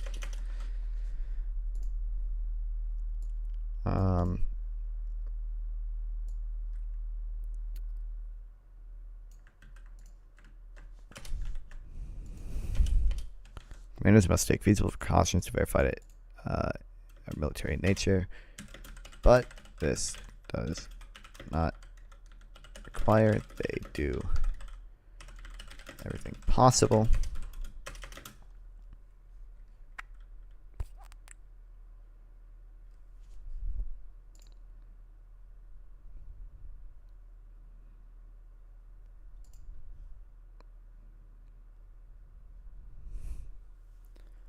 I want to say the problem is in Gaza, it's probably like uniquely hard to do feasible precautions because it's so densely populated and because Hamas is such a, well, I mean, they like a terrorist group.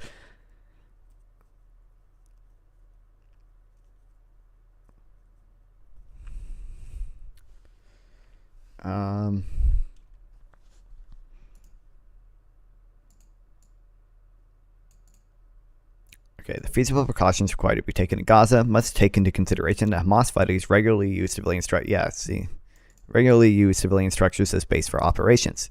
This factor operates to mitigate normal presumption that civilian structures are used for civilian purposes. So say, okay, the fact that Hamas operates out of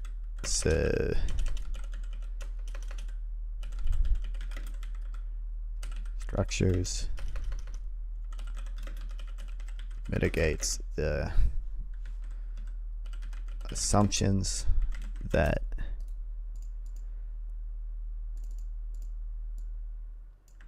civilian structures are civilian in nature. Accordingly, there is no requirement that an Israeli soldier must be fired upon from a civilian facility before determining that it is being used as a base of military operations. Imposing such a requirement would effectively increase the legal obligation imposed by the IDF to distinguish between civilians and military objects when compared to the situation of an adverse party which uses non-civilian structures to launch attacks as required by international law.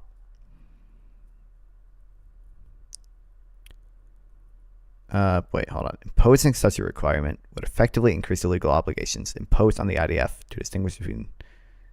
Yeah, okay. Safe zones.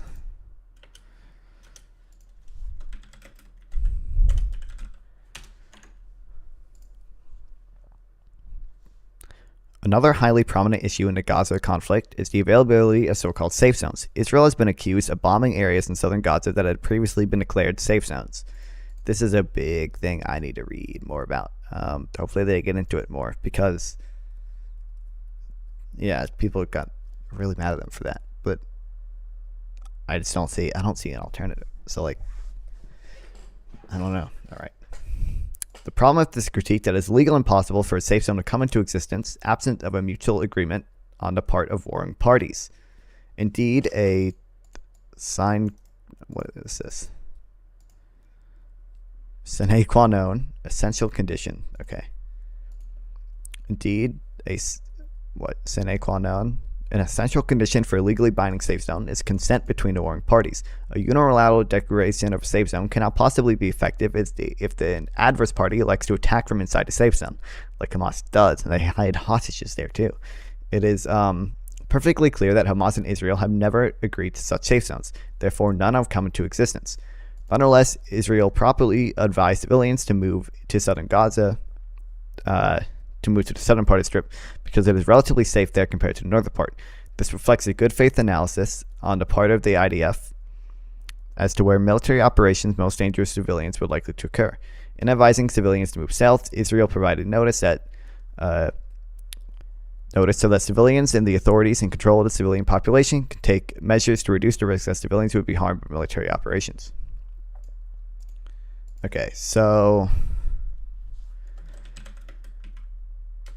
safe zones cannot be unilaterally declared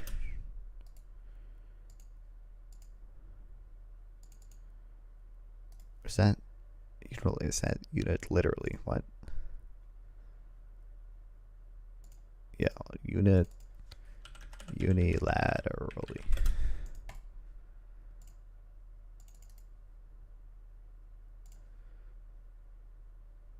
Yeah.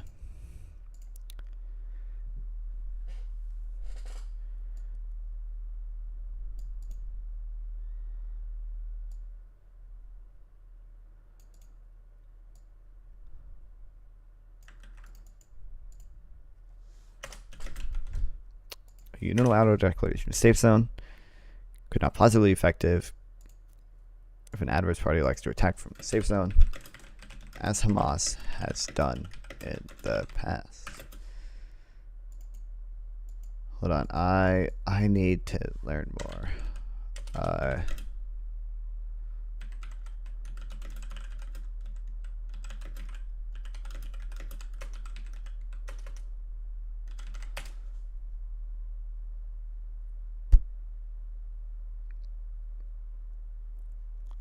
I know the hostages were kept in Rafah, right?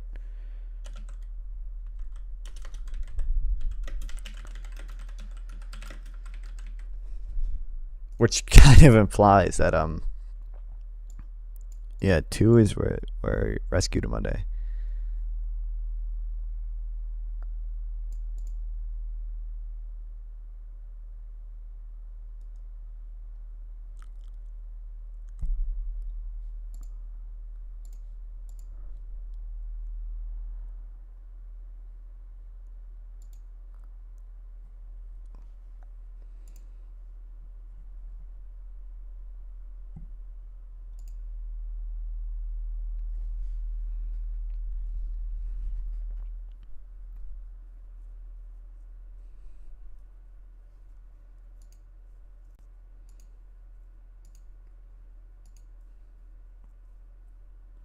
Okay. 2 Israeli Argentina men taken captive were rescued in early morning.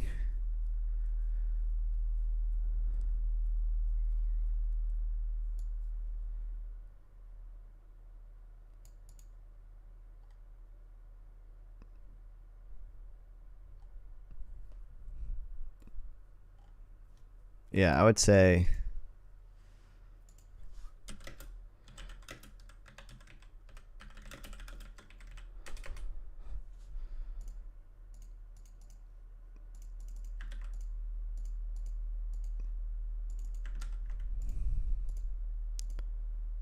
they were also in the Jabalia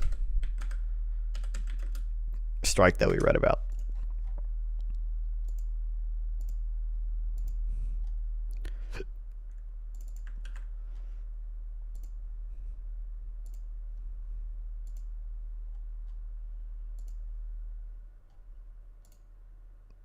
What? Oh, wait, this isn't. Okay.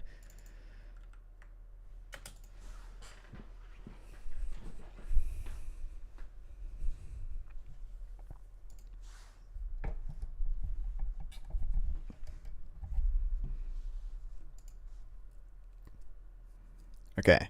It's perfectly clear that Hamas and Israel never agreed to any safe zone, therefore none come into existence. Yeah.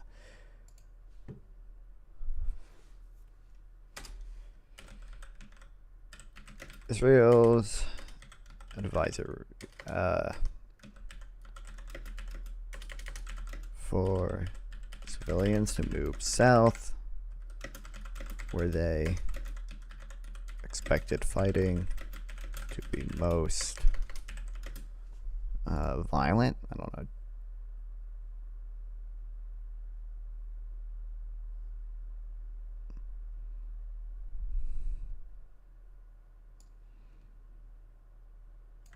God, they have such a good way of like writing.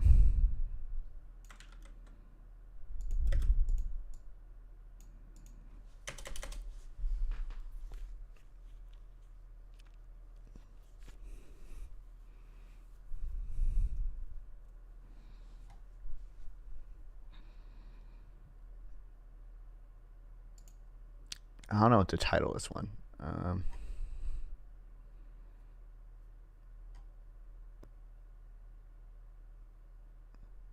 Oh, I could put this under intent.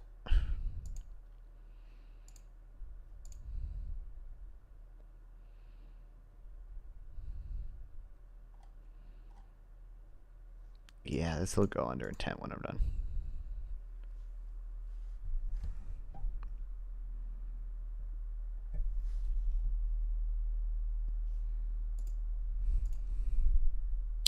Okay. Humanitarian relief. Another major factor in the Gaza conflict involves the creation of humanitarian corridors. Hold on, let me...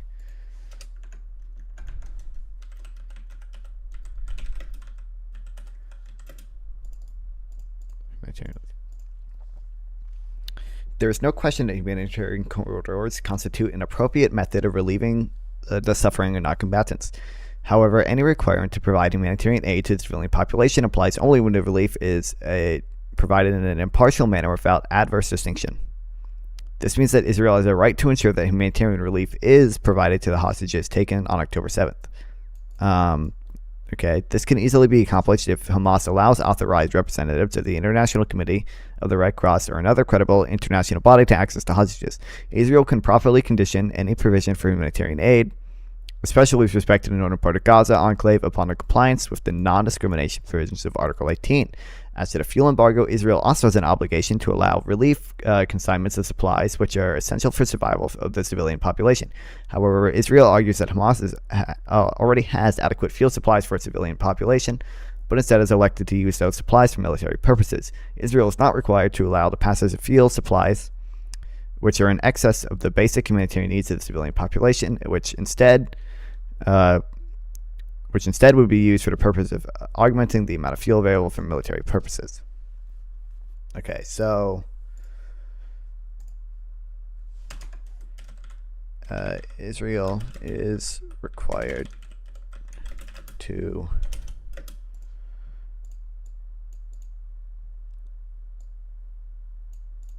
what did it say? Okay.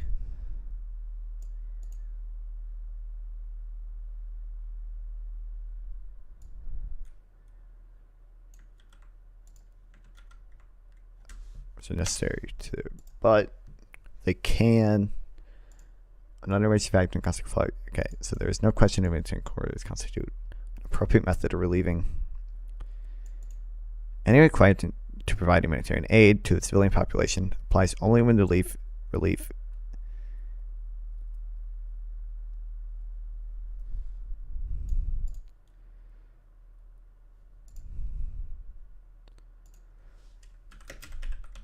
However,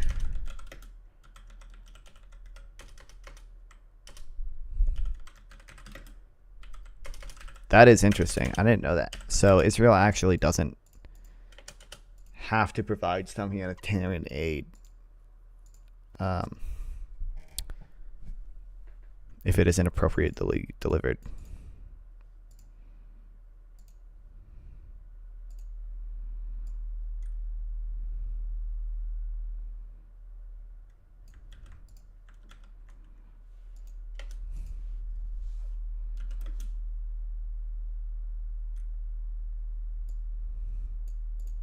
Requirements for humanitarian aid to civilian population applies only when the relief is provided in an impartial manner without adverse distinction, meaning Israel has the right to ensure humanitarian relief. Okay.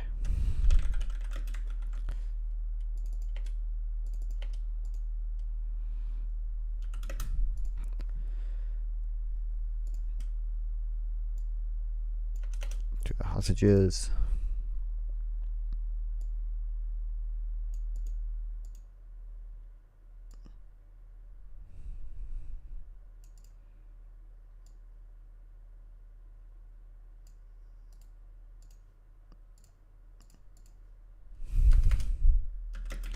And can condition aid based,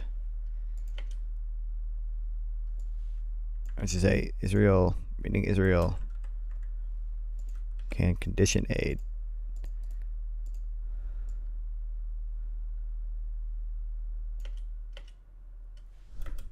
based on if humanitarian relief is also provided to the hostages.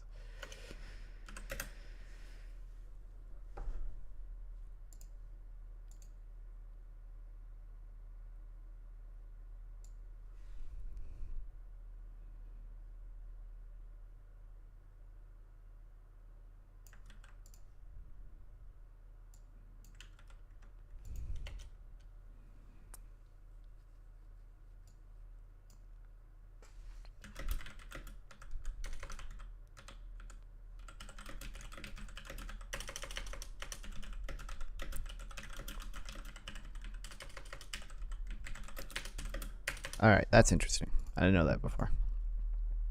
Concluding thoughts. The conflict in Gaza will likely define the lifelong conflict for decades to come. The international community must avoid imposing impossible burdens on a state actor who is fighting in an irregular force, which will flagrantly violate international law by kidnapping hostages, deliberately targeting civilians, and by forcing its own civilians to act as human shields. While Israel is committed to adhering to the laws of war, it must not be asked to supply enemy combatants with the substance required for them to continue their fight. True. Okay.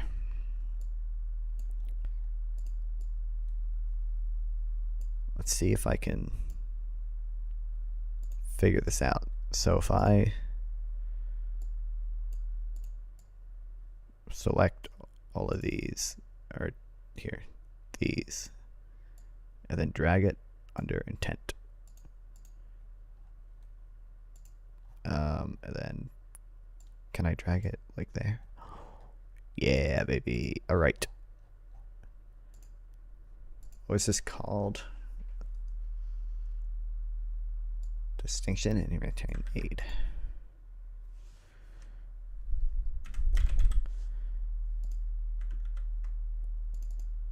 Can I make it not caps?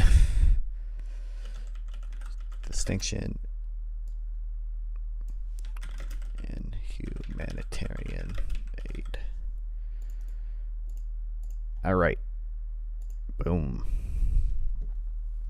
Okay.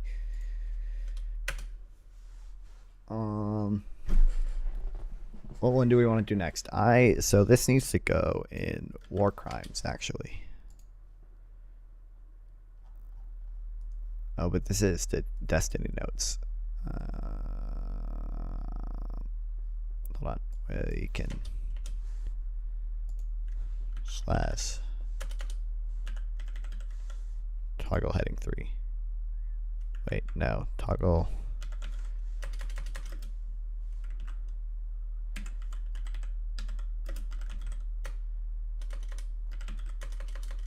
Are you kidding me?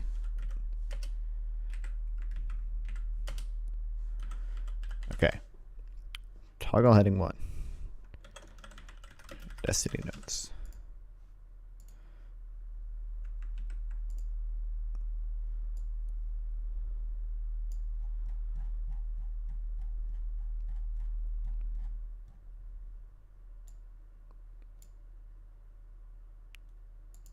What? No, why would it? Oh, god damn it.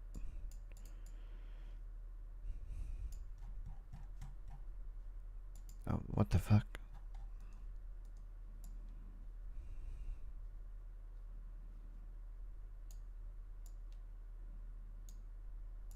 Boom. Okay.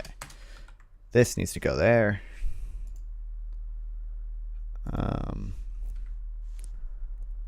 Along probably here too, but I don't know.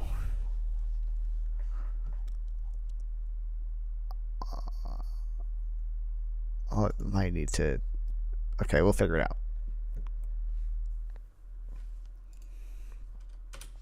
Okay.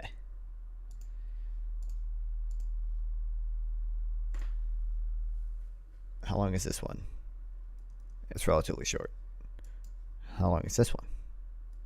A little bit longer. Okay, we're going to start with this one, but I need to pee. So I'll put torque brake on. And thug shakers.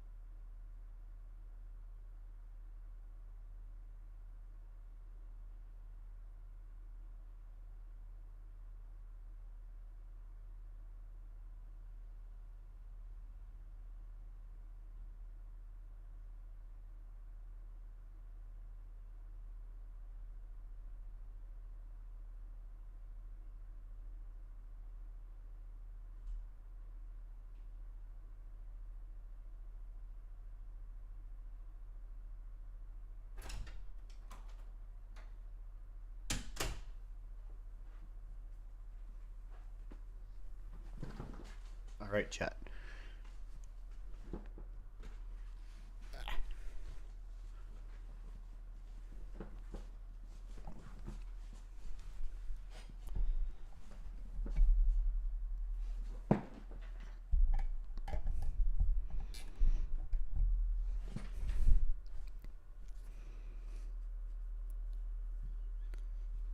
Okay.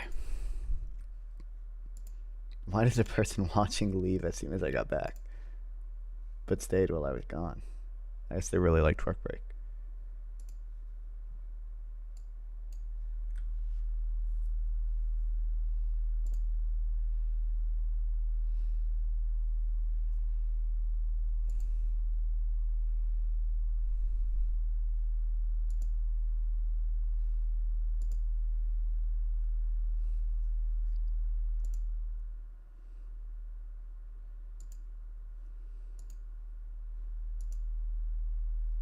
All right. Non-fun 1 to 10. Rate the yearly Biden cast. It was like an 8 out of 10. No, it was like a 9 out of 10. There were like 2 things he said that like I didn't agree with, but like he barely stuttered. He said a lot of base things. I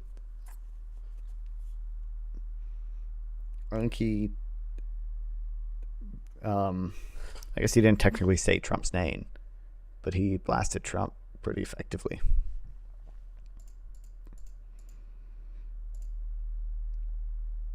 Okay, we don't do that.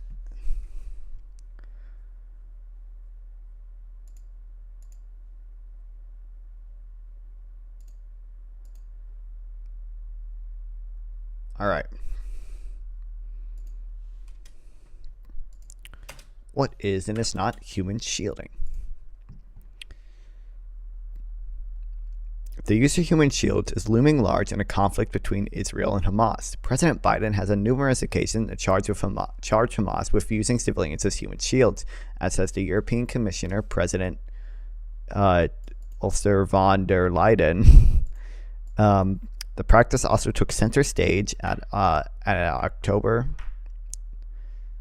Their fucking stupid European date. At 24th October, UN Security Council meeting on the situation in Gaza.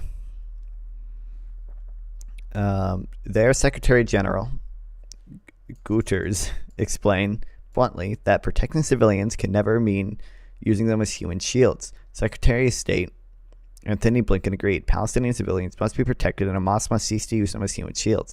The UK Minister of State for Security, Tom whoever, was more direct, charging, We know that Hamas are using innocent Palestinian civilians as human shields. They have embedded themselves in civilian communities.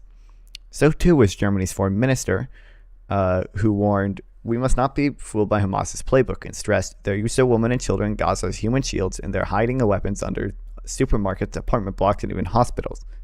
Representatives of Belgium, Luxembourg, and Ukraine echoed such condemnations. Jesus. Of course, the IDF is also known for underscoring Hamas's use of the technique. For instance, concerning the Shifa hospital, it accused the group of using thousands of patients, doctors, and staff in the building as shields in its underground headquarters. Similarly, it has highlighted Hamas's operations near or in civilian objects. For example, in this round of fighting, the IDF has emphasized residential neighborhoods are infested with rocket launchers, entrances to underground attack tunnels, Hamas operational command centers, weapons and manufacturing explosives. I skipped a line. Weapons and storage facilities. And rockets are launched out of kindergartens, weapons are stored in mosques, explosives are smuggled in with humanitarian aid, and water pipes are potential rockets. True.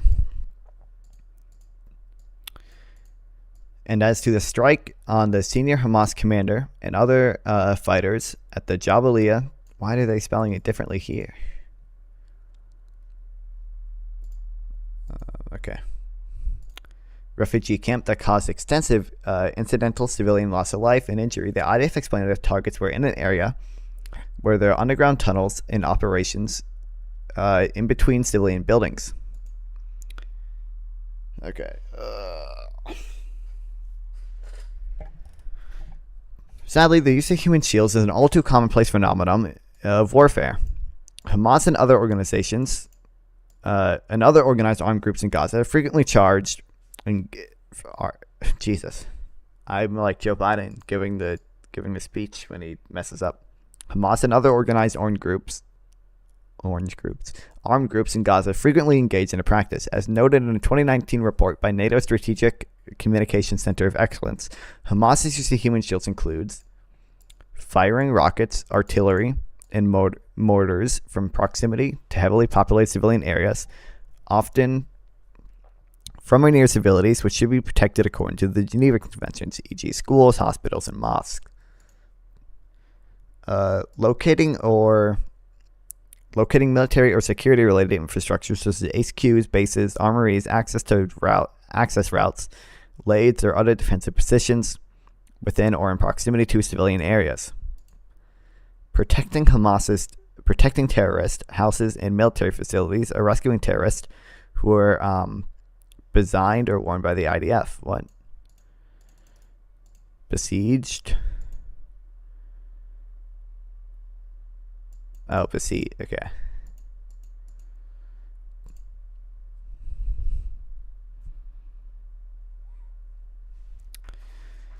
Combating the IDF from or in proximity to residential and commercial areas, including using civilians for intelligence gathering missions. Hamas is again engaging in these activities more and more, but under international law, sorry, Josh just sent a stupid Democrat sandwich. Jizz, tears, and him face. Okay, I'm walking in. Hamas is again engaging in these activities more, but under international law, the fact of operating in a manner that places civilian populations at risk does not, standing alone, amount to the use of human shields. This post accordingly seeks to clarify the legal meaning of the notion. It begins with a basic catalog of the law of armed conflict and international criminal law rules regarding the use of human shields. The statute of these rules is relatively uncontroversial, and the prohibition on using human shields states plainly applies in Gaza. However, in application, they are often misunderstood and in some regards controversial. Accordingly, I underscore their nuances in the remainder of this post, particularly those relevant between the war of Israel and Hamas.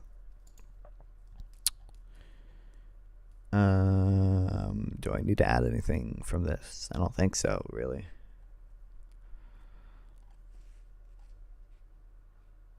Because it doesn't actually, that's just the introduction.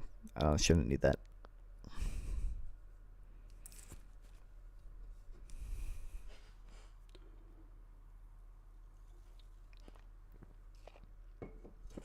All right.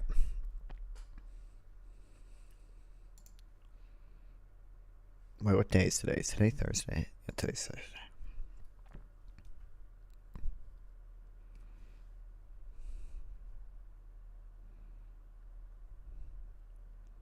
What's your opinion on National Socialism? I wonder, dude.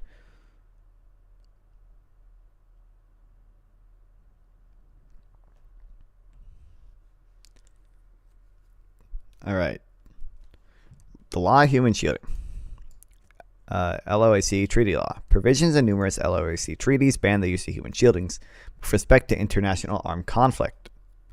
Article 23 of the 1949 Geneva Conventions 3 prohibits. You didn't answer. Haven't I already told you I'm a new liberal? So then I kind of tell you what my opinion on any far right ideology would be.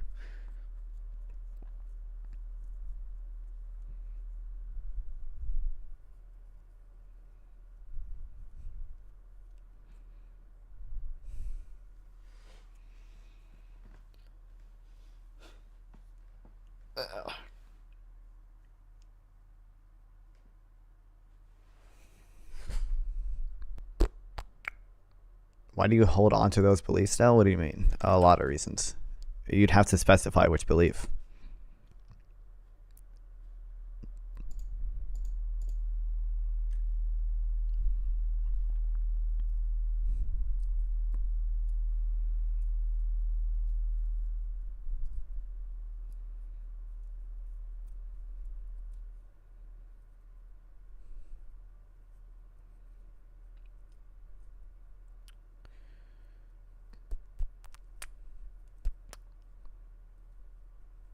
For example, I reject Nazi socialism being overly. Oh, well, a lot of reasons. I mean, yeah, it's anti-Semitic, it's authoritarian. It's, I guess, overly collectivist. I don't like the term collectivist. I understand what you mean, but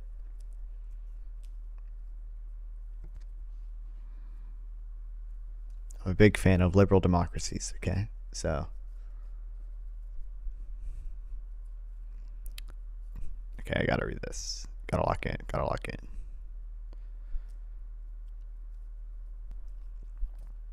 Provisions in numerous LOIC treaties banning using human shields. Article 23 of 1949 Geneva Conventions 3 prohibits using prisoners of war to render certain points or areas immune from military operations. Geneva Conventions 4, Article 28 perform the same function for protected persons. A term that refers to those who, at a given moment, and in any manner whatsoever, find themselves in case of conflict or occupation in the hands of a party to the conflict or occupying power of which they are not nationals. Why do they phrase it like that? Okay, I gotta reread that. Geneva Conventions 4, Article 28, performs the same function for protected persons, a term that refers to those who at a given moment in time, or at a given moment, I'm so tired, damn it, and in any manner whatsoever, find themselves, in case of conflict or occupation, in the hands of a party to the conflict or occupying power of which they are not nationals. But that wouldn't apply to like Hamas using their own civilians as human shields.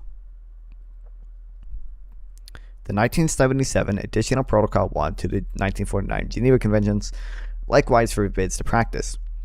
Article 12 bans the use of medical units as human shields.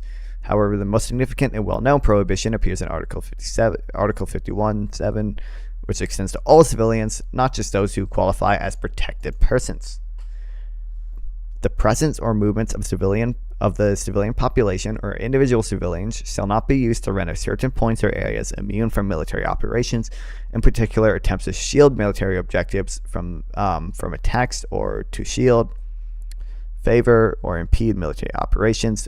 The parties to the conflict shall not direct the movement of the civilian population or individual civilians in order to attempt to shield military objectives from the attack or to shield military operations. There is no comparable treaty for non-international armed conflicts. However, Common Article 3 to the 1949 Geneva Conventions, which applies in such conflicts, provides persons taking no active part in hostilities, including members of armed conflicts, who have laid down their arms, and those who have and those placed hors to combat by sickness, wounds, detention, or any other cause, shall in all circumstances be treated humanely. Subjecting individuals to use as human shields, in my opinion, encompass the notion of inhumane treatment. Similarly, Article 13 of Additional Protocol 2 to the Geneva Conventions, applicable in certain non-international armed conflicts for parties to the instrument, similarly provide that the civilian population and individual civilians shall enjoy general protection against the dangers arising from military operations. Using human shields would subject them to such dangers and therefore be forbidden by the instrument.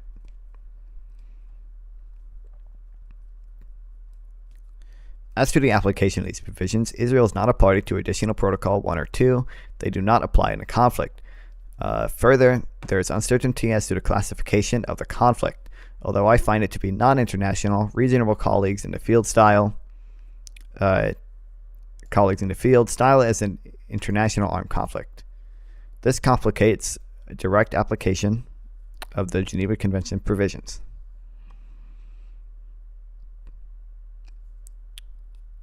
Okay.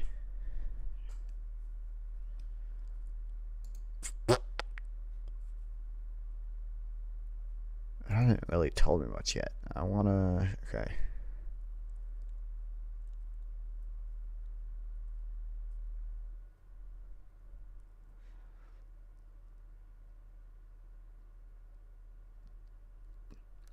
I have all this lists of things that supposedly ban it.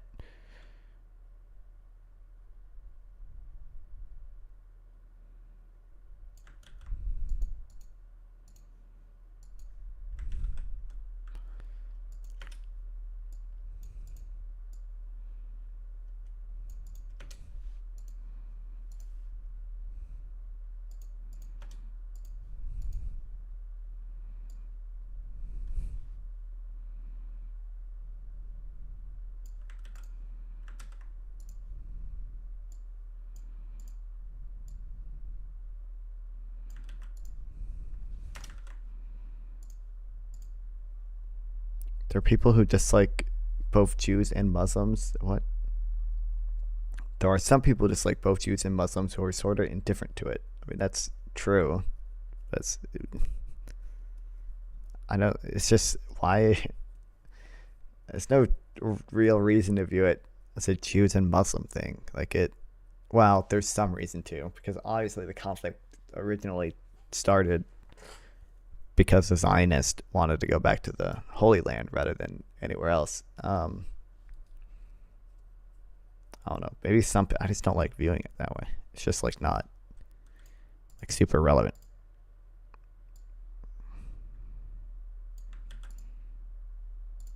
Oh, wait, okay.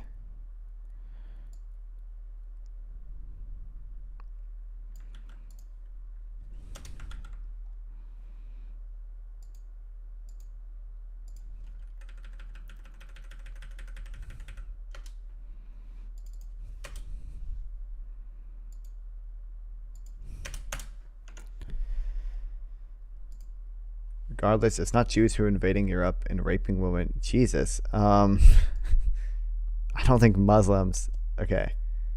Muslims are not invading Europe. There are Muslims moving to Europe. I should say there are Muslims fleeing violence in their home countries, desperately trying to not be killed, trying to get to Europe. And I don't know the statistics of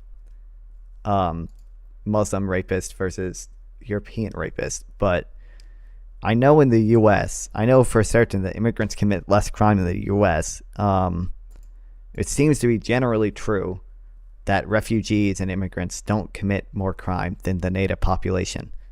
And trying to impose Sharia, I think that's not really true. It seems like a lot of, especially in the U.S., a lot of like Islamists start to moderate once they move to the U.S. And I don't like religion, especially Islam, but there's not some conspiracy to try to impose Sharia law. There are some people who hold bad religious beliefs.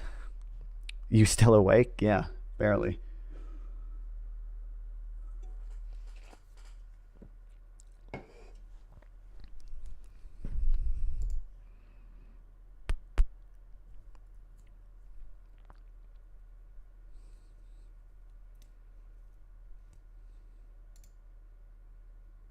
Europe needs to deport Jesus, man. Europe needs to deport these non-Western military-aged hordes going to leech off the native-born taxpayer.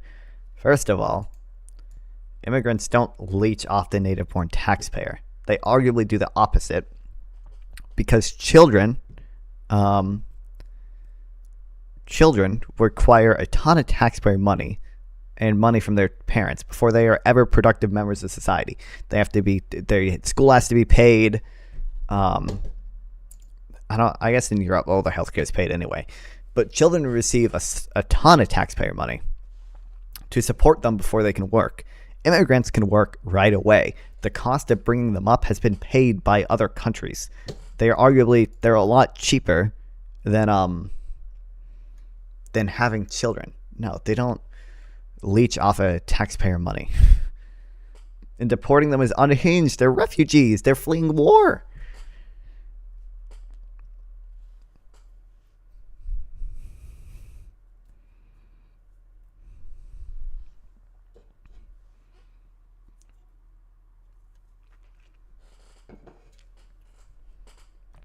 No, they need to be deported, and all the boats with these thugs should be sent back to their own countries.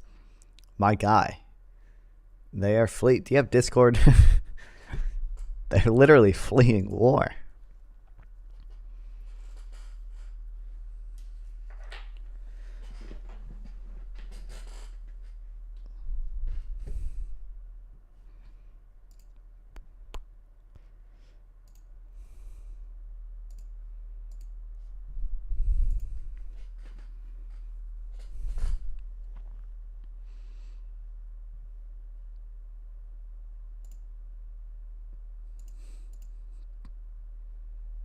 And I don't even, like, you can say Islam is bad, but like the reason like Poland doesn't have gay marriage is because they're Christians. I think most European countries have like abortion access up to like 12 weeks or whatever, but like Greece was like the first Orthodox Christian nation to legalize gay marriage, right?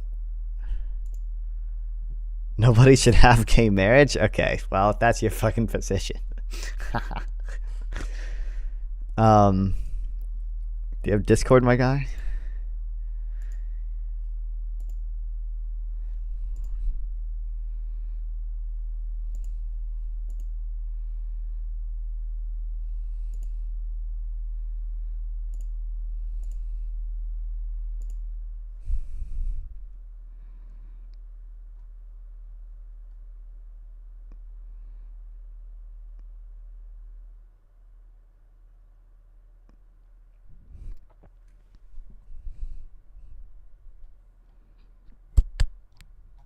I scrolled. Where the fuck was I?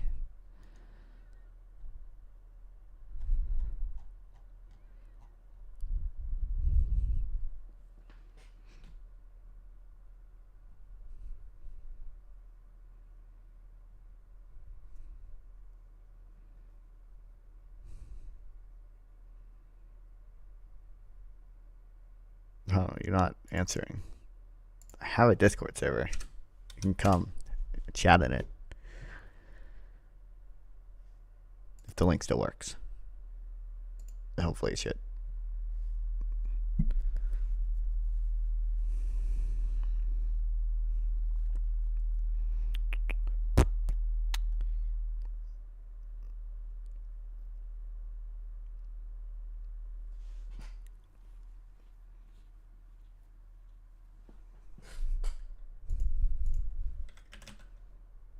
But I don't strongly want to talk in Discord right now. Well,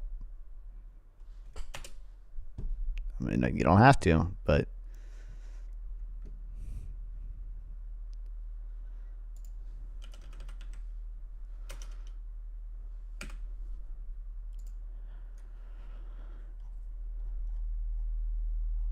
yeah, I don't know, like, fuck, I need to import these notes here because I don't think I have anything. Oh wait, yes I do. Hello. Hell yeah.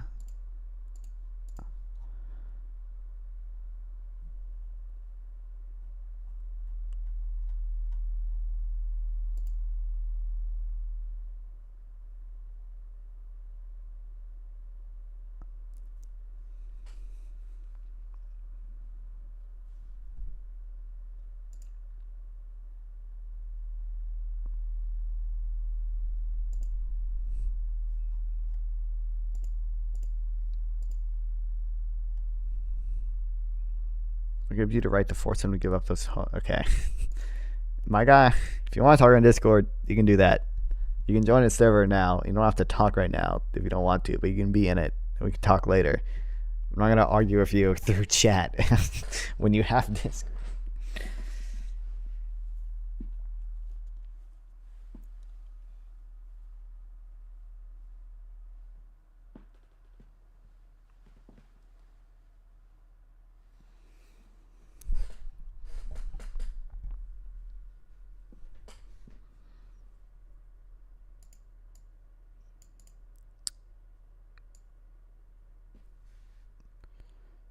I think this is a dog shit argument. Just saying, like, making them a human shield is treating them inhumanely.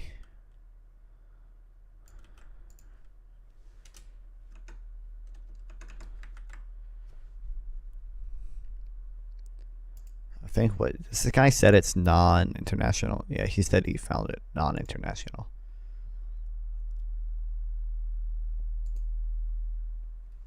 I think it's fine to consider this one non-international, I guess.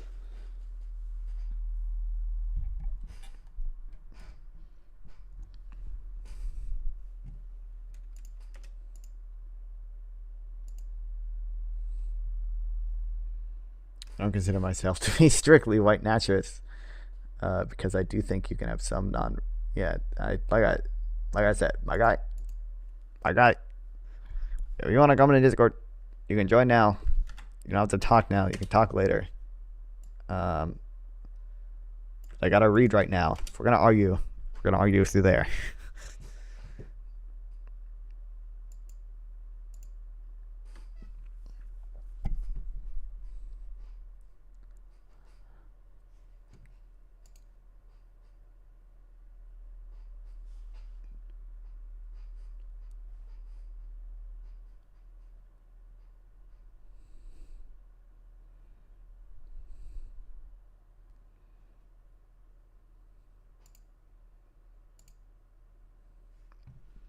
Okay.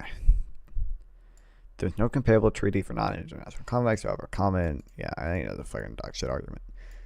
I guess I'll write it down, but I guess it's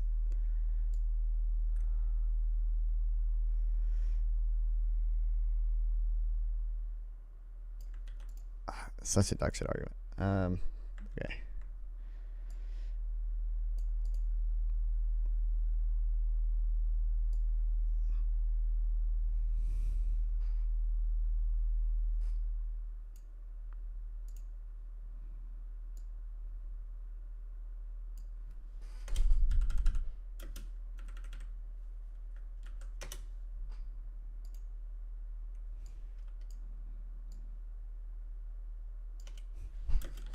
Could be encompassed in the mission.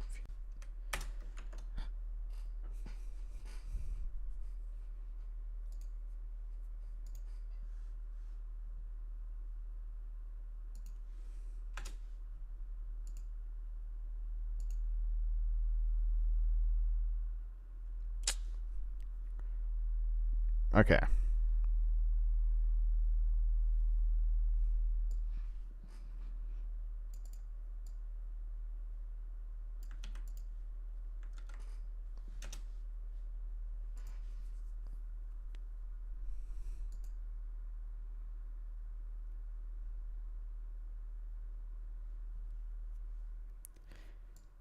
LOIC customary law. Despite such obstacles, it is irrefutable that prohibitions on using civilians and other protected persons as human shields applies in the conflict between Israel and Hamas. This is because the ban reflects customary international law, both in international and non-international conflict. The International Committee of the Red Cross came to this conclusion, which I agree, in Rule 97 of its customary international humanitarian law studies. It succinctly states, the use of human shields is prohibited. The ICRC has gathered an impressive catalog of evidence to support this conclusion. Moreover, it is essential to recall that the four 1949 Geneva Conventions generally reflect customary international law. Expert in the fields are in accord. For instance, Rule 44 of the Harvard Air and Missile Warfare Manual is textually similar to Article 51.7. Well, Section 2.318 of the San Mario Manual of the Law of Non-International Armed Conflict states the use of civilians as well as captured enemy personnel to shield military personnel or objective is forbidden. It is also forbidden to use them to obstruct adversaries' operations. The United Nations repeatedly condemned shielding as unlawful. See here, yep. Finally, I would point out that the United States, which is not a party to Additional Protocol 1, is of the view that Article 57.1 reflects customary international law. Israel shares this view. I'm aware no state has expressly disagreed. Okay, so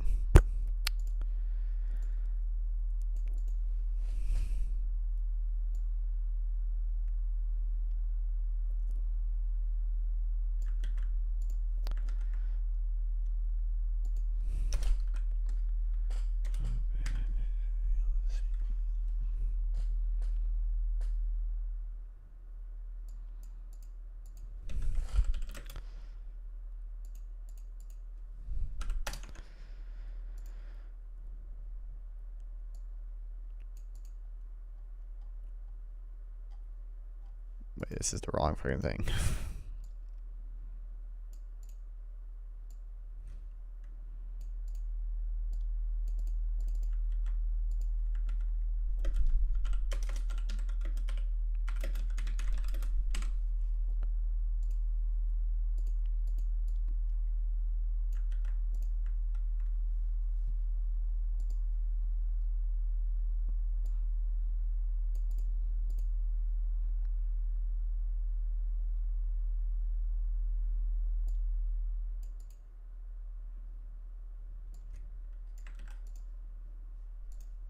I'm gonna actually copy these links too.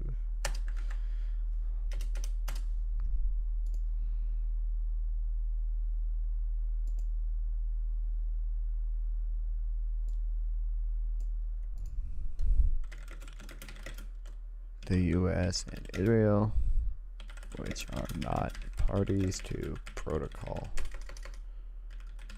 1.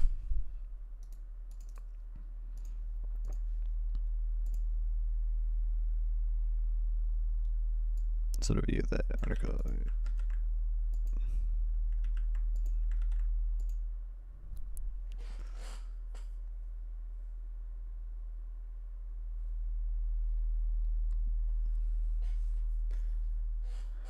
Do I even need all this shit?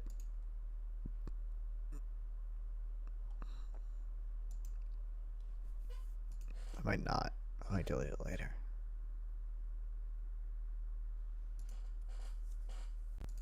I want to add to my opening some stuff about human shields. I might add it down here though.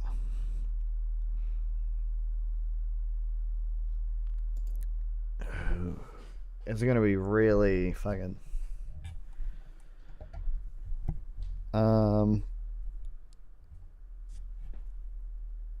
aggressive, I guess, like argumentative, like contentious. If I like immediately state, like in my opening, that military commanders shouldn't have a higher burden of distinction because of Hamas's use of human shields. That's going to be really contentious. Really aggressive. I might just use it.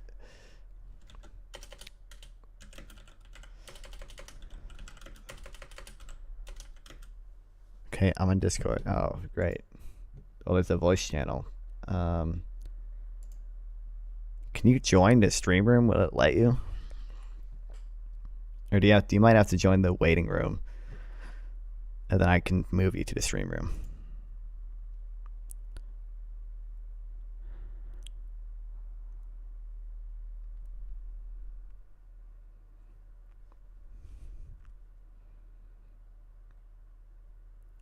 Oh, well, you were in one of the waiting rooms.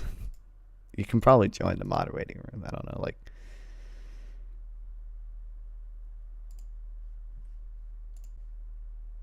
Hello? Hello? What is up, my guy? Hey, for some reason, I can't hear you. What do you mean? For some reason, the volume's really low. Well, that's probably on your end. It's what? Probably on your end.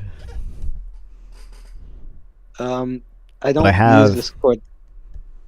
I don't use Discord calls very often. How do I turn up the volume? Are you on your computer? I'm on my phone. I don't know exactly how to do it then. I think if you tap on my name, there should be like a user volume thing, and you can drag it up to 200%. Okay. So what did you say you wanted me to talk about? You were the one talking in chat. I don't know. What do you want to? You were saying something that like you couldn't argue with me about something, but I should hop in your Discord. I just said I'm not going to argue with you through stream chat when I have a Discord, and we can just do this. Okay, but what were we arguing about? A lot of stuff about whether or not we should let refugees into Europe, basically. Well, yeah, I basically believe Muslims and blacks, immigrants, need to be deported. Most of them, not all of them. Well, definitely all Muslims. Why? Because Europe is a white Christian society. What do you mean by is? It is. I mean, you can say it is, but that doesn't mean it always has to be that. Like, there's already a lot of Muslim and black people and people of all in Roma people who live in Europe. Well, like you can Muslims. I think Muslims that are coming, that are leeching on the public property, that are raping the woman, wait. What do you mean? Need to all get the fuck out and deported immediately, and the boats need to be deported. Okay, number one, you have to understand, these are people fleeing war in their home countries. These are people who are risking. Is that Europe's problem? Absolutely, yes. Europe has some obligation to help people when it can. Why do they have an obligation? Because humans have this thing called human rights, that basically mean human rights come from our individual rights. Collectives don't have rights. So every individual has some rights to life, correct? Every individual is entitled to the rights that enable them to pursue their happiness in society, so long as they aren't being a burden on other human beings. Okay. Or destructive. So the UN, my understanding is that the UN requires countries to accept UN refugees. arguments don't matter to me. I want a moral argument. Okay, morally, I think you have a moral obligation to help people when you can. Okay, as long as they're not burdened. That is authoritarian. No, Muslims and other non-white hordes need to be deported. They don't have a right to force them to steal other people's resources. They're not stealing. How are they stealing resources more than a child is stealing a resource? Because they're going in and taking their resources. Yeah, because but a child is also born in Europe, and the future of Europe, and they made a conscious choice to leave and invade, and rape their women and just be absolute nuisances. And they have all these grooming gangs, and they all need to be deported. Almost all of them. Not all non-whites. I think some non-whites should be able to stay, but certainly Muslims. Like, I think if you have like if a black doesn't take welfare and they just want to live peacefully, they don't commit crime. I don't believe in deportation. I'm not. I don't consider myself a groyper. Okay, so number one, they made a conscious choice to flee war. You keep forgetting that part. Okay, but that's not Europe's obligation. That is absolutely Europe's obligation. Number two, can you explain how they're how? Wait, why is it Europe's obligation? Why don't any Arab countries take them? First of all, or black countries. Arab countries Arab countries are also required to take refugees. It's not just Europe. It's all Arab refugees can go to Arab countries or be gone. How about that? Would you be fine with that? It's just easier for these people to go to Europe most of the time. No, because then they're gonna rape. And also the other you act like a ton of Arab countries are war torn. Muslims, on top of being anti-Christian, are Jew haters. Okay, well, all religion tends to hate other religions. I don't know if you're aware of that. No, not just Jews. Can you explain how Muslim immigrants are draining resources any more than a native-born child is? Yeah, but a native-born child lives in Europe. They didn't make a conscious choice to invade. What? Yeah, but they're still draining resources. They're still putting a burden on society, aren't they? They didn't make a conscious choice to invade, so you can't hold them morally culpable for that. Whereas you can't hold somebody that goes in to do these child grooming gangs or be a Hamas supporter or blow up these buildings. You can't hold them accountable. Okay. Does that make sense? Dude, number one, you're acting like all these Muslim people are making a conscious choice to invade Europe. What they're doing is because their country is war-torn or they live in poverty. What else do you call they are literally risking their lives to go raping their woman. What else do you call that? Can you provide me statistics that show Muslims rape more women in Europe? Look up Cologne massacre. I'm sure there are crimes committed by immigrants. Look I up would Cologne never. massacre or look up Cologne rape. I'm sure there are crimes committed by Okay, immigrants. look up Cologne That's- rape and then we can talk. I'm sure there Can are we at least do crimes that? committed by you do immigrants. that? I'm sure there are horrible crimes committed by immigrants. Okay, Did you look up Cologne rape? I can't see your screen. that's meaningless I can't unless see you your can screen. provide me. I'm still streaming, man. Okay, can you just Google it real quick, just once. I mean, I can do it, but like, Then just do it, and then no problems. I'm sure there are crimes committed by immigrants, but what you would have to show me is that immigrants are far, far more likely to commit crimes, so as such that it No, I don't. All outweighs. I have to show is that they are not indigenous and they are raping and invading. Right, but what if they're raping less than the native population? But statistically, Muslims do rape more than other races or Arabs. Okay, rather. can you provide those statistics, man? Well, okay. Statistically, if you're a Christian woman in Europe, you're more likely to be raped than by a Christian or even a Jew. Do you think that priests are more likely to molest children than comparable people? Well, actually, I think teachers might. What about priests? Christian priests? Yeah. Well, I don't know about all Christian priests, but certain churches, yes. Right, but statistically, Christian priests are more likely to molest children, aren't they? How's that relevant? Because you're basing your argument based on who is more likely to rape people. No, I'm making my argument based on, people don't have a right to steal other people's land. Yeah, but they're not. What do you mean stealing? They're not stealing other people's land any more than a child is. No, because a child doesn't choose to be born, or these thugs, these invaders, chose to invade. Okay, again, they chose to flee war-torn countries yes, they and did poverty. choose to flee war. Too bad. That's not their decision to make. It's not their land to take. They don't take land. They can buy land the same way a child, once they grow up, will buy land. But again, for the last time, you can't hold a child morally culpable for most things they do, unless they're like 16. But other than that, basically speaking, a child is for all intents and purposes not morally culpable for like what they do.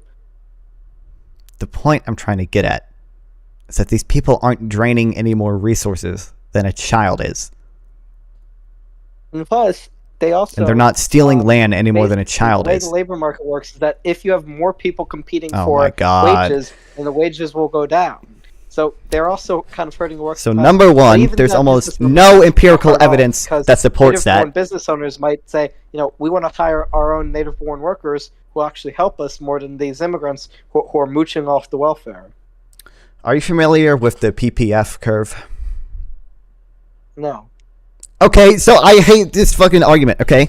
That is the most foundational thing in economics. The first thing that you learn in macroeconomics is about the PPF curve, the production possibilities frontier curve. It's all the things that society can produce, right? And it shows the trade-offs between the things society can produce.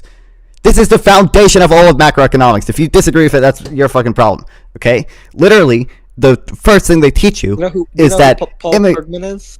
I do know who Paul Krugman is. I'm a big Paul Krugman fan. He's an idiot. This is the type of nonsense. What do you mean? It's not nonsense. We have number one. Yeah, you were promoting faggotry atheism earlier. What about you said atheism? You're an atheist. I am an atheist. Yep. Like, isn't atheism the peak of faggotry? I don't think so. One of the peaks of faggotry. Like, Paul Krugman is like the second biggest faggot, just below atheism and just before Hamas. Can you explain what's wrong with you don't even know what the PPF curve is, and you're just saying it's some Paul Krugman bullshit. Paul Krugman did not come up with the PPF curve. I hate to break it to you. I don't know who did, but... Okay, what the fuck is this PPF curve? Is it some commie nonsense? It's not. It's the foundation of economics. Okay. It just shows all the things that a certain economy can produce. One of the first things that they teach you is that immigration shifts this curve right. Increases in human capital shift this curve right.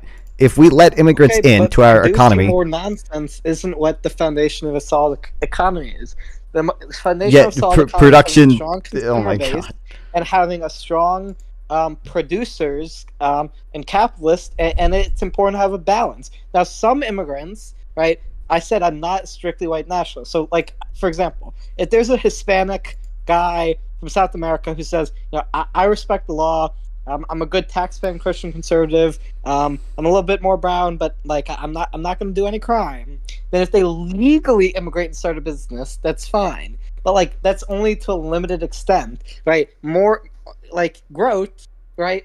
But not mass illegal immigrants who are coming in to mooch and just be a bunch of faggots. True. We should have mass legal immigration. Okay. No. So. Regulated, moderate amount of legal immigration. I think it's a pretty moderate stance. I don't completely agree with Nick Fuentes. Right? I think Nick Fuentes has a lot of views that are faggot-tid. He says a lot of incel stuff, and some of his stuff on race, I think it goes too far. But at the end of the day, it's white Christians are not invading Arab lands and raping their women, and so we need to kick the Muslims out. Hold on a second. I'm pulling something up. By the way, I'm sorry if any of this stuff is TOS, but half of it is honest, a little bit of it is exaggerated for comedic effect. But the bottom line still is the same. That no, we don't need Muslims. We don't need Arabs. We can sustain ourselves, right? We have enough workers and we have enough businesses, right? Now, I disagree. Wait, no, we don't. The U.S. population is aging. Social Security is going to be insolvent in 2024. No, I'm talking about Europe. Europe? Europe's population is also aging. Yeah. You don't have enough children to support the old retired people. And not have Muslims come in. Okay. Jesus. I just don't... You understand, children drain resources more than immigrants do, right? Because it's not about it's about the future. Okay. We don't want a future governed by Sharia, right? We don't want a bunch of stupid faggots. Hey, listen, okay, I'm an atheist. I agree with that. I think all religion should go away, okay? Well, but like any... Well, do you think that Judaism or Christianity are as bad as Islam? It depends in what way. Does Ben Shapiro? You know who Ben Shapiro is? I do know who Ben Shapiro is. Ben Shapiro is a religious Jew. I basically agree with him on almost everything.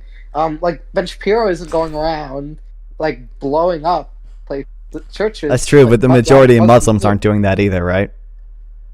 Yeah, especially in America and Europe. Not all non-whites think the same, and that's racist. I would say there are certain interpretations of race realism which are wrong because people are not defined by their genetics. People are defined as individuals, but it's more of a cultural issue than a racial issue, right? It's not that Muslims are brown. That's the problem. The problem is their fundamentalist doctrine and trying to take over other people. That's just not okay, regardless of the skin color of who does it.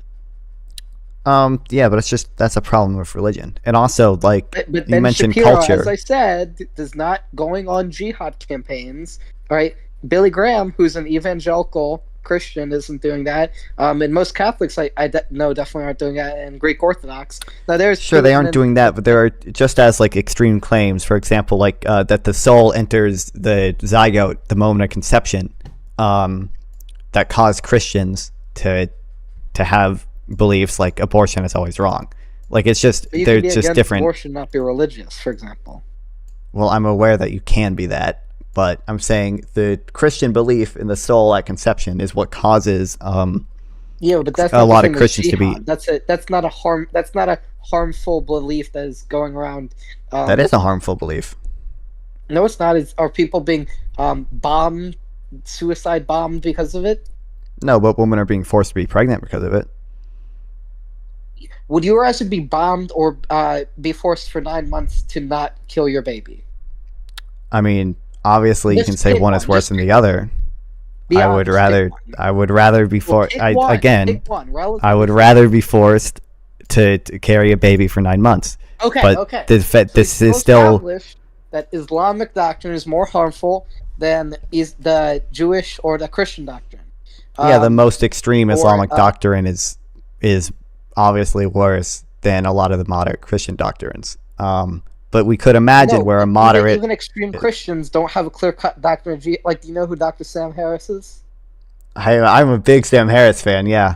I love Sam Harris. I think he's kind of a faggot, but he's smarter than Paul Krugman in a lot of ways. I mean, I disagree with his atheism, but unlike Paul Krugman, he doesn't shill for BLM. He doesn't shill for the radical left. He has some good criticisms of the radical left, and particularly the Muslims, because he recognizes, like, certain Islamic doctrines clearly motivate violence. Now, the atheism is really cocked, but, what can I say? But the bottom line is, even many left-wing people, atheists, say no. We don't want Muslims either. Well, I don't want religion. But so what I was saying earlier, we could imagine a extreme Christian being, or their beliefs causing more harm than like a super moderate Muslim. No, I don't think that not being able to kill your baby for 9 months is the same as being blown up. That's not harm. Of course, again, you're resorting to the most extreme version of jihad, right? But well, read the Quran. In the Quran, it literally spells out like I've read Sam Harris. Yep, I know all the anti-Islam stuff. Yep. Yeah, so like all these bad verses, clearly we can't have that in modern society, and the Arab countries are in being destroyed because of it. It's not Israel's fault, I don't think, and certainly not the Western world's fault. It's what happens when your entire ideology is based on, Muhammad, this warlord pedophile, this weirdo, wrote some shit down 1,000 years ago, and this is how we're going to live our life. That's just not how society should function. True. You also think society should function based on how 1,500 years ago the fucking No, I think society people should wrote stuff function down. based off of what decency says. True. Anyway. Oh, fuck, what was I going to say? Let me ask you this. How do you feel if someone came into your house and said, I'm going to steal your shit? Or I'm going to come in and it's just like you having a kid, even though you consented to having a kid, but you didn't consent to me coming in your house. What's your... Sorry, ask it again? I'm saying, think of the house as Europe, and think about the people who are invading into the house without the owner's consent as Muslims. Okay, but number one, Europe... most European countries are a democracy. They do have consent of at least some of the people. Number two, they are not they are not taking houses any more than a child would be taking a house. They're moving to a society and they're contributing to a society. And they do have to, they have to own land, they have to have shelter, but they're not, but so does a child when they grow up. Like, they're not stealing it any more than a child steals lands when it grows up. You consent to have children or not have children by choosing That's to have sex true. or not have sex. That's you can't true. choose But because you're not by your, Muslims come. you understand. Do you think a child is stealing land when they grow up and become 18 and buy a house? No, because it's the parents' choice to reproduce. But yes, so you can argue you can't hold them morally accountable, but aren't they still stealing land just as much? How are they stealing land? Who are they stealing it from? Well, Muslims aren't stealing the land from anyone either when they come here and buy a home legally. They're taking the land from the native-born European. They are buying land legally from the native-born. There are cultural differences between the white Christian, or even the, we'll say, minority Jewish population and the Muslim, and even the atheist population, the white atheist population and the Muslims. You don't think there's a cultural shock there? You don't think that the laws against rape, for example, aren't as strict in the Arab world? I'm sure there are some cultural differences, but number one, like most rape. immigrants seem to... Why Muslims believe it's okay to rape infidel? Okay, buddy. Most people seem to moderate... Can you provide any statistics that Muslim refugees are raping? Here's a statistic. You want it? I just have to pull it up real quick. You want me to post it in Discord? Sure. I sent you a DM of a debate you should watch. Let me see. Where's the DMs? Destiny. Destiny's kind of faggoted, but he's not the dumbest. Yes, but Destiny and Nick Fuentes, and they're debating this same thing. Well, Nick Fuentes is a racist. That's the problem. That He's is true. Like he has views. He makes moderate. He makes Ben Shapiro. He makes Steven Crowder. He makes Jordan Peterson, who are actually intelligent, right, look bad. And that's the problem.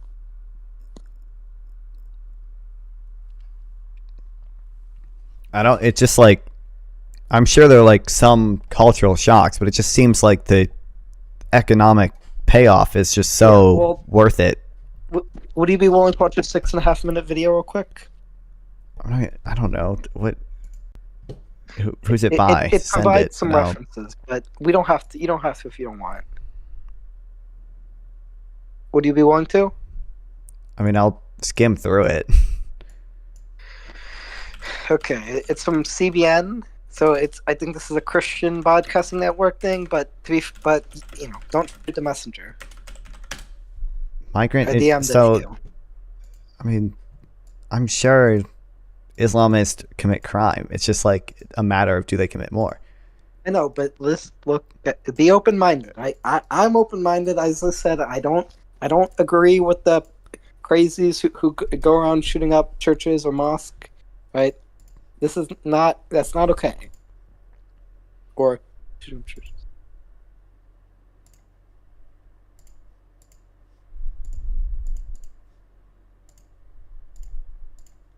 So what's this you sent me?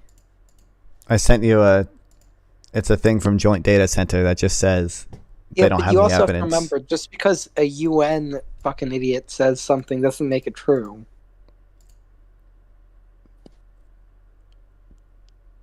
True, but generally we like to look at data when we examine if things are true. This is data.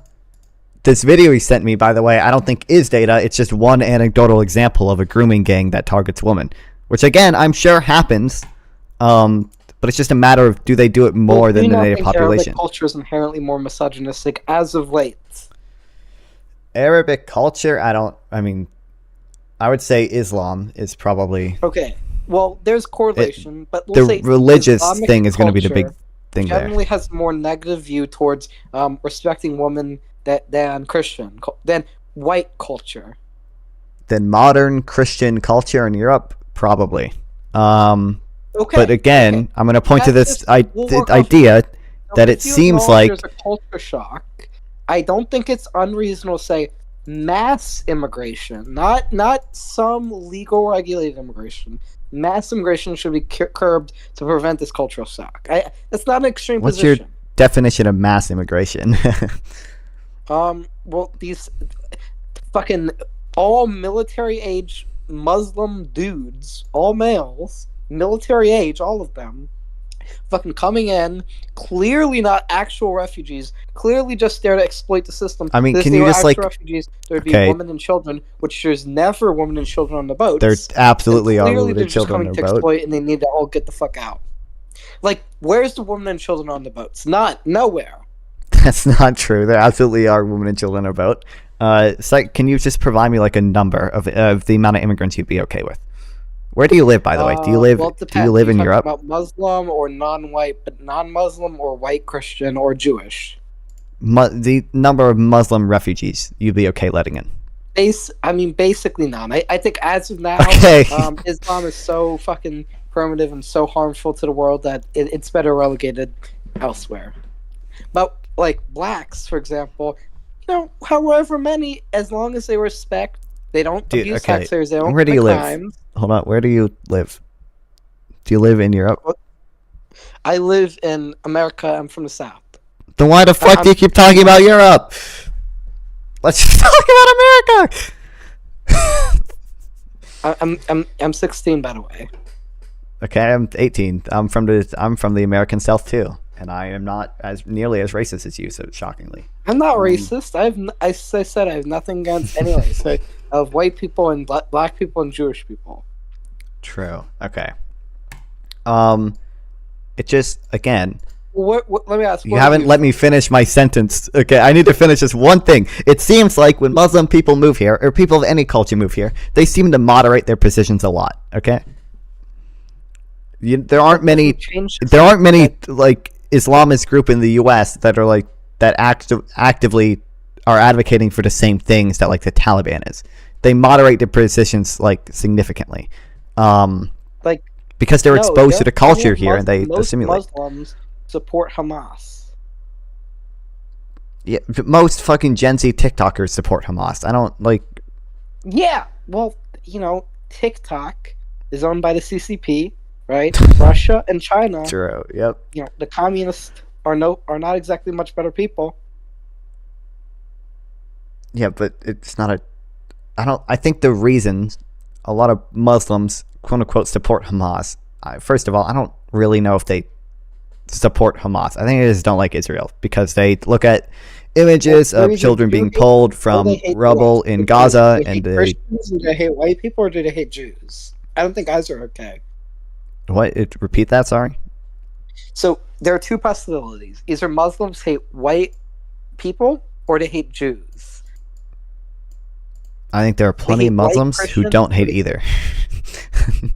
I can't think of name me one Muslim who isn't either an anti-white or anti-Jew. One of my teachers, Mr. Gilbert, he's a Shia Muslim. He's very left-wing and not racist. Left-wing, yeah, that often correlates with anti-white hate or anti-Jew hate in some cases, depending on what type of left-wing, like Haas or the Jackson Hinkle stupid fucking, Jackson Hinkle. Yeah, he's just like Jackson Hinkle. Well, no, like left-wing often correlates with white hate, at least far left. I can assure you, he does not hate white people. He himself is white. How can he be white and Muslim? Because he, when he went to college, I think he went through a bunch of Muslim countries and converted. Okay, that doesn't make much sense, but okay. But either way, Muslims don't like transsexuals or homosexuals, and I don't either. But I was about to say, don't resort to that one when you told me people shouldn't have gay marriage. That's another harmful belief that that's a. Let me ask you this: do you believe in transsexuals? I do believe in transsexuals. Yes. Well, not just. Sorry. Do you believe transsexual ideology is correct? I don't know what you mean by transsexual ideology. I think there are some people born with a gender identity. Male is somehow a woman, or a transsexual female is a man, or something like that. I think some people are born and the gender in their brain aligns with the opposite sex, and it makes sense to try to make the body match what the brain says. Muslims don't believe in that. Number one. That's not. I don't even think that's true. I know for a fact Iran does gender affirming surgery to people. No, I'm serious. I'm aware. There are many interpretations of the Quranic verse, just like there are of the biblical or Talmudic, whatever, or the ultra-Orthodox verses that say whatever, man is created or man should not put on a woman's garment. I'm pretty sure those verses exist in the Quran too, or something like that. True. So again, you're resorting to. You don't think Muslims are homophobes? Is basically what you're saying. I don't think all Muslims are homophobes. I think there's probably definitely they're more homophobic than you as a so-called leftist would like. I'm not a leftist, but I don't. On the whole, even Christians are more homophobic and transphobic than I would like. Well, that's base, but I get why are you trying to point to this idea that like Muslim ideology is doing harm when your ideology is doing the exact same harm? I never said Islamic homophobia is doing harm. You probably would say that. What? You're trying to prove to me that their ideology is harmful. Is that not what you're trying to do right now? No, I'm trying to show you that under your ideology of transsexuals or gays, that isn't approved by Islam, is what I'm saying. It is not approved by all Islam. Yes, true. So why don't liberals and Orthodox Jews and evangelical Christians, if you guys why don't you atheists hate Muslims too? I hate bad ideas. I don't hate people. But don't Muslims have those homophobic ideas? Yeah, a lot of Muslims do have those bad ideas, and I criticize those bad ideas. Like I said, I read this from Sam Harris. I know I know that all the stuff about Islam that he says. I agree with most of it. I think on the whole, right now, Islam seems... I think I literally agree with you earlier. Right now, Islam seems to spread more bad ideas than Christianity does. But I think in large part, that's just because Christianity has developed a lot more. No, I don't like homophobia. I'm not talking about just the homophobia, transphobia. There are many aspects of Islam that you can say cause harm. And as a point of contention is like Christians don't have Sharia courts. Muslims do, right? Muslims want courts which are governed by stupid Quranic law, right? There aren't courts of Talmudic law being set up. Okay, I don't... What's your point? Like, so if Christians I can agree if you and Jews don't have courts of either, we'll say Catholic canon law or evangelical law, and Jews, I guess what, the Talmudic law or whatever, they don't have those courts, right? And they're not trying to impose their religious will on others, and Muslims are. You have to be a little more specific. There are absolutely Christians and Jews who will try to impose their religious beliefs on others. Maybe not as much as that pork is haram and that you can't drink alcohol, for example. Like, they have counties in Europe where they don't even sell alcohol because these fucking idiotic Muslims who believe in this crazy shit say, no, you can't drink alcohol. And yes, yeah, and there are entire fucking states where abortion is banned because a bunch of idiotic evangelical Christians think that a zygote has a soul. There are good secular ethical reasons about wanting to preserve, for example, a high enough birth rate to continue and not be replaced as a society to be against abortion, whereas there's no secular reason to be completely against alcohol. There are absolutely secular reasons to be against alcohol. Against alcohol abuse, but not to ban it completely. At least not in my opinion. We ban like cocaine completely. We ban a lot of drugs completely. Marijuana was banned completely in a lot of places. Yeah, but like those were banned a lot of times for secular reasons, right? These were So there are secular... You could be for an alcohol ban for secular reasons. May I ask just a quick question about your background? Where are you from? From North Carolina. So I'm from. I was born in New Orleans. I'm right now in Mississippi. I'm trying to figure out my place, but the problem is I don't want to see white Christian Europeans replaced by Muslims by force. But it's not... What do you mean by force? Or Jews, for that matter, right? The Holocaust was bad because it was trying to kill off people's heritage. But what do you think Europeans being killed off by Muslims, right? It's the same thing. It's both bad. It's bad to kill human beings for the race. It's bad to kill Jews or Western white Christians for it. And Muslims don't get to take over Europe in the same way Hitler and Nazis didn't get to annex Poland or put the Jews in Auschwitz, right? You don't have that right of the racial dominion. Okay. So you think it's bad to kill people? There are dominionists, Arabic, pan-Arab nationalists. Like, it's a problem. Like, they believe Arabs, the Arab world, essentially, should take over. We want Islam. We don't want democracy. Or we want Islam. We don't want capitalism. Right? That's not acceptable.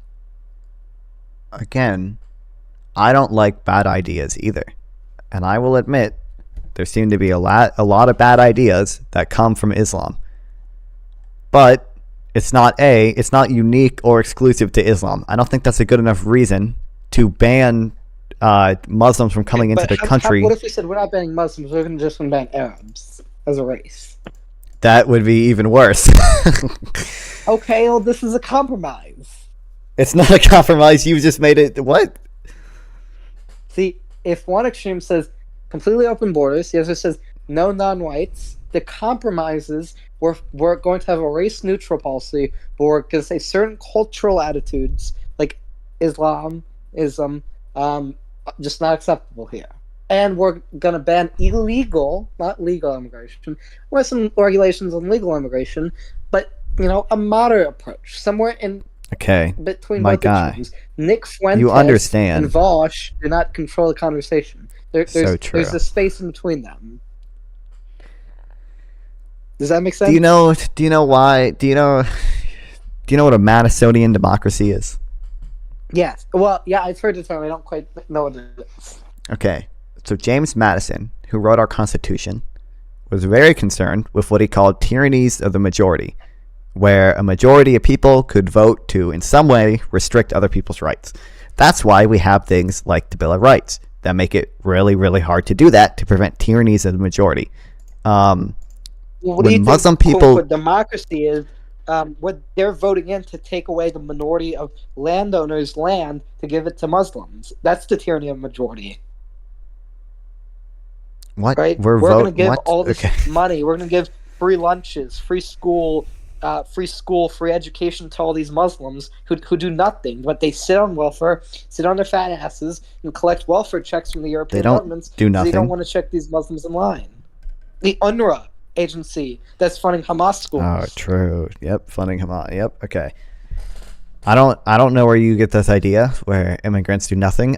You're from America. Immigrants, specifically the Muslim ones in Europe. Oh, Muslim immigrants. Hispanic immigrants in America are productive, generally speaking. Not all, but mostly.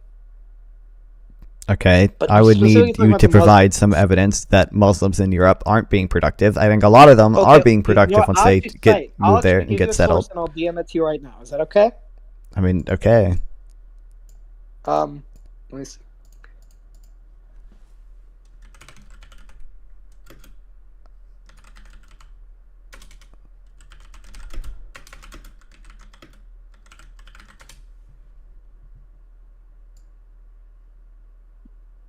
Here you go. Let me see. So in Europe, about 94% of non-Muslims are employed, while the employment rate for Muslims is only 82%. So it's like a 12% difference. But 82% of Muslims are still working. It's still 12% less. I'll tell you what, Investors at Politics editor is the pernicious myth of the oppressed European Muslim. The pernicious myth, investors. I DM'd it to you. But yeah, I mean, the Arab world is just in shambles. Like, go to any Arab country, start a business, right? They even ban usury, which there are, interest is sometimes needed to raise capital to start a business, for example. Okay, I don't why. Why do you think I would defend that? I understand criticisms of it, but you need capital to raise businesses, and sometimes that needs to have someone that loans money to get that capital starting up. It needs to have an incentive, and that's why interest rates exist. And Muslims don't even believe interest, which is so antithetical to how the modern capitalist system works. So Amish people ban gambling, and they ban interest too, and they ban Social Security. I don't like that idea. I don't like religious doctrine. I don't like dogma. I don't like this stuff. I don't understand what your fucking argument is. I can agree with you on half of these things. Muslims, just their ideology, when taken on a societal level, is harmful, so we need to limit the population of Muslims. I don't think we need to limit the population of Muslims. We have to limit we have to have mechanisms in place that make tyrannies of the majority hard, which we already have. Let me ask, do white people have a right to exist? I mean, yeah, but Muslims moving to Europe doesn't remove their right to exist. By and large, Arab and not white, invading Europe, not antithetical to white interests. They're not. They are fleeing war and poverty. It is not antithetical. No, a Muslim moving to Europe does not remove a white person's right to exist at all. No, because there would be more Muslims and less white people. The white people aren't disappearing. They're still there. They're just a smaller proportion. Right?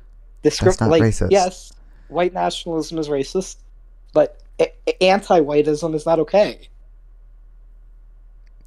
What do you mean anti-whiteism? I don't think people moving to a country is anti-white. If Muslims are mass immigrating, taking the white taxpayers' money, that's what else do you call that? They're breeding like dogs. We're breeding like the dogs they are. Maybe that's a little bit racist, but That's not okay. So, number one, I'm almost certain that they don't take more taxpayer money in the long run than native-born Why do people you do. think there are so much white nationalists? Because they see how entitled so many in the non-white cultures, but I really think it's mostly just a Muslim thing. Maybe Black Americans have some issues, but Black Americans are not invaders, right? They were born here; they are good Americans. But Muslims, they weren't born in Europe. And did you even read the article I sent? I started skimming through it. I don't know. I didn't. We started talking. Not having a job is a conscious decision.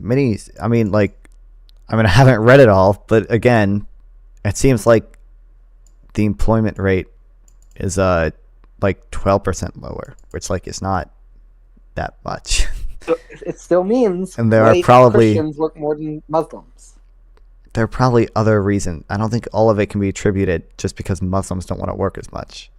No, but if they as a race are failing, they can go. I literally don't believe these numbers. They don't have a source for these numbers. Well, it's on investors.com. Yeah, there's no way investors.com would lie ever. Well,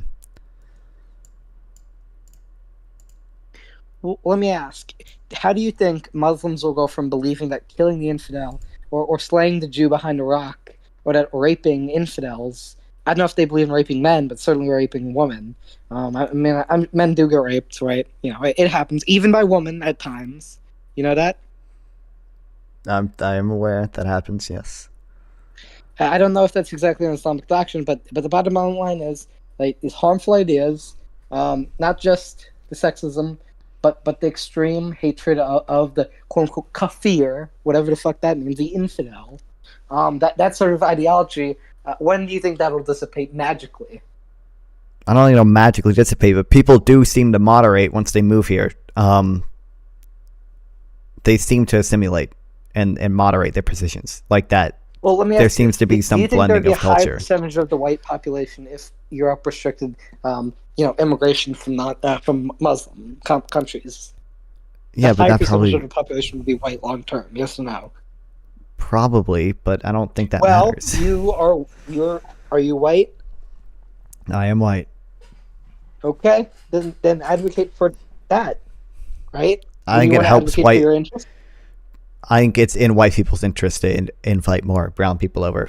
For example, in the U.S., Social Security right now is going to have to reduce benefits, I think, in 2034 because there aren't enough young people to pay for the aging population. Immigration helps it a lot. It's in my interest that Mexicans come over here and work and pay into Social Security so that I can retire.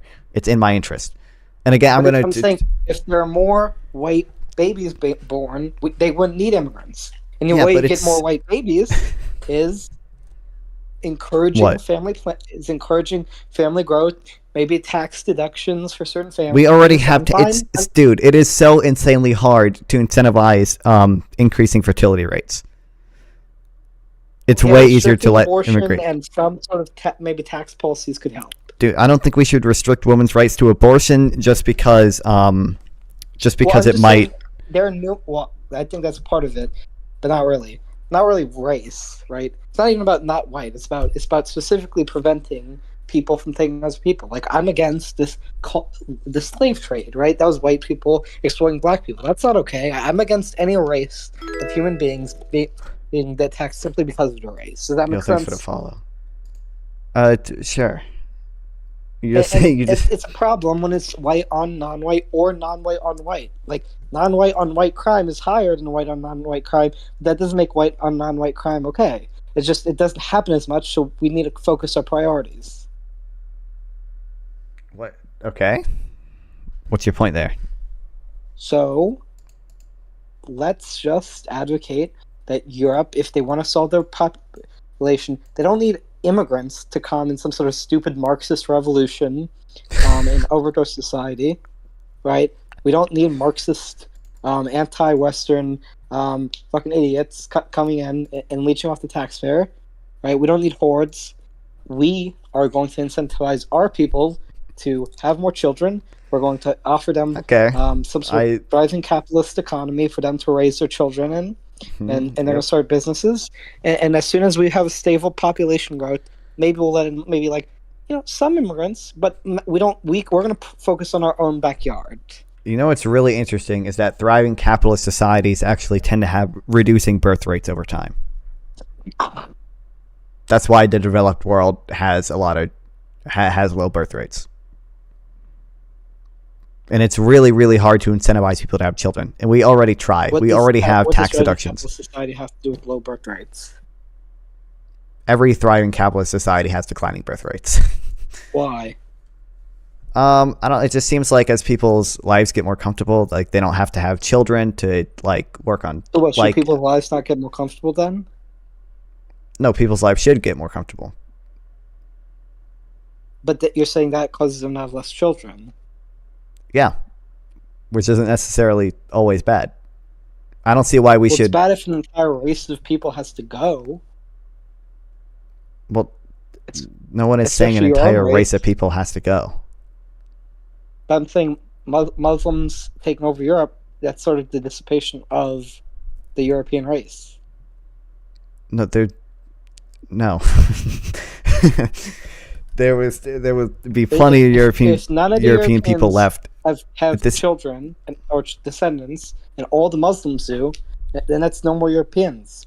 That's not acceptable. So as Muslims move over to Europe and also begin to develop, their birth rates also start to decline. People living in developed societies. What causes some people to say there's like effectively a white genocide going on. Now that might be tough to say, and I don't agree with that. Right? I don't think that we're in that stage yet. But it's what causes this anxiety to begin with is the types of shit that Muslims do. Right? So I'm saying if you don't want racists to win, try not to spit in the face of white people. Because that only empowers the actual white racist. Does that make sense? True. Okay. I just don't... When you say... I don't think...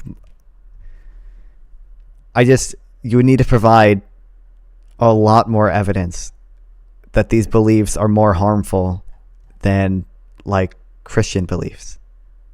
Like I just don't see that. It's just the bottom line is Christians are not going in and taking over countries that are not theirs.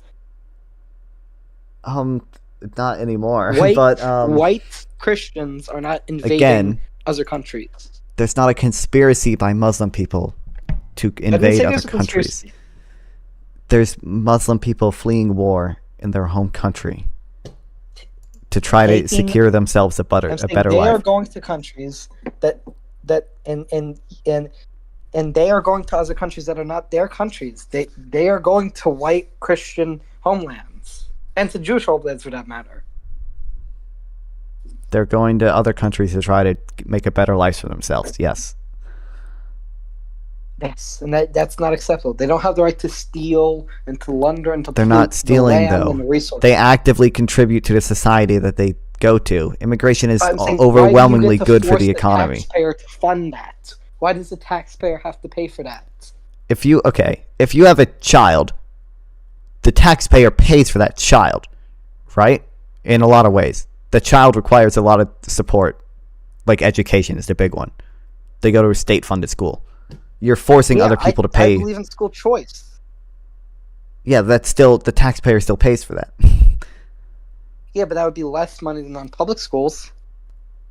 Okay, but the taxpayer still pays for that. Like I don't understand. The bottom line is that white working class family down the street that gets that money is your people. What do you mean your people? Your race, your religion, and your culture, and your ethnicity. I just don't think the race matters. I just don't I don't consider someone quote unquote my person just because they're the same race as me. It seems like because I just don't think I don't either. I think if it's more of a cultural thing than a racial thing, but why not? I don't think it's race because I believe we're all created in the image of God, right? It says so in both the Bible and the Torah. In Genesis, I believe it says like man created man and woman in his image. I believe, all races of people are important. I believe we should cut taxes and lower most government social programs, but we should have some programs like funding border walls, or funding school choice, or funding VA to protect our people and our nationality, not necessarily our race. But it's clear the national civic value of predominantly Western countries, particularly America and Europe, is incompatible with the values of the Arabic world and the Islamic world. And as a matter of culture, there's not enough unity there to expect us, in the broader sense of the West, to accommodate that. In the same way, for example, I don't believe we should give all the land the Ukrainians have to Russia just because there's some ethnic Russians there.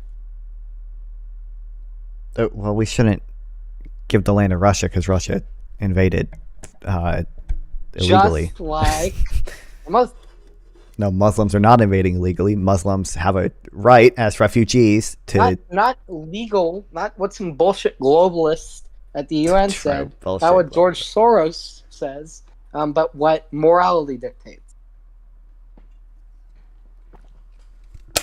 Okay, morally... I think morally speaking, I think if they're... I think anyone with the moral conscience is against the rape and the slaughter of Europeans. I am also against the rape and slaughter of Europeans. Yep, okay. So, morally, I think people in Europe's lives get better when immigrants are let in, and I think those immigrants' lives get better when they are let in. You should force them to take them and give them their taxpayer money that they worked for to these foreigners against their will by the force of God. That's monstrous. Dude, my man, we've been over this. Children also receive taxpayer money, but okay? Children are not culpable for moving to an area. I understand you can't hold them morally accountable. That's not a choice I can make. What choice does a child have? They don't have choice.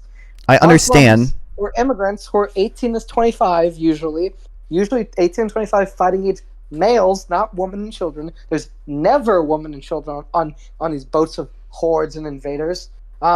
They chose to move. They could stay in our country and work to make it better. Dude, they could start a business in their own country. Your argument is that Muslims, when they come over, are stealing resources.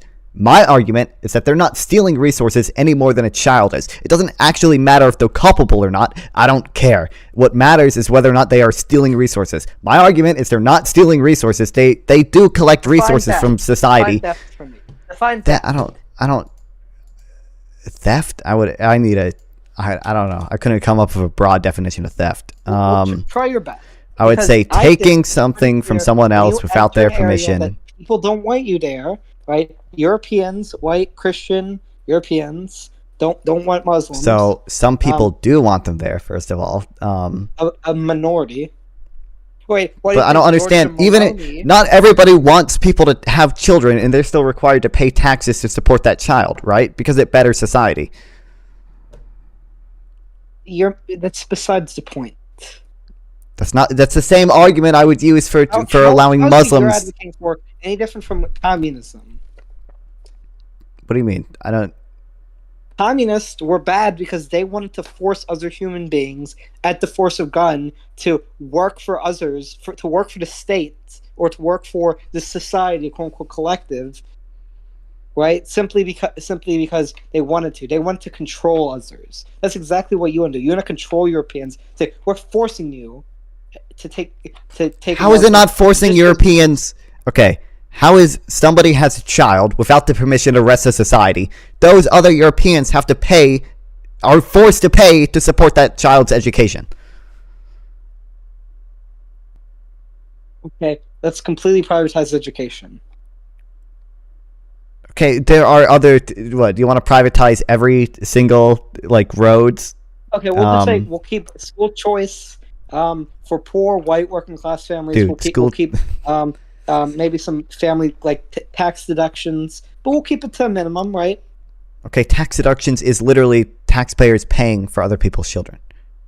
But the bottom line is, I mean, what can I say? How do you not think there's a government overreach that's not acceptable? Yeah, there's some government overreach which is unacceptable. I wouldn't deny that. I Yeah. personally believe that forcing Europeans to pay for Muslims who chose to come there is an example of overreach. I think they have a right to exclude Muslims at their will, and I think this is why Giorgia Meloni and in Poland they're very anti-Muslim immigrant. Maybe kind of Rishi Sunak, not completely. There's a strong stop the boats campaign, not high enough. I think it's Northern Europeans are also saying this, and in Germany with the AfD, right? Have you heard of the AfD? No, I have, yeah. I do think you're starting to see a rise amongst the West about the threat of this genocidal immigration policies. But you know who Lauren Southern is? I do know who Lauren Southern is. Yep, I'm familiar. She's also with doing good our coverage great about this replacement stuff, too. bullshit. Yep. I mean, that Destiny guy you linked earlier, he actually is friends with Lauren Southern. I'm aware of the whole arc. Yep, I know. And he's buddy with Nick Fuentes too. Yeah, crazy. Well, are you a fan of Destiny? I am a fan of Destiny. I do like Destiny. Or are you a fan of Lauren Southern? I'm not a fan of Lauren Southern. Well, why not? She does great reporting about these migrants coming in, and other issues too, for that matter. That much the about Canadian Lauren Southern. Freedom Convoy and other issues. I think she's pretty solid. Anti-feminism. She has some views I disagree with, though. But I don't know if there's actually any views I disagree with her on. I definitely disagree with Nick Fuentes on praising Putin or saying America's satanic, run by Jews, or that blacks need to get out. That's just not how civilized men act.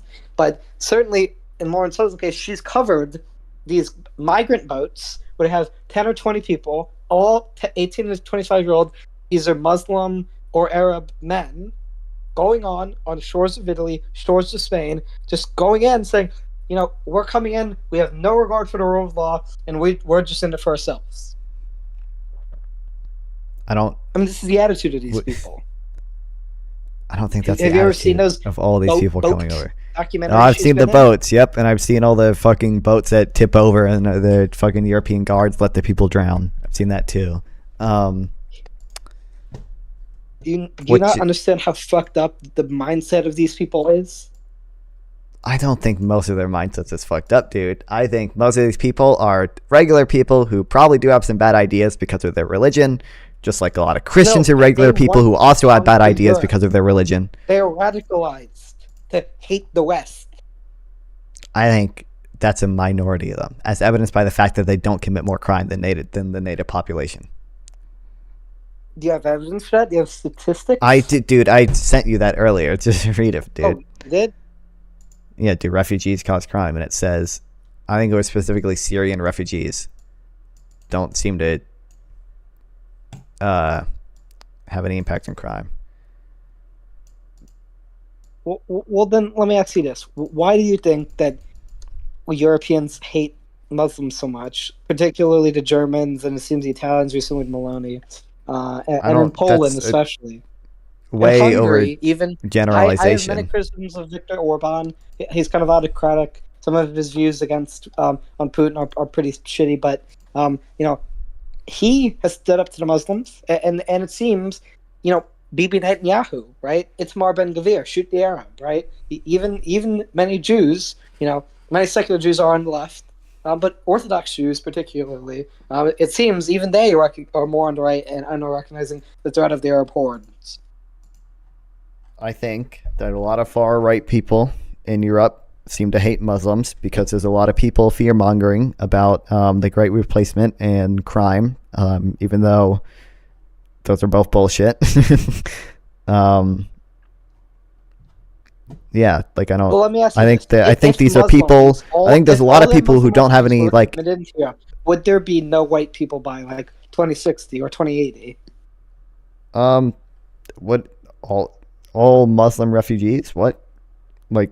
Say Europe decided we're going to accept almost all the Muslims, not all. We'll say the majority of the Muslim refugees. Do you not think by say 2080 there's going to be no more white Christian people because I it don't took in so think many there is. Muslims? No, I don't think there'd be no more white Christian people. Then where would they all go if all the babies are Muslims? Not Where would but all the white Christians go? the white Christian people would still be having babies, even if less. Even if, as a percentage of population, they got smaller. Well, if you admit white Christians are having babies, then why do they need Muslims? They're having Because babies if they at a already have slower enough rate, though. babies to sustain their I economy, didn't say they had enough. They they don't have enough to sustain the economy. They have enough to literally not go extinct. But like I don't like white people are not going to disappear just because you let Muslims in. They're even if they will shrink as a percentage of the population, which is racist. I don't think. How is that racist? It's Demographics basically changing is not racist in and of itself. Was that? Demographics changing is not racist in and of itself. But then, if it's targeted only at white Christians, then what do you call that? But it's not targeted only at white Christians. Well, then what? What do you mean targeted? What other race of people is being expected to have their homelands given up? Wait, okay. What do you mean targeted? Like, what other race of people? Well, okay, we'll say white Europeans and Jews, because to be fair, Hamas they are Jew haters too.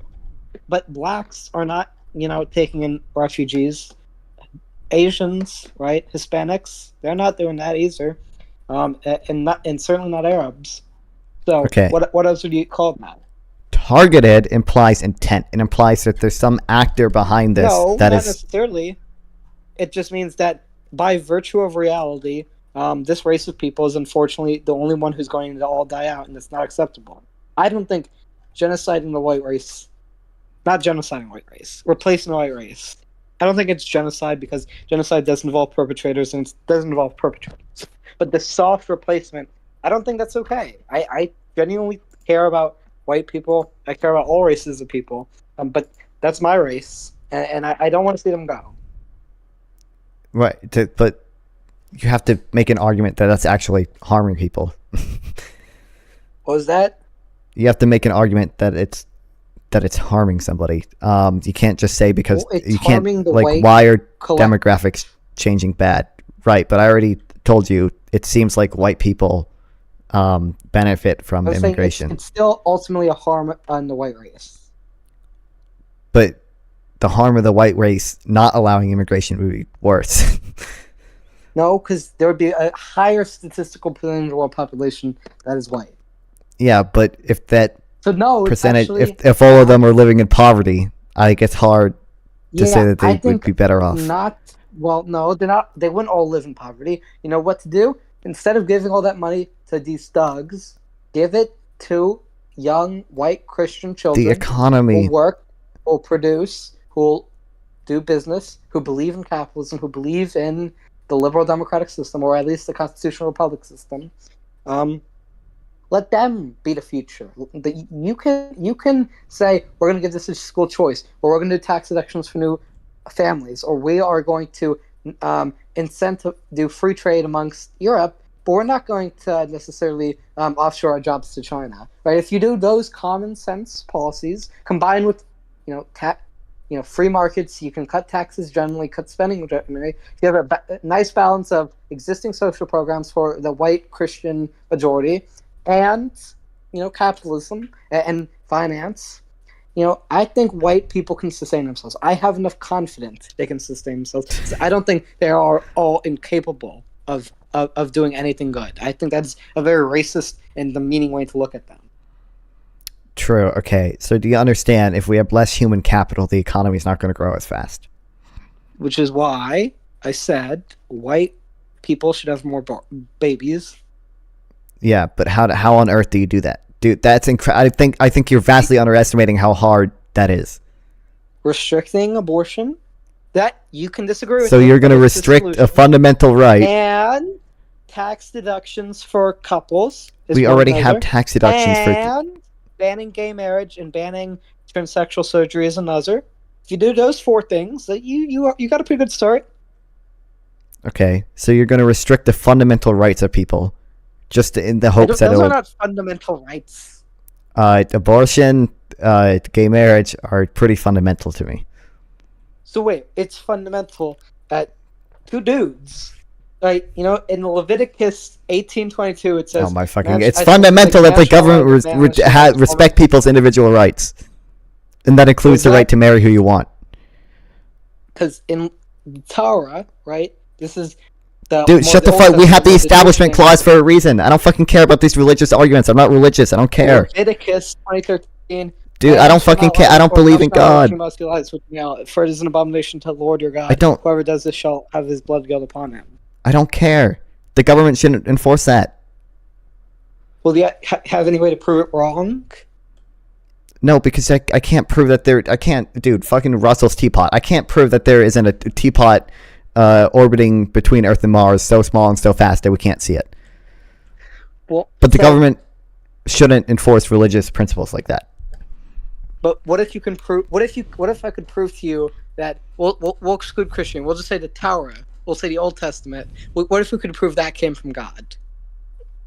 How would do it, man? If I do could it. wait, just Fucking- I'm asking a hypothetical question. If you could prove God gave the Old Testament at least, would you be willing to change your mind and be willing to ban gay marriage? If you could prove God Himself wrote it.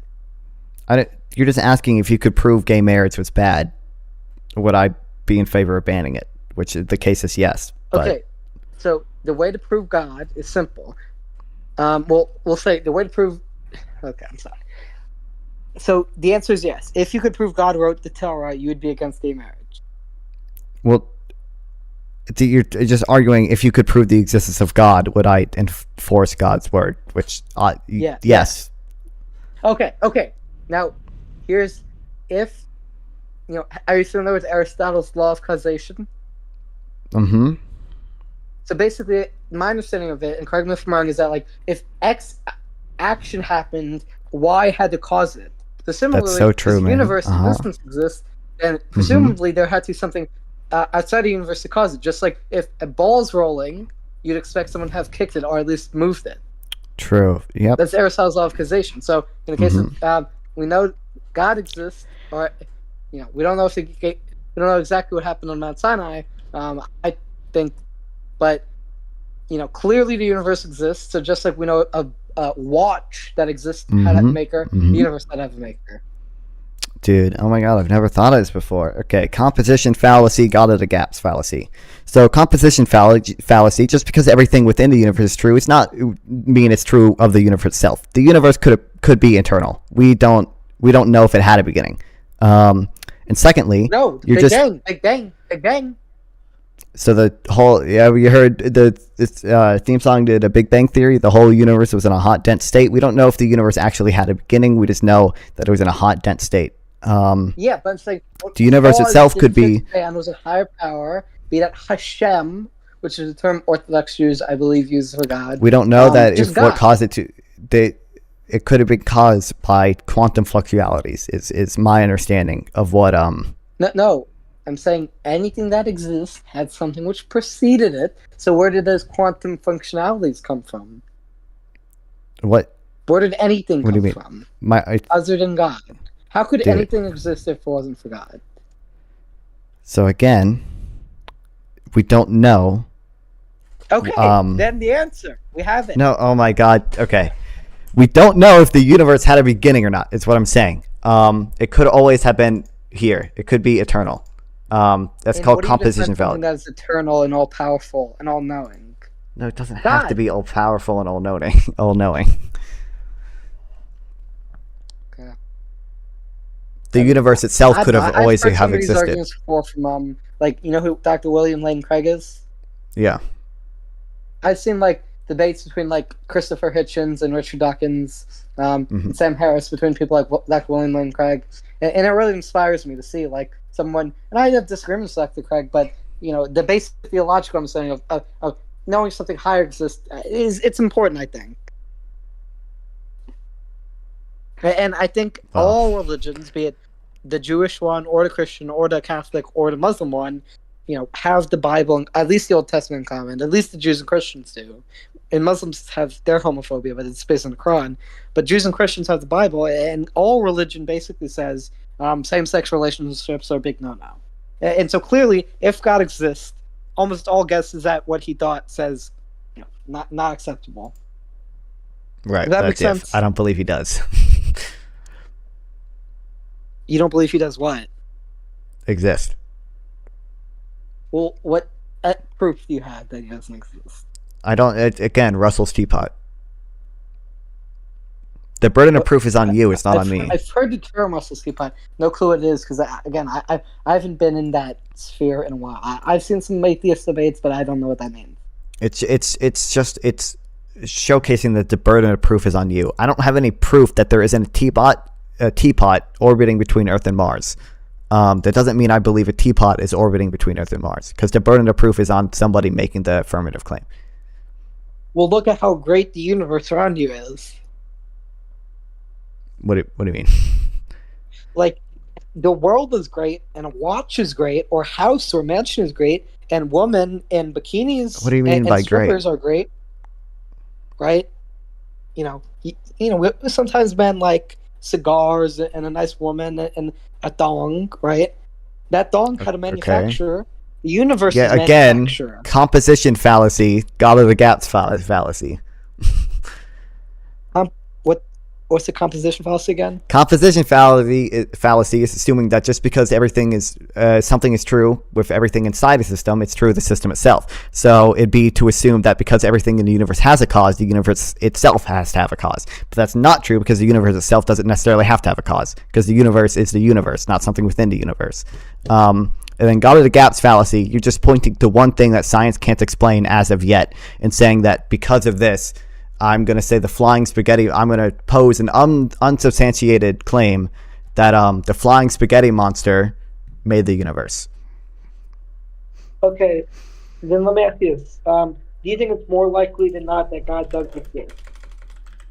I am as confident God doesn't exist as I am confident that fairies don't exist, or that Russell's teapot doesn't exist. Why are you as confident? Because I think the evidence for both is equally bad. Well, so are you familiar with Dr. Jordan Peterson? Yes, I hate everything he says on religion. There are some things I think he's fine on.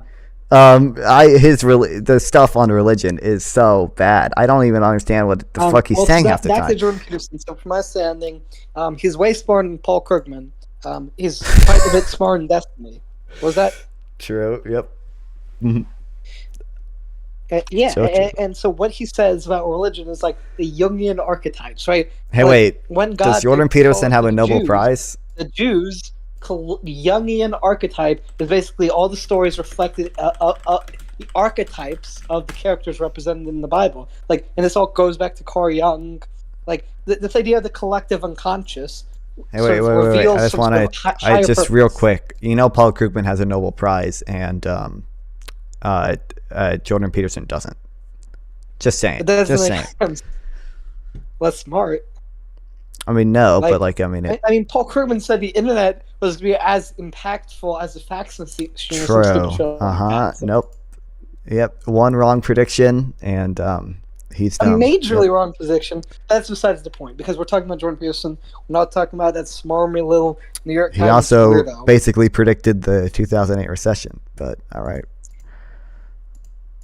But whatever. But the point is, and if you want a good Jew, look at Ben Shapiro, right? He's pro-American. He's against the wokeness. He's against the nonsense, and he's Yep. Jewish. Mm-hmm. So it's nothing against any races of people, but Jordan Peterson, like, have you heard his stuff on the Jungian archetypes of God? No. You haven't heard. What have you heard him say about religion? I've heard him say a bunch of nonsense while talking to Sam Harris. I don't like. He'll say, "Oh, science makes metaphysical claims, and metaphysical claims are all actually religious claims." Metaphysical claims are, in a sense, religious. I don't. When you say religious, But agree with that. have you heard of Søren Kierkegaard? No.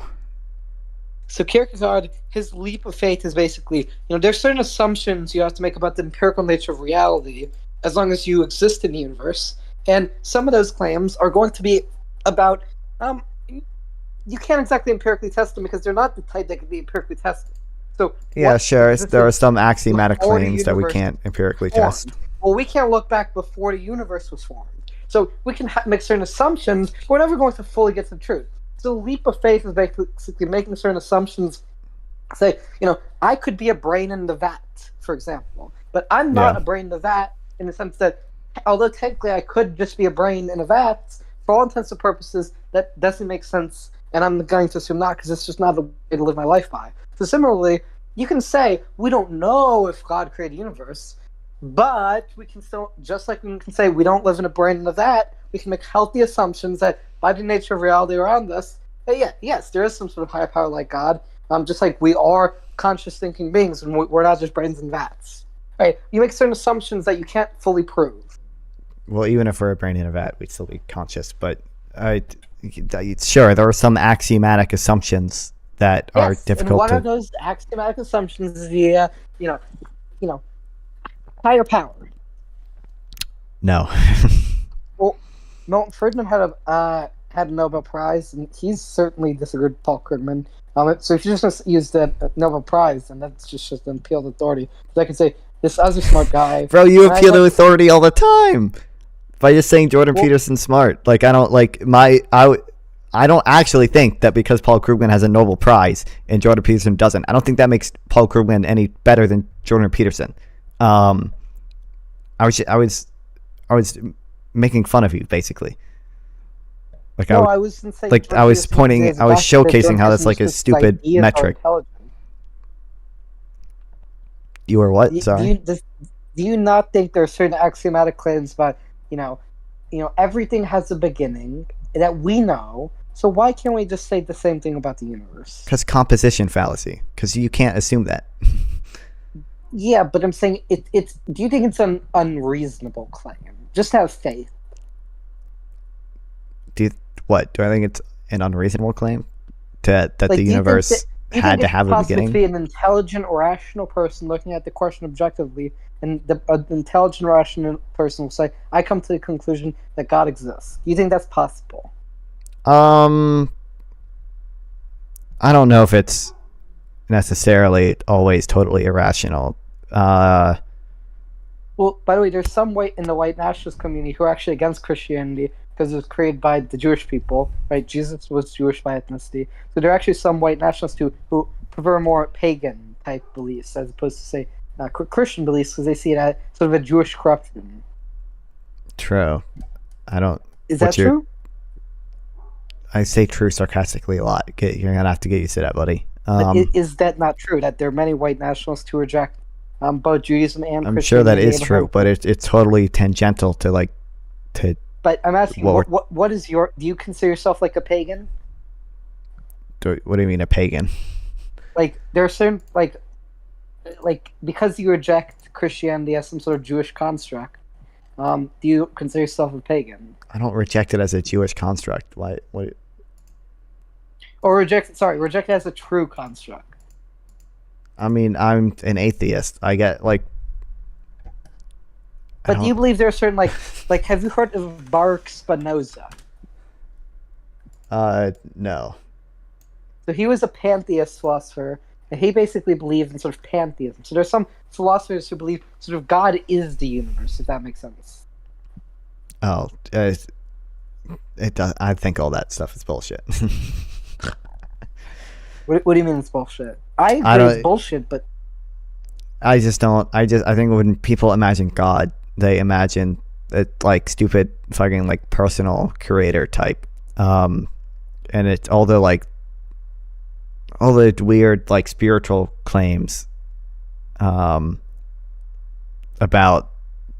the universe or the good of the people being God just don't make sense to me. I see.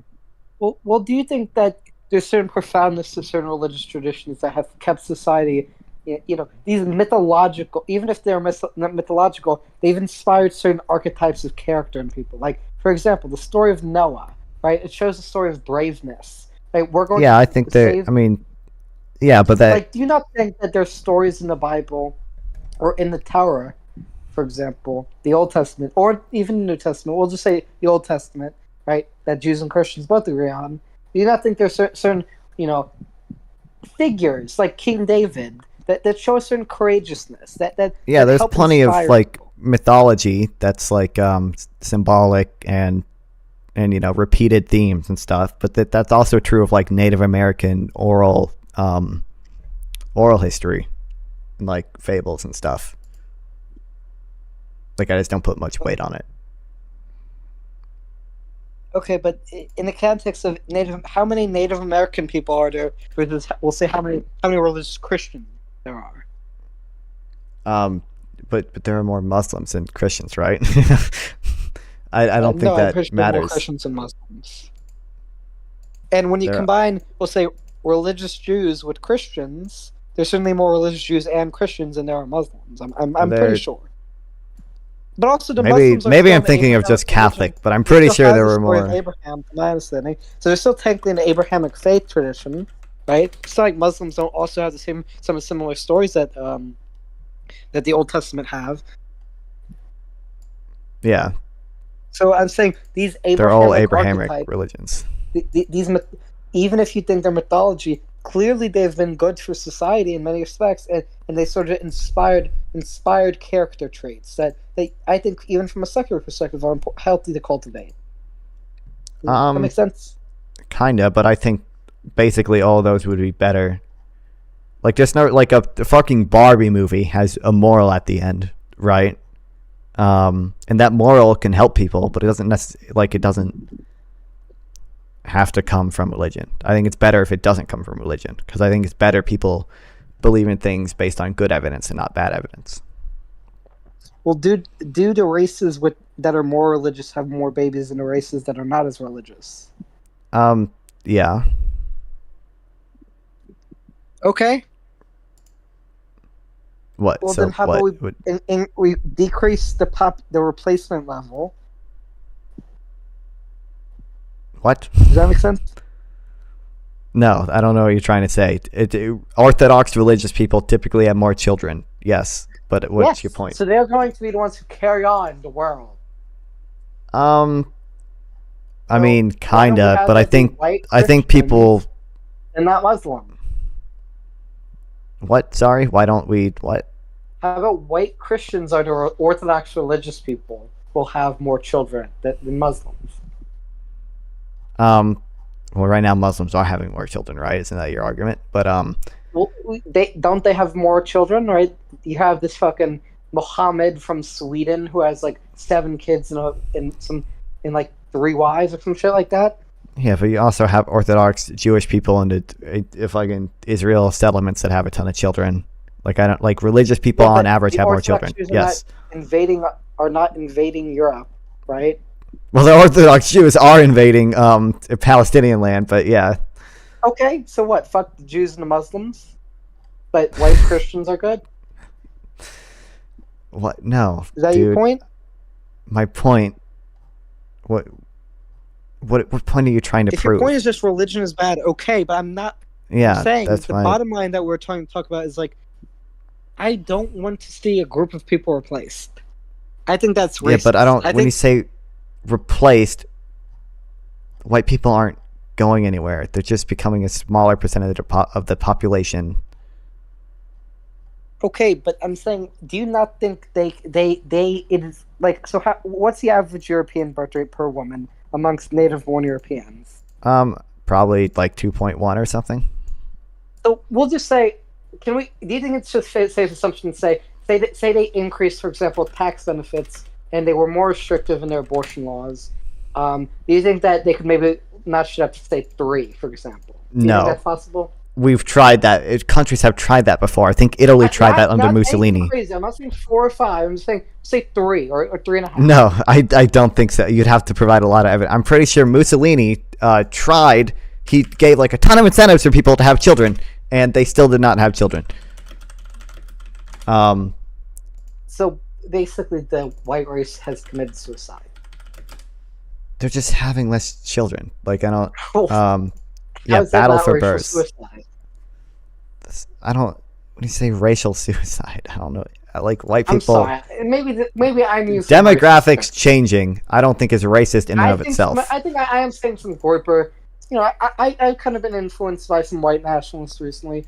But I really don't think I would go to that extreme. Like, I think the idea of like having too much pride in your race does exist. Like I understand that, you know, why white people want to have pride, but on the other hand, I also think, like, you know, using terms like racial suicide can be kind of shocking, right? Especially to normal people, to non-people in that sphere.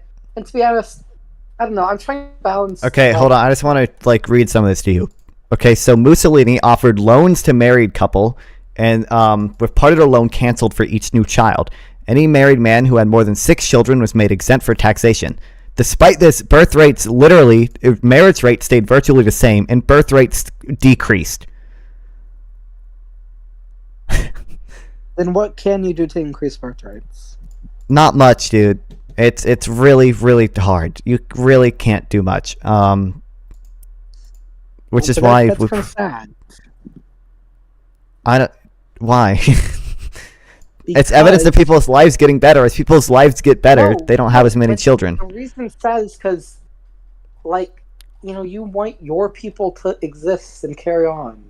What the fuck is? I don't see. Okay, if I have a white neighbor and an Arab neighbor, I don't view the white person as my people any more than I view the Muslim neighbor as my people just because of their race.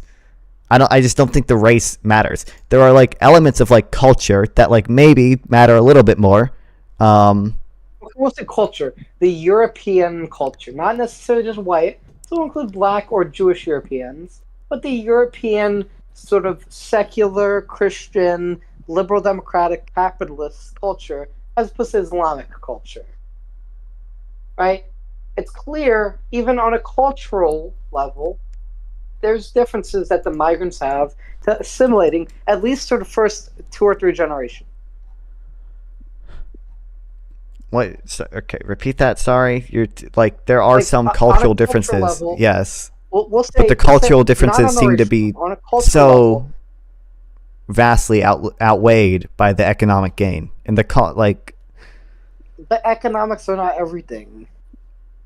Of course, they're not everything, but the like cultural differences, which seem to decrease over time, just simply do not. Are you familiar with this guy named Tucker Carlson? I am familiar with Tucker Carlson. Yeah. What was that? I am familiar. I'm aware. Well, Tucker has actually said a lot of this stuff about, not all of it, some of this stuff. I had disagreements with him. I think it takes on Russia and on Russia, Ukraine. Like he's interviewed Putin and like, nah, you probably shouldn't do that. But like on immigration, he has a lot of stuff that is sort of similar to what I'm saying. Not exactly, but sort of this similar themes of like, you know, we need to focus on our own people. And like how do you watch some of Tucker's segments where he talks about this stuff? Because he provides all the data, and it seems that there are a lot of reasons to say, you know, why we need not fewer immigrants. What do you mean? What data? I've already shown they don't commit more crime. Like they seem to help the economy. I don't understand. I've already shown it's really hard to incentivize births, and I don't even know like. I've seen multiple Tucker Carlson segments before. Yeah. Have you seen anyone on immigration? Not for. I'm not gonna remember, but I'm pretty sure I've seen some Instagram reels of some of his fucking great replacement bullshit. Yeah. What do you mean great replacement bullshit? I mean Tucker Carlson literally supports the great replacement theory. What's that again? I've heard of it, and it's coming to mind. Like it's something about it's a thing that the white population is being intentionally decreased, basically. The original theory states that with the complicity of cooperation, of replacement at least, The ethnic French and white European populations at large are being demographically and culturally replaced by non-white people, especially from Muslim-majority countries, through mass migration, demographic growth, and a drop in birth rates of Europeans. Yeah, like, the problem is that is kind of conspiratorial. Like, saying it's intentional. No, it could just be stupid policy. Sometimes bad things happen because, people, have you ever heard the expression, the road to hell is paved with good intentions? Yeah. It's perfectly possible that people who are, supportive of immigration, they're not doing it because they want to do anything, but it's clear it's causing some problems for Europeans. And it's clear it's causing some problems, even amongst non-Europeans. Like, there are some black Christians, for example, who might not be particularly fond that so many mosques are setting up, where the next mosque might shoot up a black church, right? And these are not white Christian nationalists. They're different ethnicity, or Jewish people for that matter, right? Look at how Hamas treats, Jewish women. They've raped them, right? And yeah. That's not. It's not Muslims versus white people. It's just Islamist culture versus other cultures in Europe. The liberal democratic and Christian majority, liberal democratic not in the sense of politically liberal, but in the sense of a free society, and a predominantly capitalistic society, that's just not compatible with how sort of Muslim communities, which have large families, and it's just with like the most extreme segregate forms of like Islam, which is a like problem. Like radicalized Muslims is a problem. That's bad, but there most are a Muslim lot of communities in Europe, for example, don't want to live around non-Muslim neighbors. There's entire neighborhoods that are entirely Pakistani or entirely Yemeni. yeah, right? and when and go to New York and there's entire like neighborhoods that are Korean or Irish, because 100 years ago people would move to the US and they would literally live in their own communities. Like New York had like an Irish part of town and a Korean part of town, and later these people started to assimilate. Koreans are not religious ideologies that have dominionist theologies like Islam does. Okay, the point is that these people tend to assimilate over time and they tend to moderate. It seems like that happens. Well, for the first at least 2 to 3 generations, I imagine they still have misogynistic and anti apostate laws, for example. At and least like all of this, maybe by like the 3rd generation, I'm just gonna view all of this as like a problem of religion, and it's like we should just solve it by trying to get rid of religion. We don't solve it by restricting women's rights, restricting gay people's rights. Yeah. No, but first of all, you're saying it's restrict women's rights or gay people's rights, right? You don't have a right to murder your baby, right? Nobody has that right. Right. Well, I don't think it's murder is the thing, because I don't believe in a still at conception. But it's a human being. Human being? I mean, it's a human and it's technically alive, but like a person in a coma, a brain dead person is a human being, right? Yeah, and you shouldn't be able to kill a dead person if in 12 months you can resuscitate them. Yeah, right, but they're not. Brain dead people don't come back. Yeah, but I'm saying fetuses will.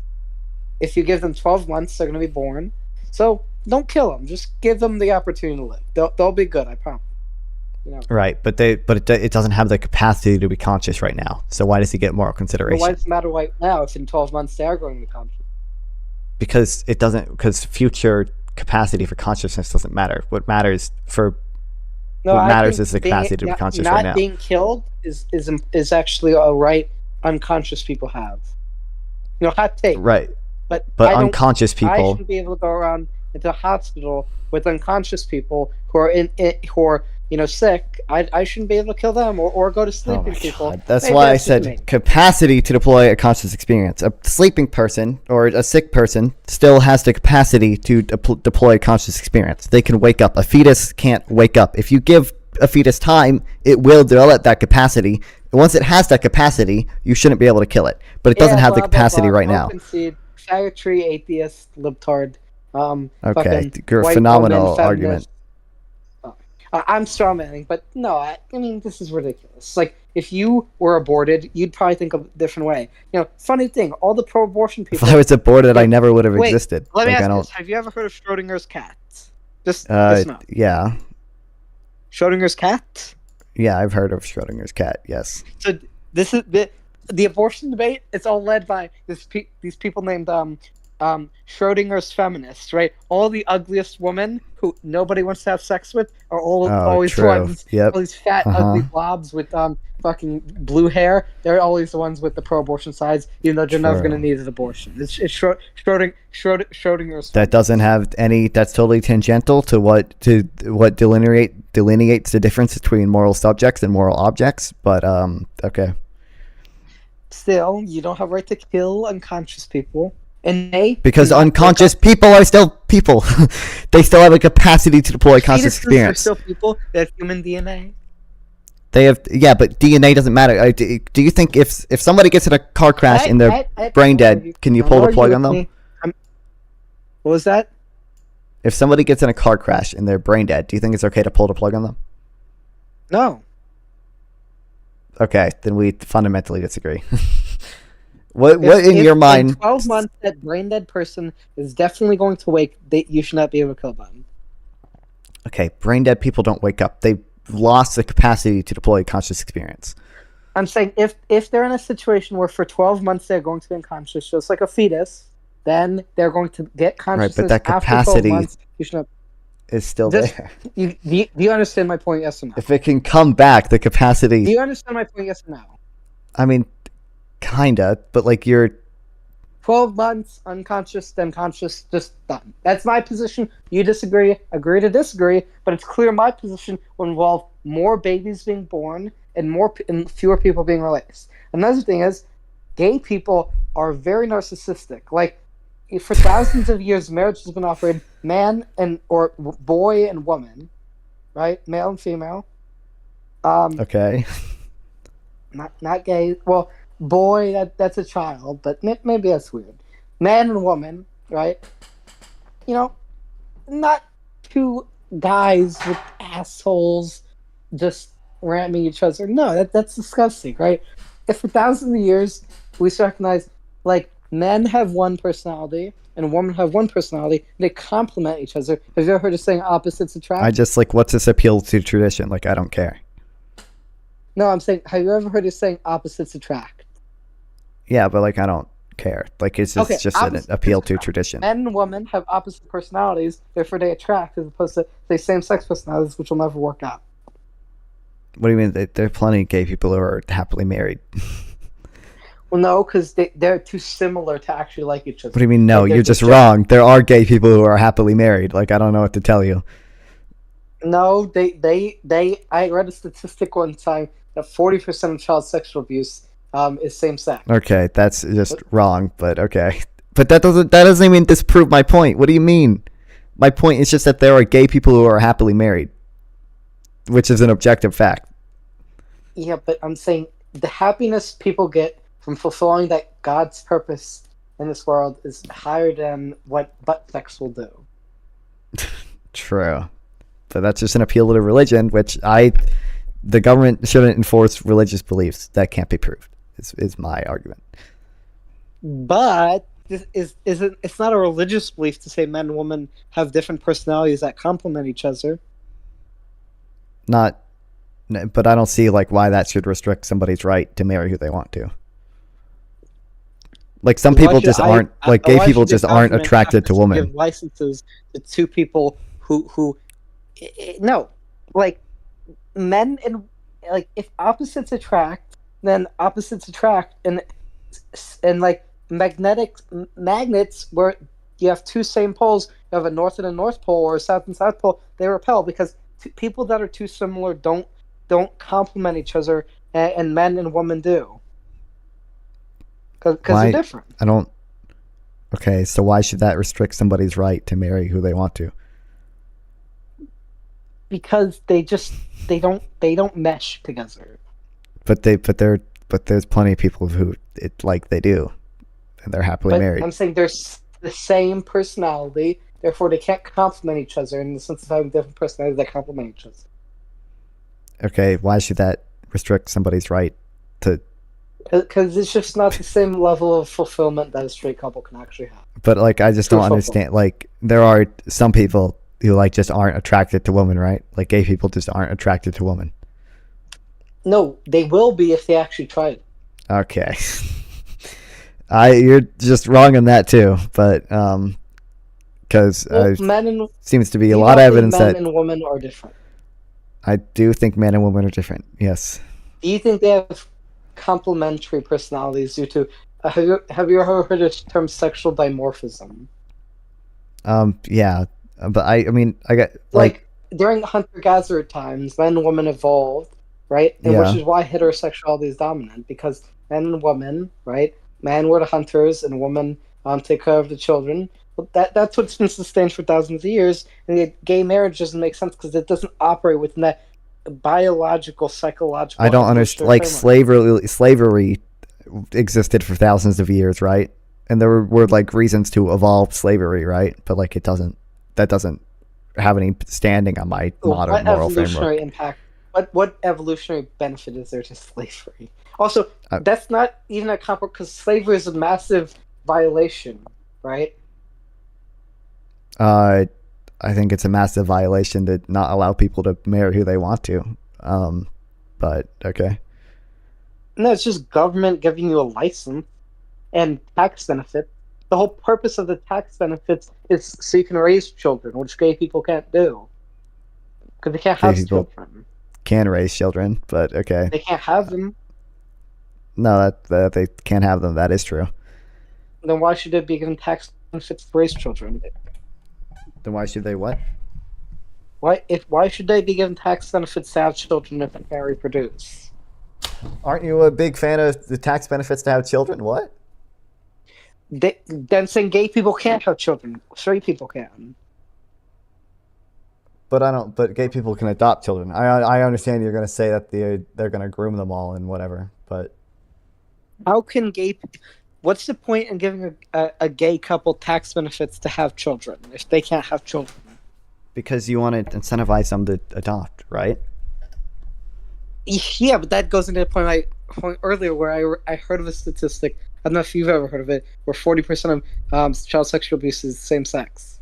I almost guarantee you that's not true. We can look it up right now. Wait, no, I heard that somewhere.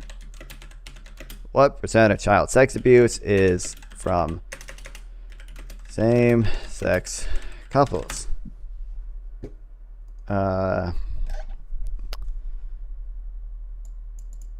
Derogatory posters shows misleading statistics about same-sex parents.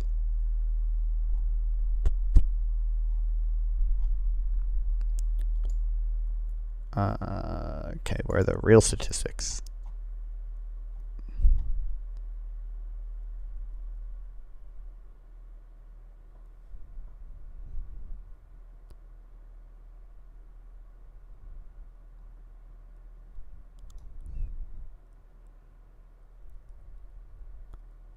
But do you not understand why someone would be against gay marriage? I understand why people would be against it for religious reasons. Can I ask you this? Can you try and steel man the anti-gay marriage position? I think the main argument is that I understand why people would do it for religious reasons. So my steel man would basically be God exists and God says gay marriage is immoral, and that's evidenced by the fact that when you have gay people in society, there seems to be a lot more bad stuff that happens, like AIDS and like child sexual abuse, like you said. Yeah, I mean that's basically. It seems like that's it. Well, do you think there are reasons for a secular person to be against gay marriage? Only like if you're like super culturally conservative and like you still think that like you think the damage that allowing gay marriage in society would be huge. But like it seems like a lot of the reason people have like the family values that they have is because of religion. Well, let me ask you this: do we not have religious freedom? Yeah, you have religious freedom. So yeah. the religious freedom that the government violates by sanctioning. How's the government violating it? Was that? How is the government violating it? Because marriage was an institution of both of religion. Yeah, for but the your longest time. religious freedom doesn't restrict somebody else's religious freedom. No, but I'm saying marriage was created by religion. That doesn't matter. So no, it does matter, because if marriage was created by religion, It's just an you appeal can't to sanction it from tradition. I don't marriage. care. Was that? It's just an appeal to tradition. I don't care. Like marriage can serve a different purpose in modern society than it did in ancient society. No, but did marriage not come as an institution of religion? I'm sure it did, but that just doesn't matter. It's just an appeal to tradition. Like I literally just don't care. But I'm saying, why did they get to steal what the religious people made? What do you mean? Why did they get to steal it? Like this idea of marriage, the religious people made it. Now the gays want to steal it. I don't think religious people own the idea of marriage just because they were the first ones to come up with it. I think people generally prefer to be monogamous, and it seems like people like being in long-term committed relationships with people, and a good way to do that is to get married. And some people like to do that with men. But isn't that kind of icky? What? Sorry?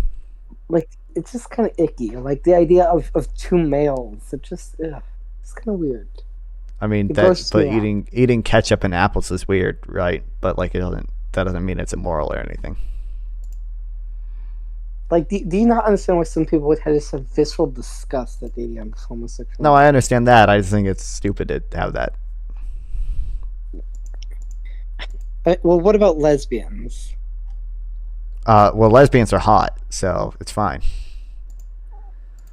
Yeah, but like,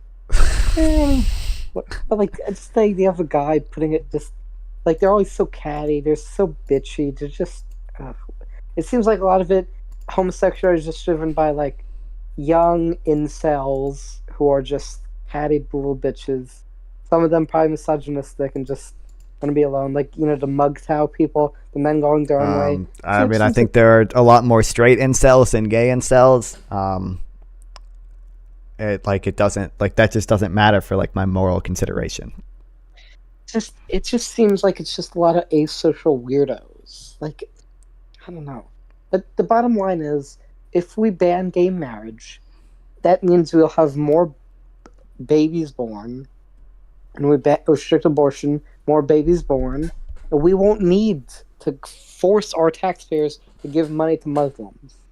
And that is a much greater gift of freedom long term, and of civilizational survival long term. Okay, I'm gonna reply to that, and then I'll give you the last word, and then I'm gonna head to bed, dude. Okay, so I'm gonna say the two things. Some of what I said was exaggerated. So no, like not all of it. Some of it, if it came off as racist, I regret. All right. Yeah, we'll talk more later, dude.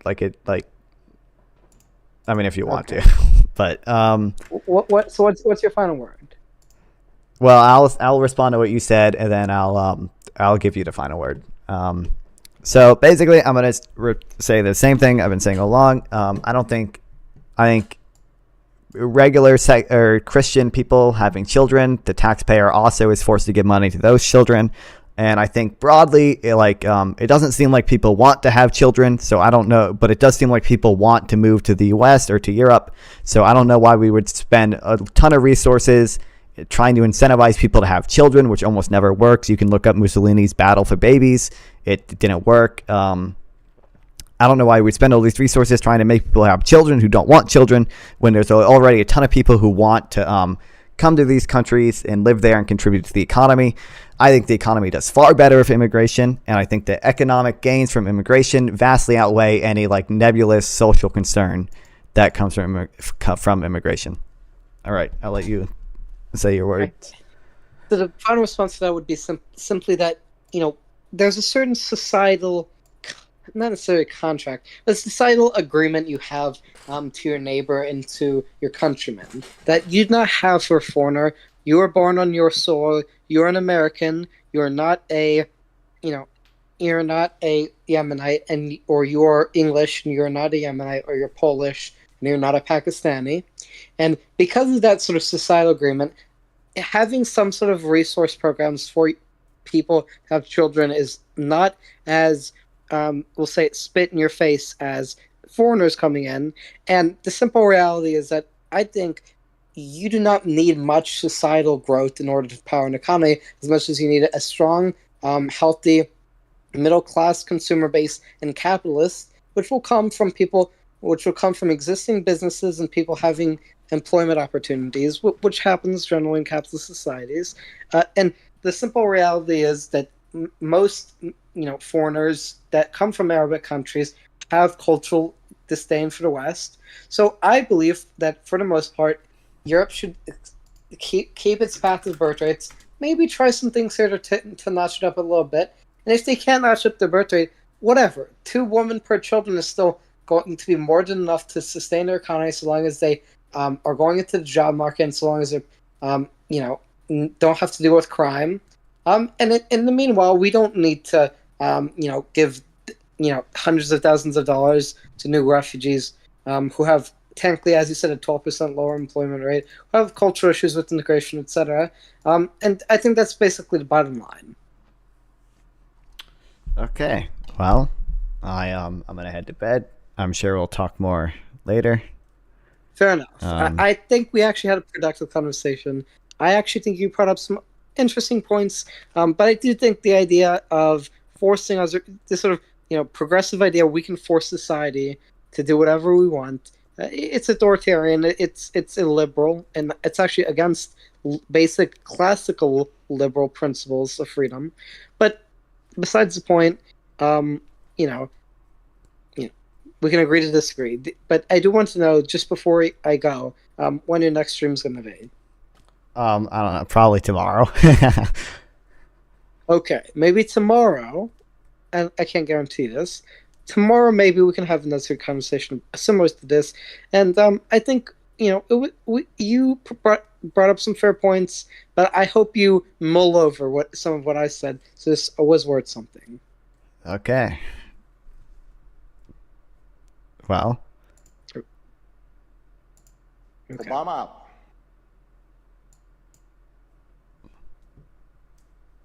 All right. What a productive conversation.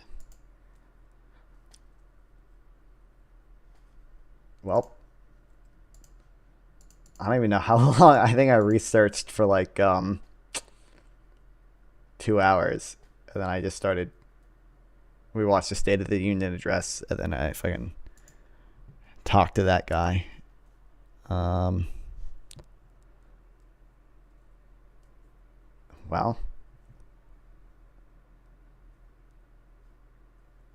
Counter-Strike Condition 0. You came at an unfortunate time, Roast, because I'm like about to end stream. But at least you get to see my awesome ending screen.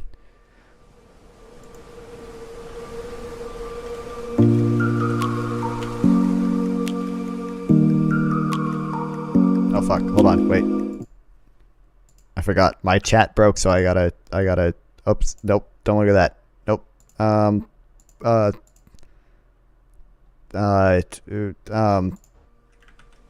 There you go.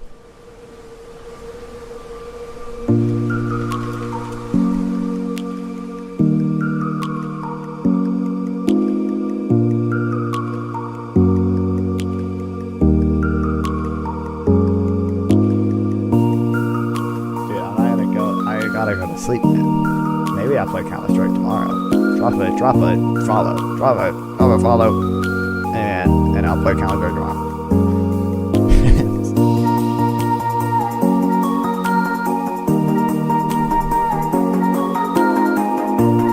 I don't think my alerts work on the screen.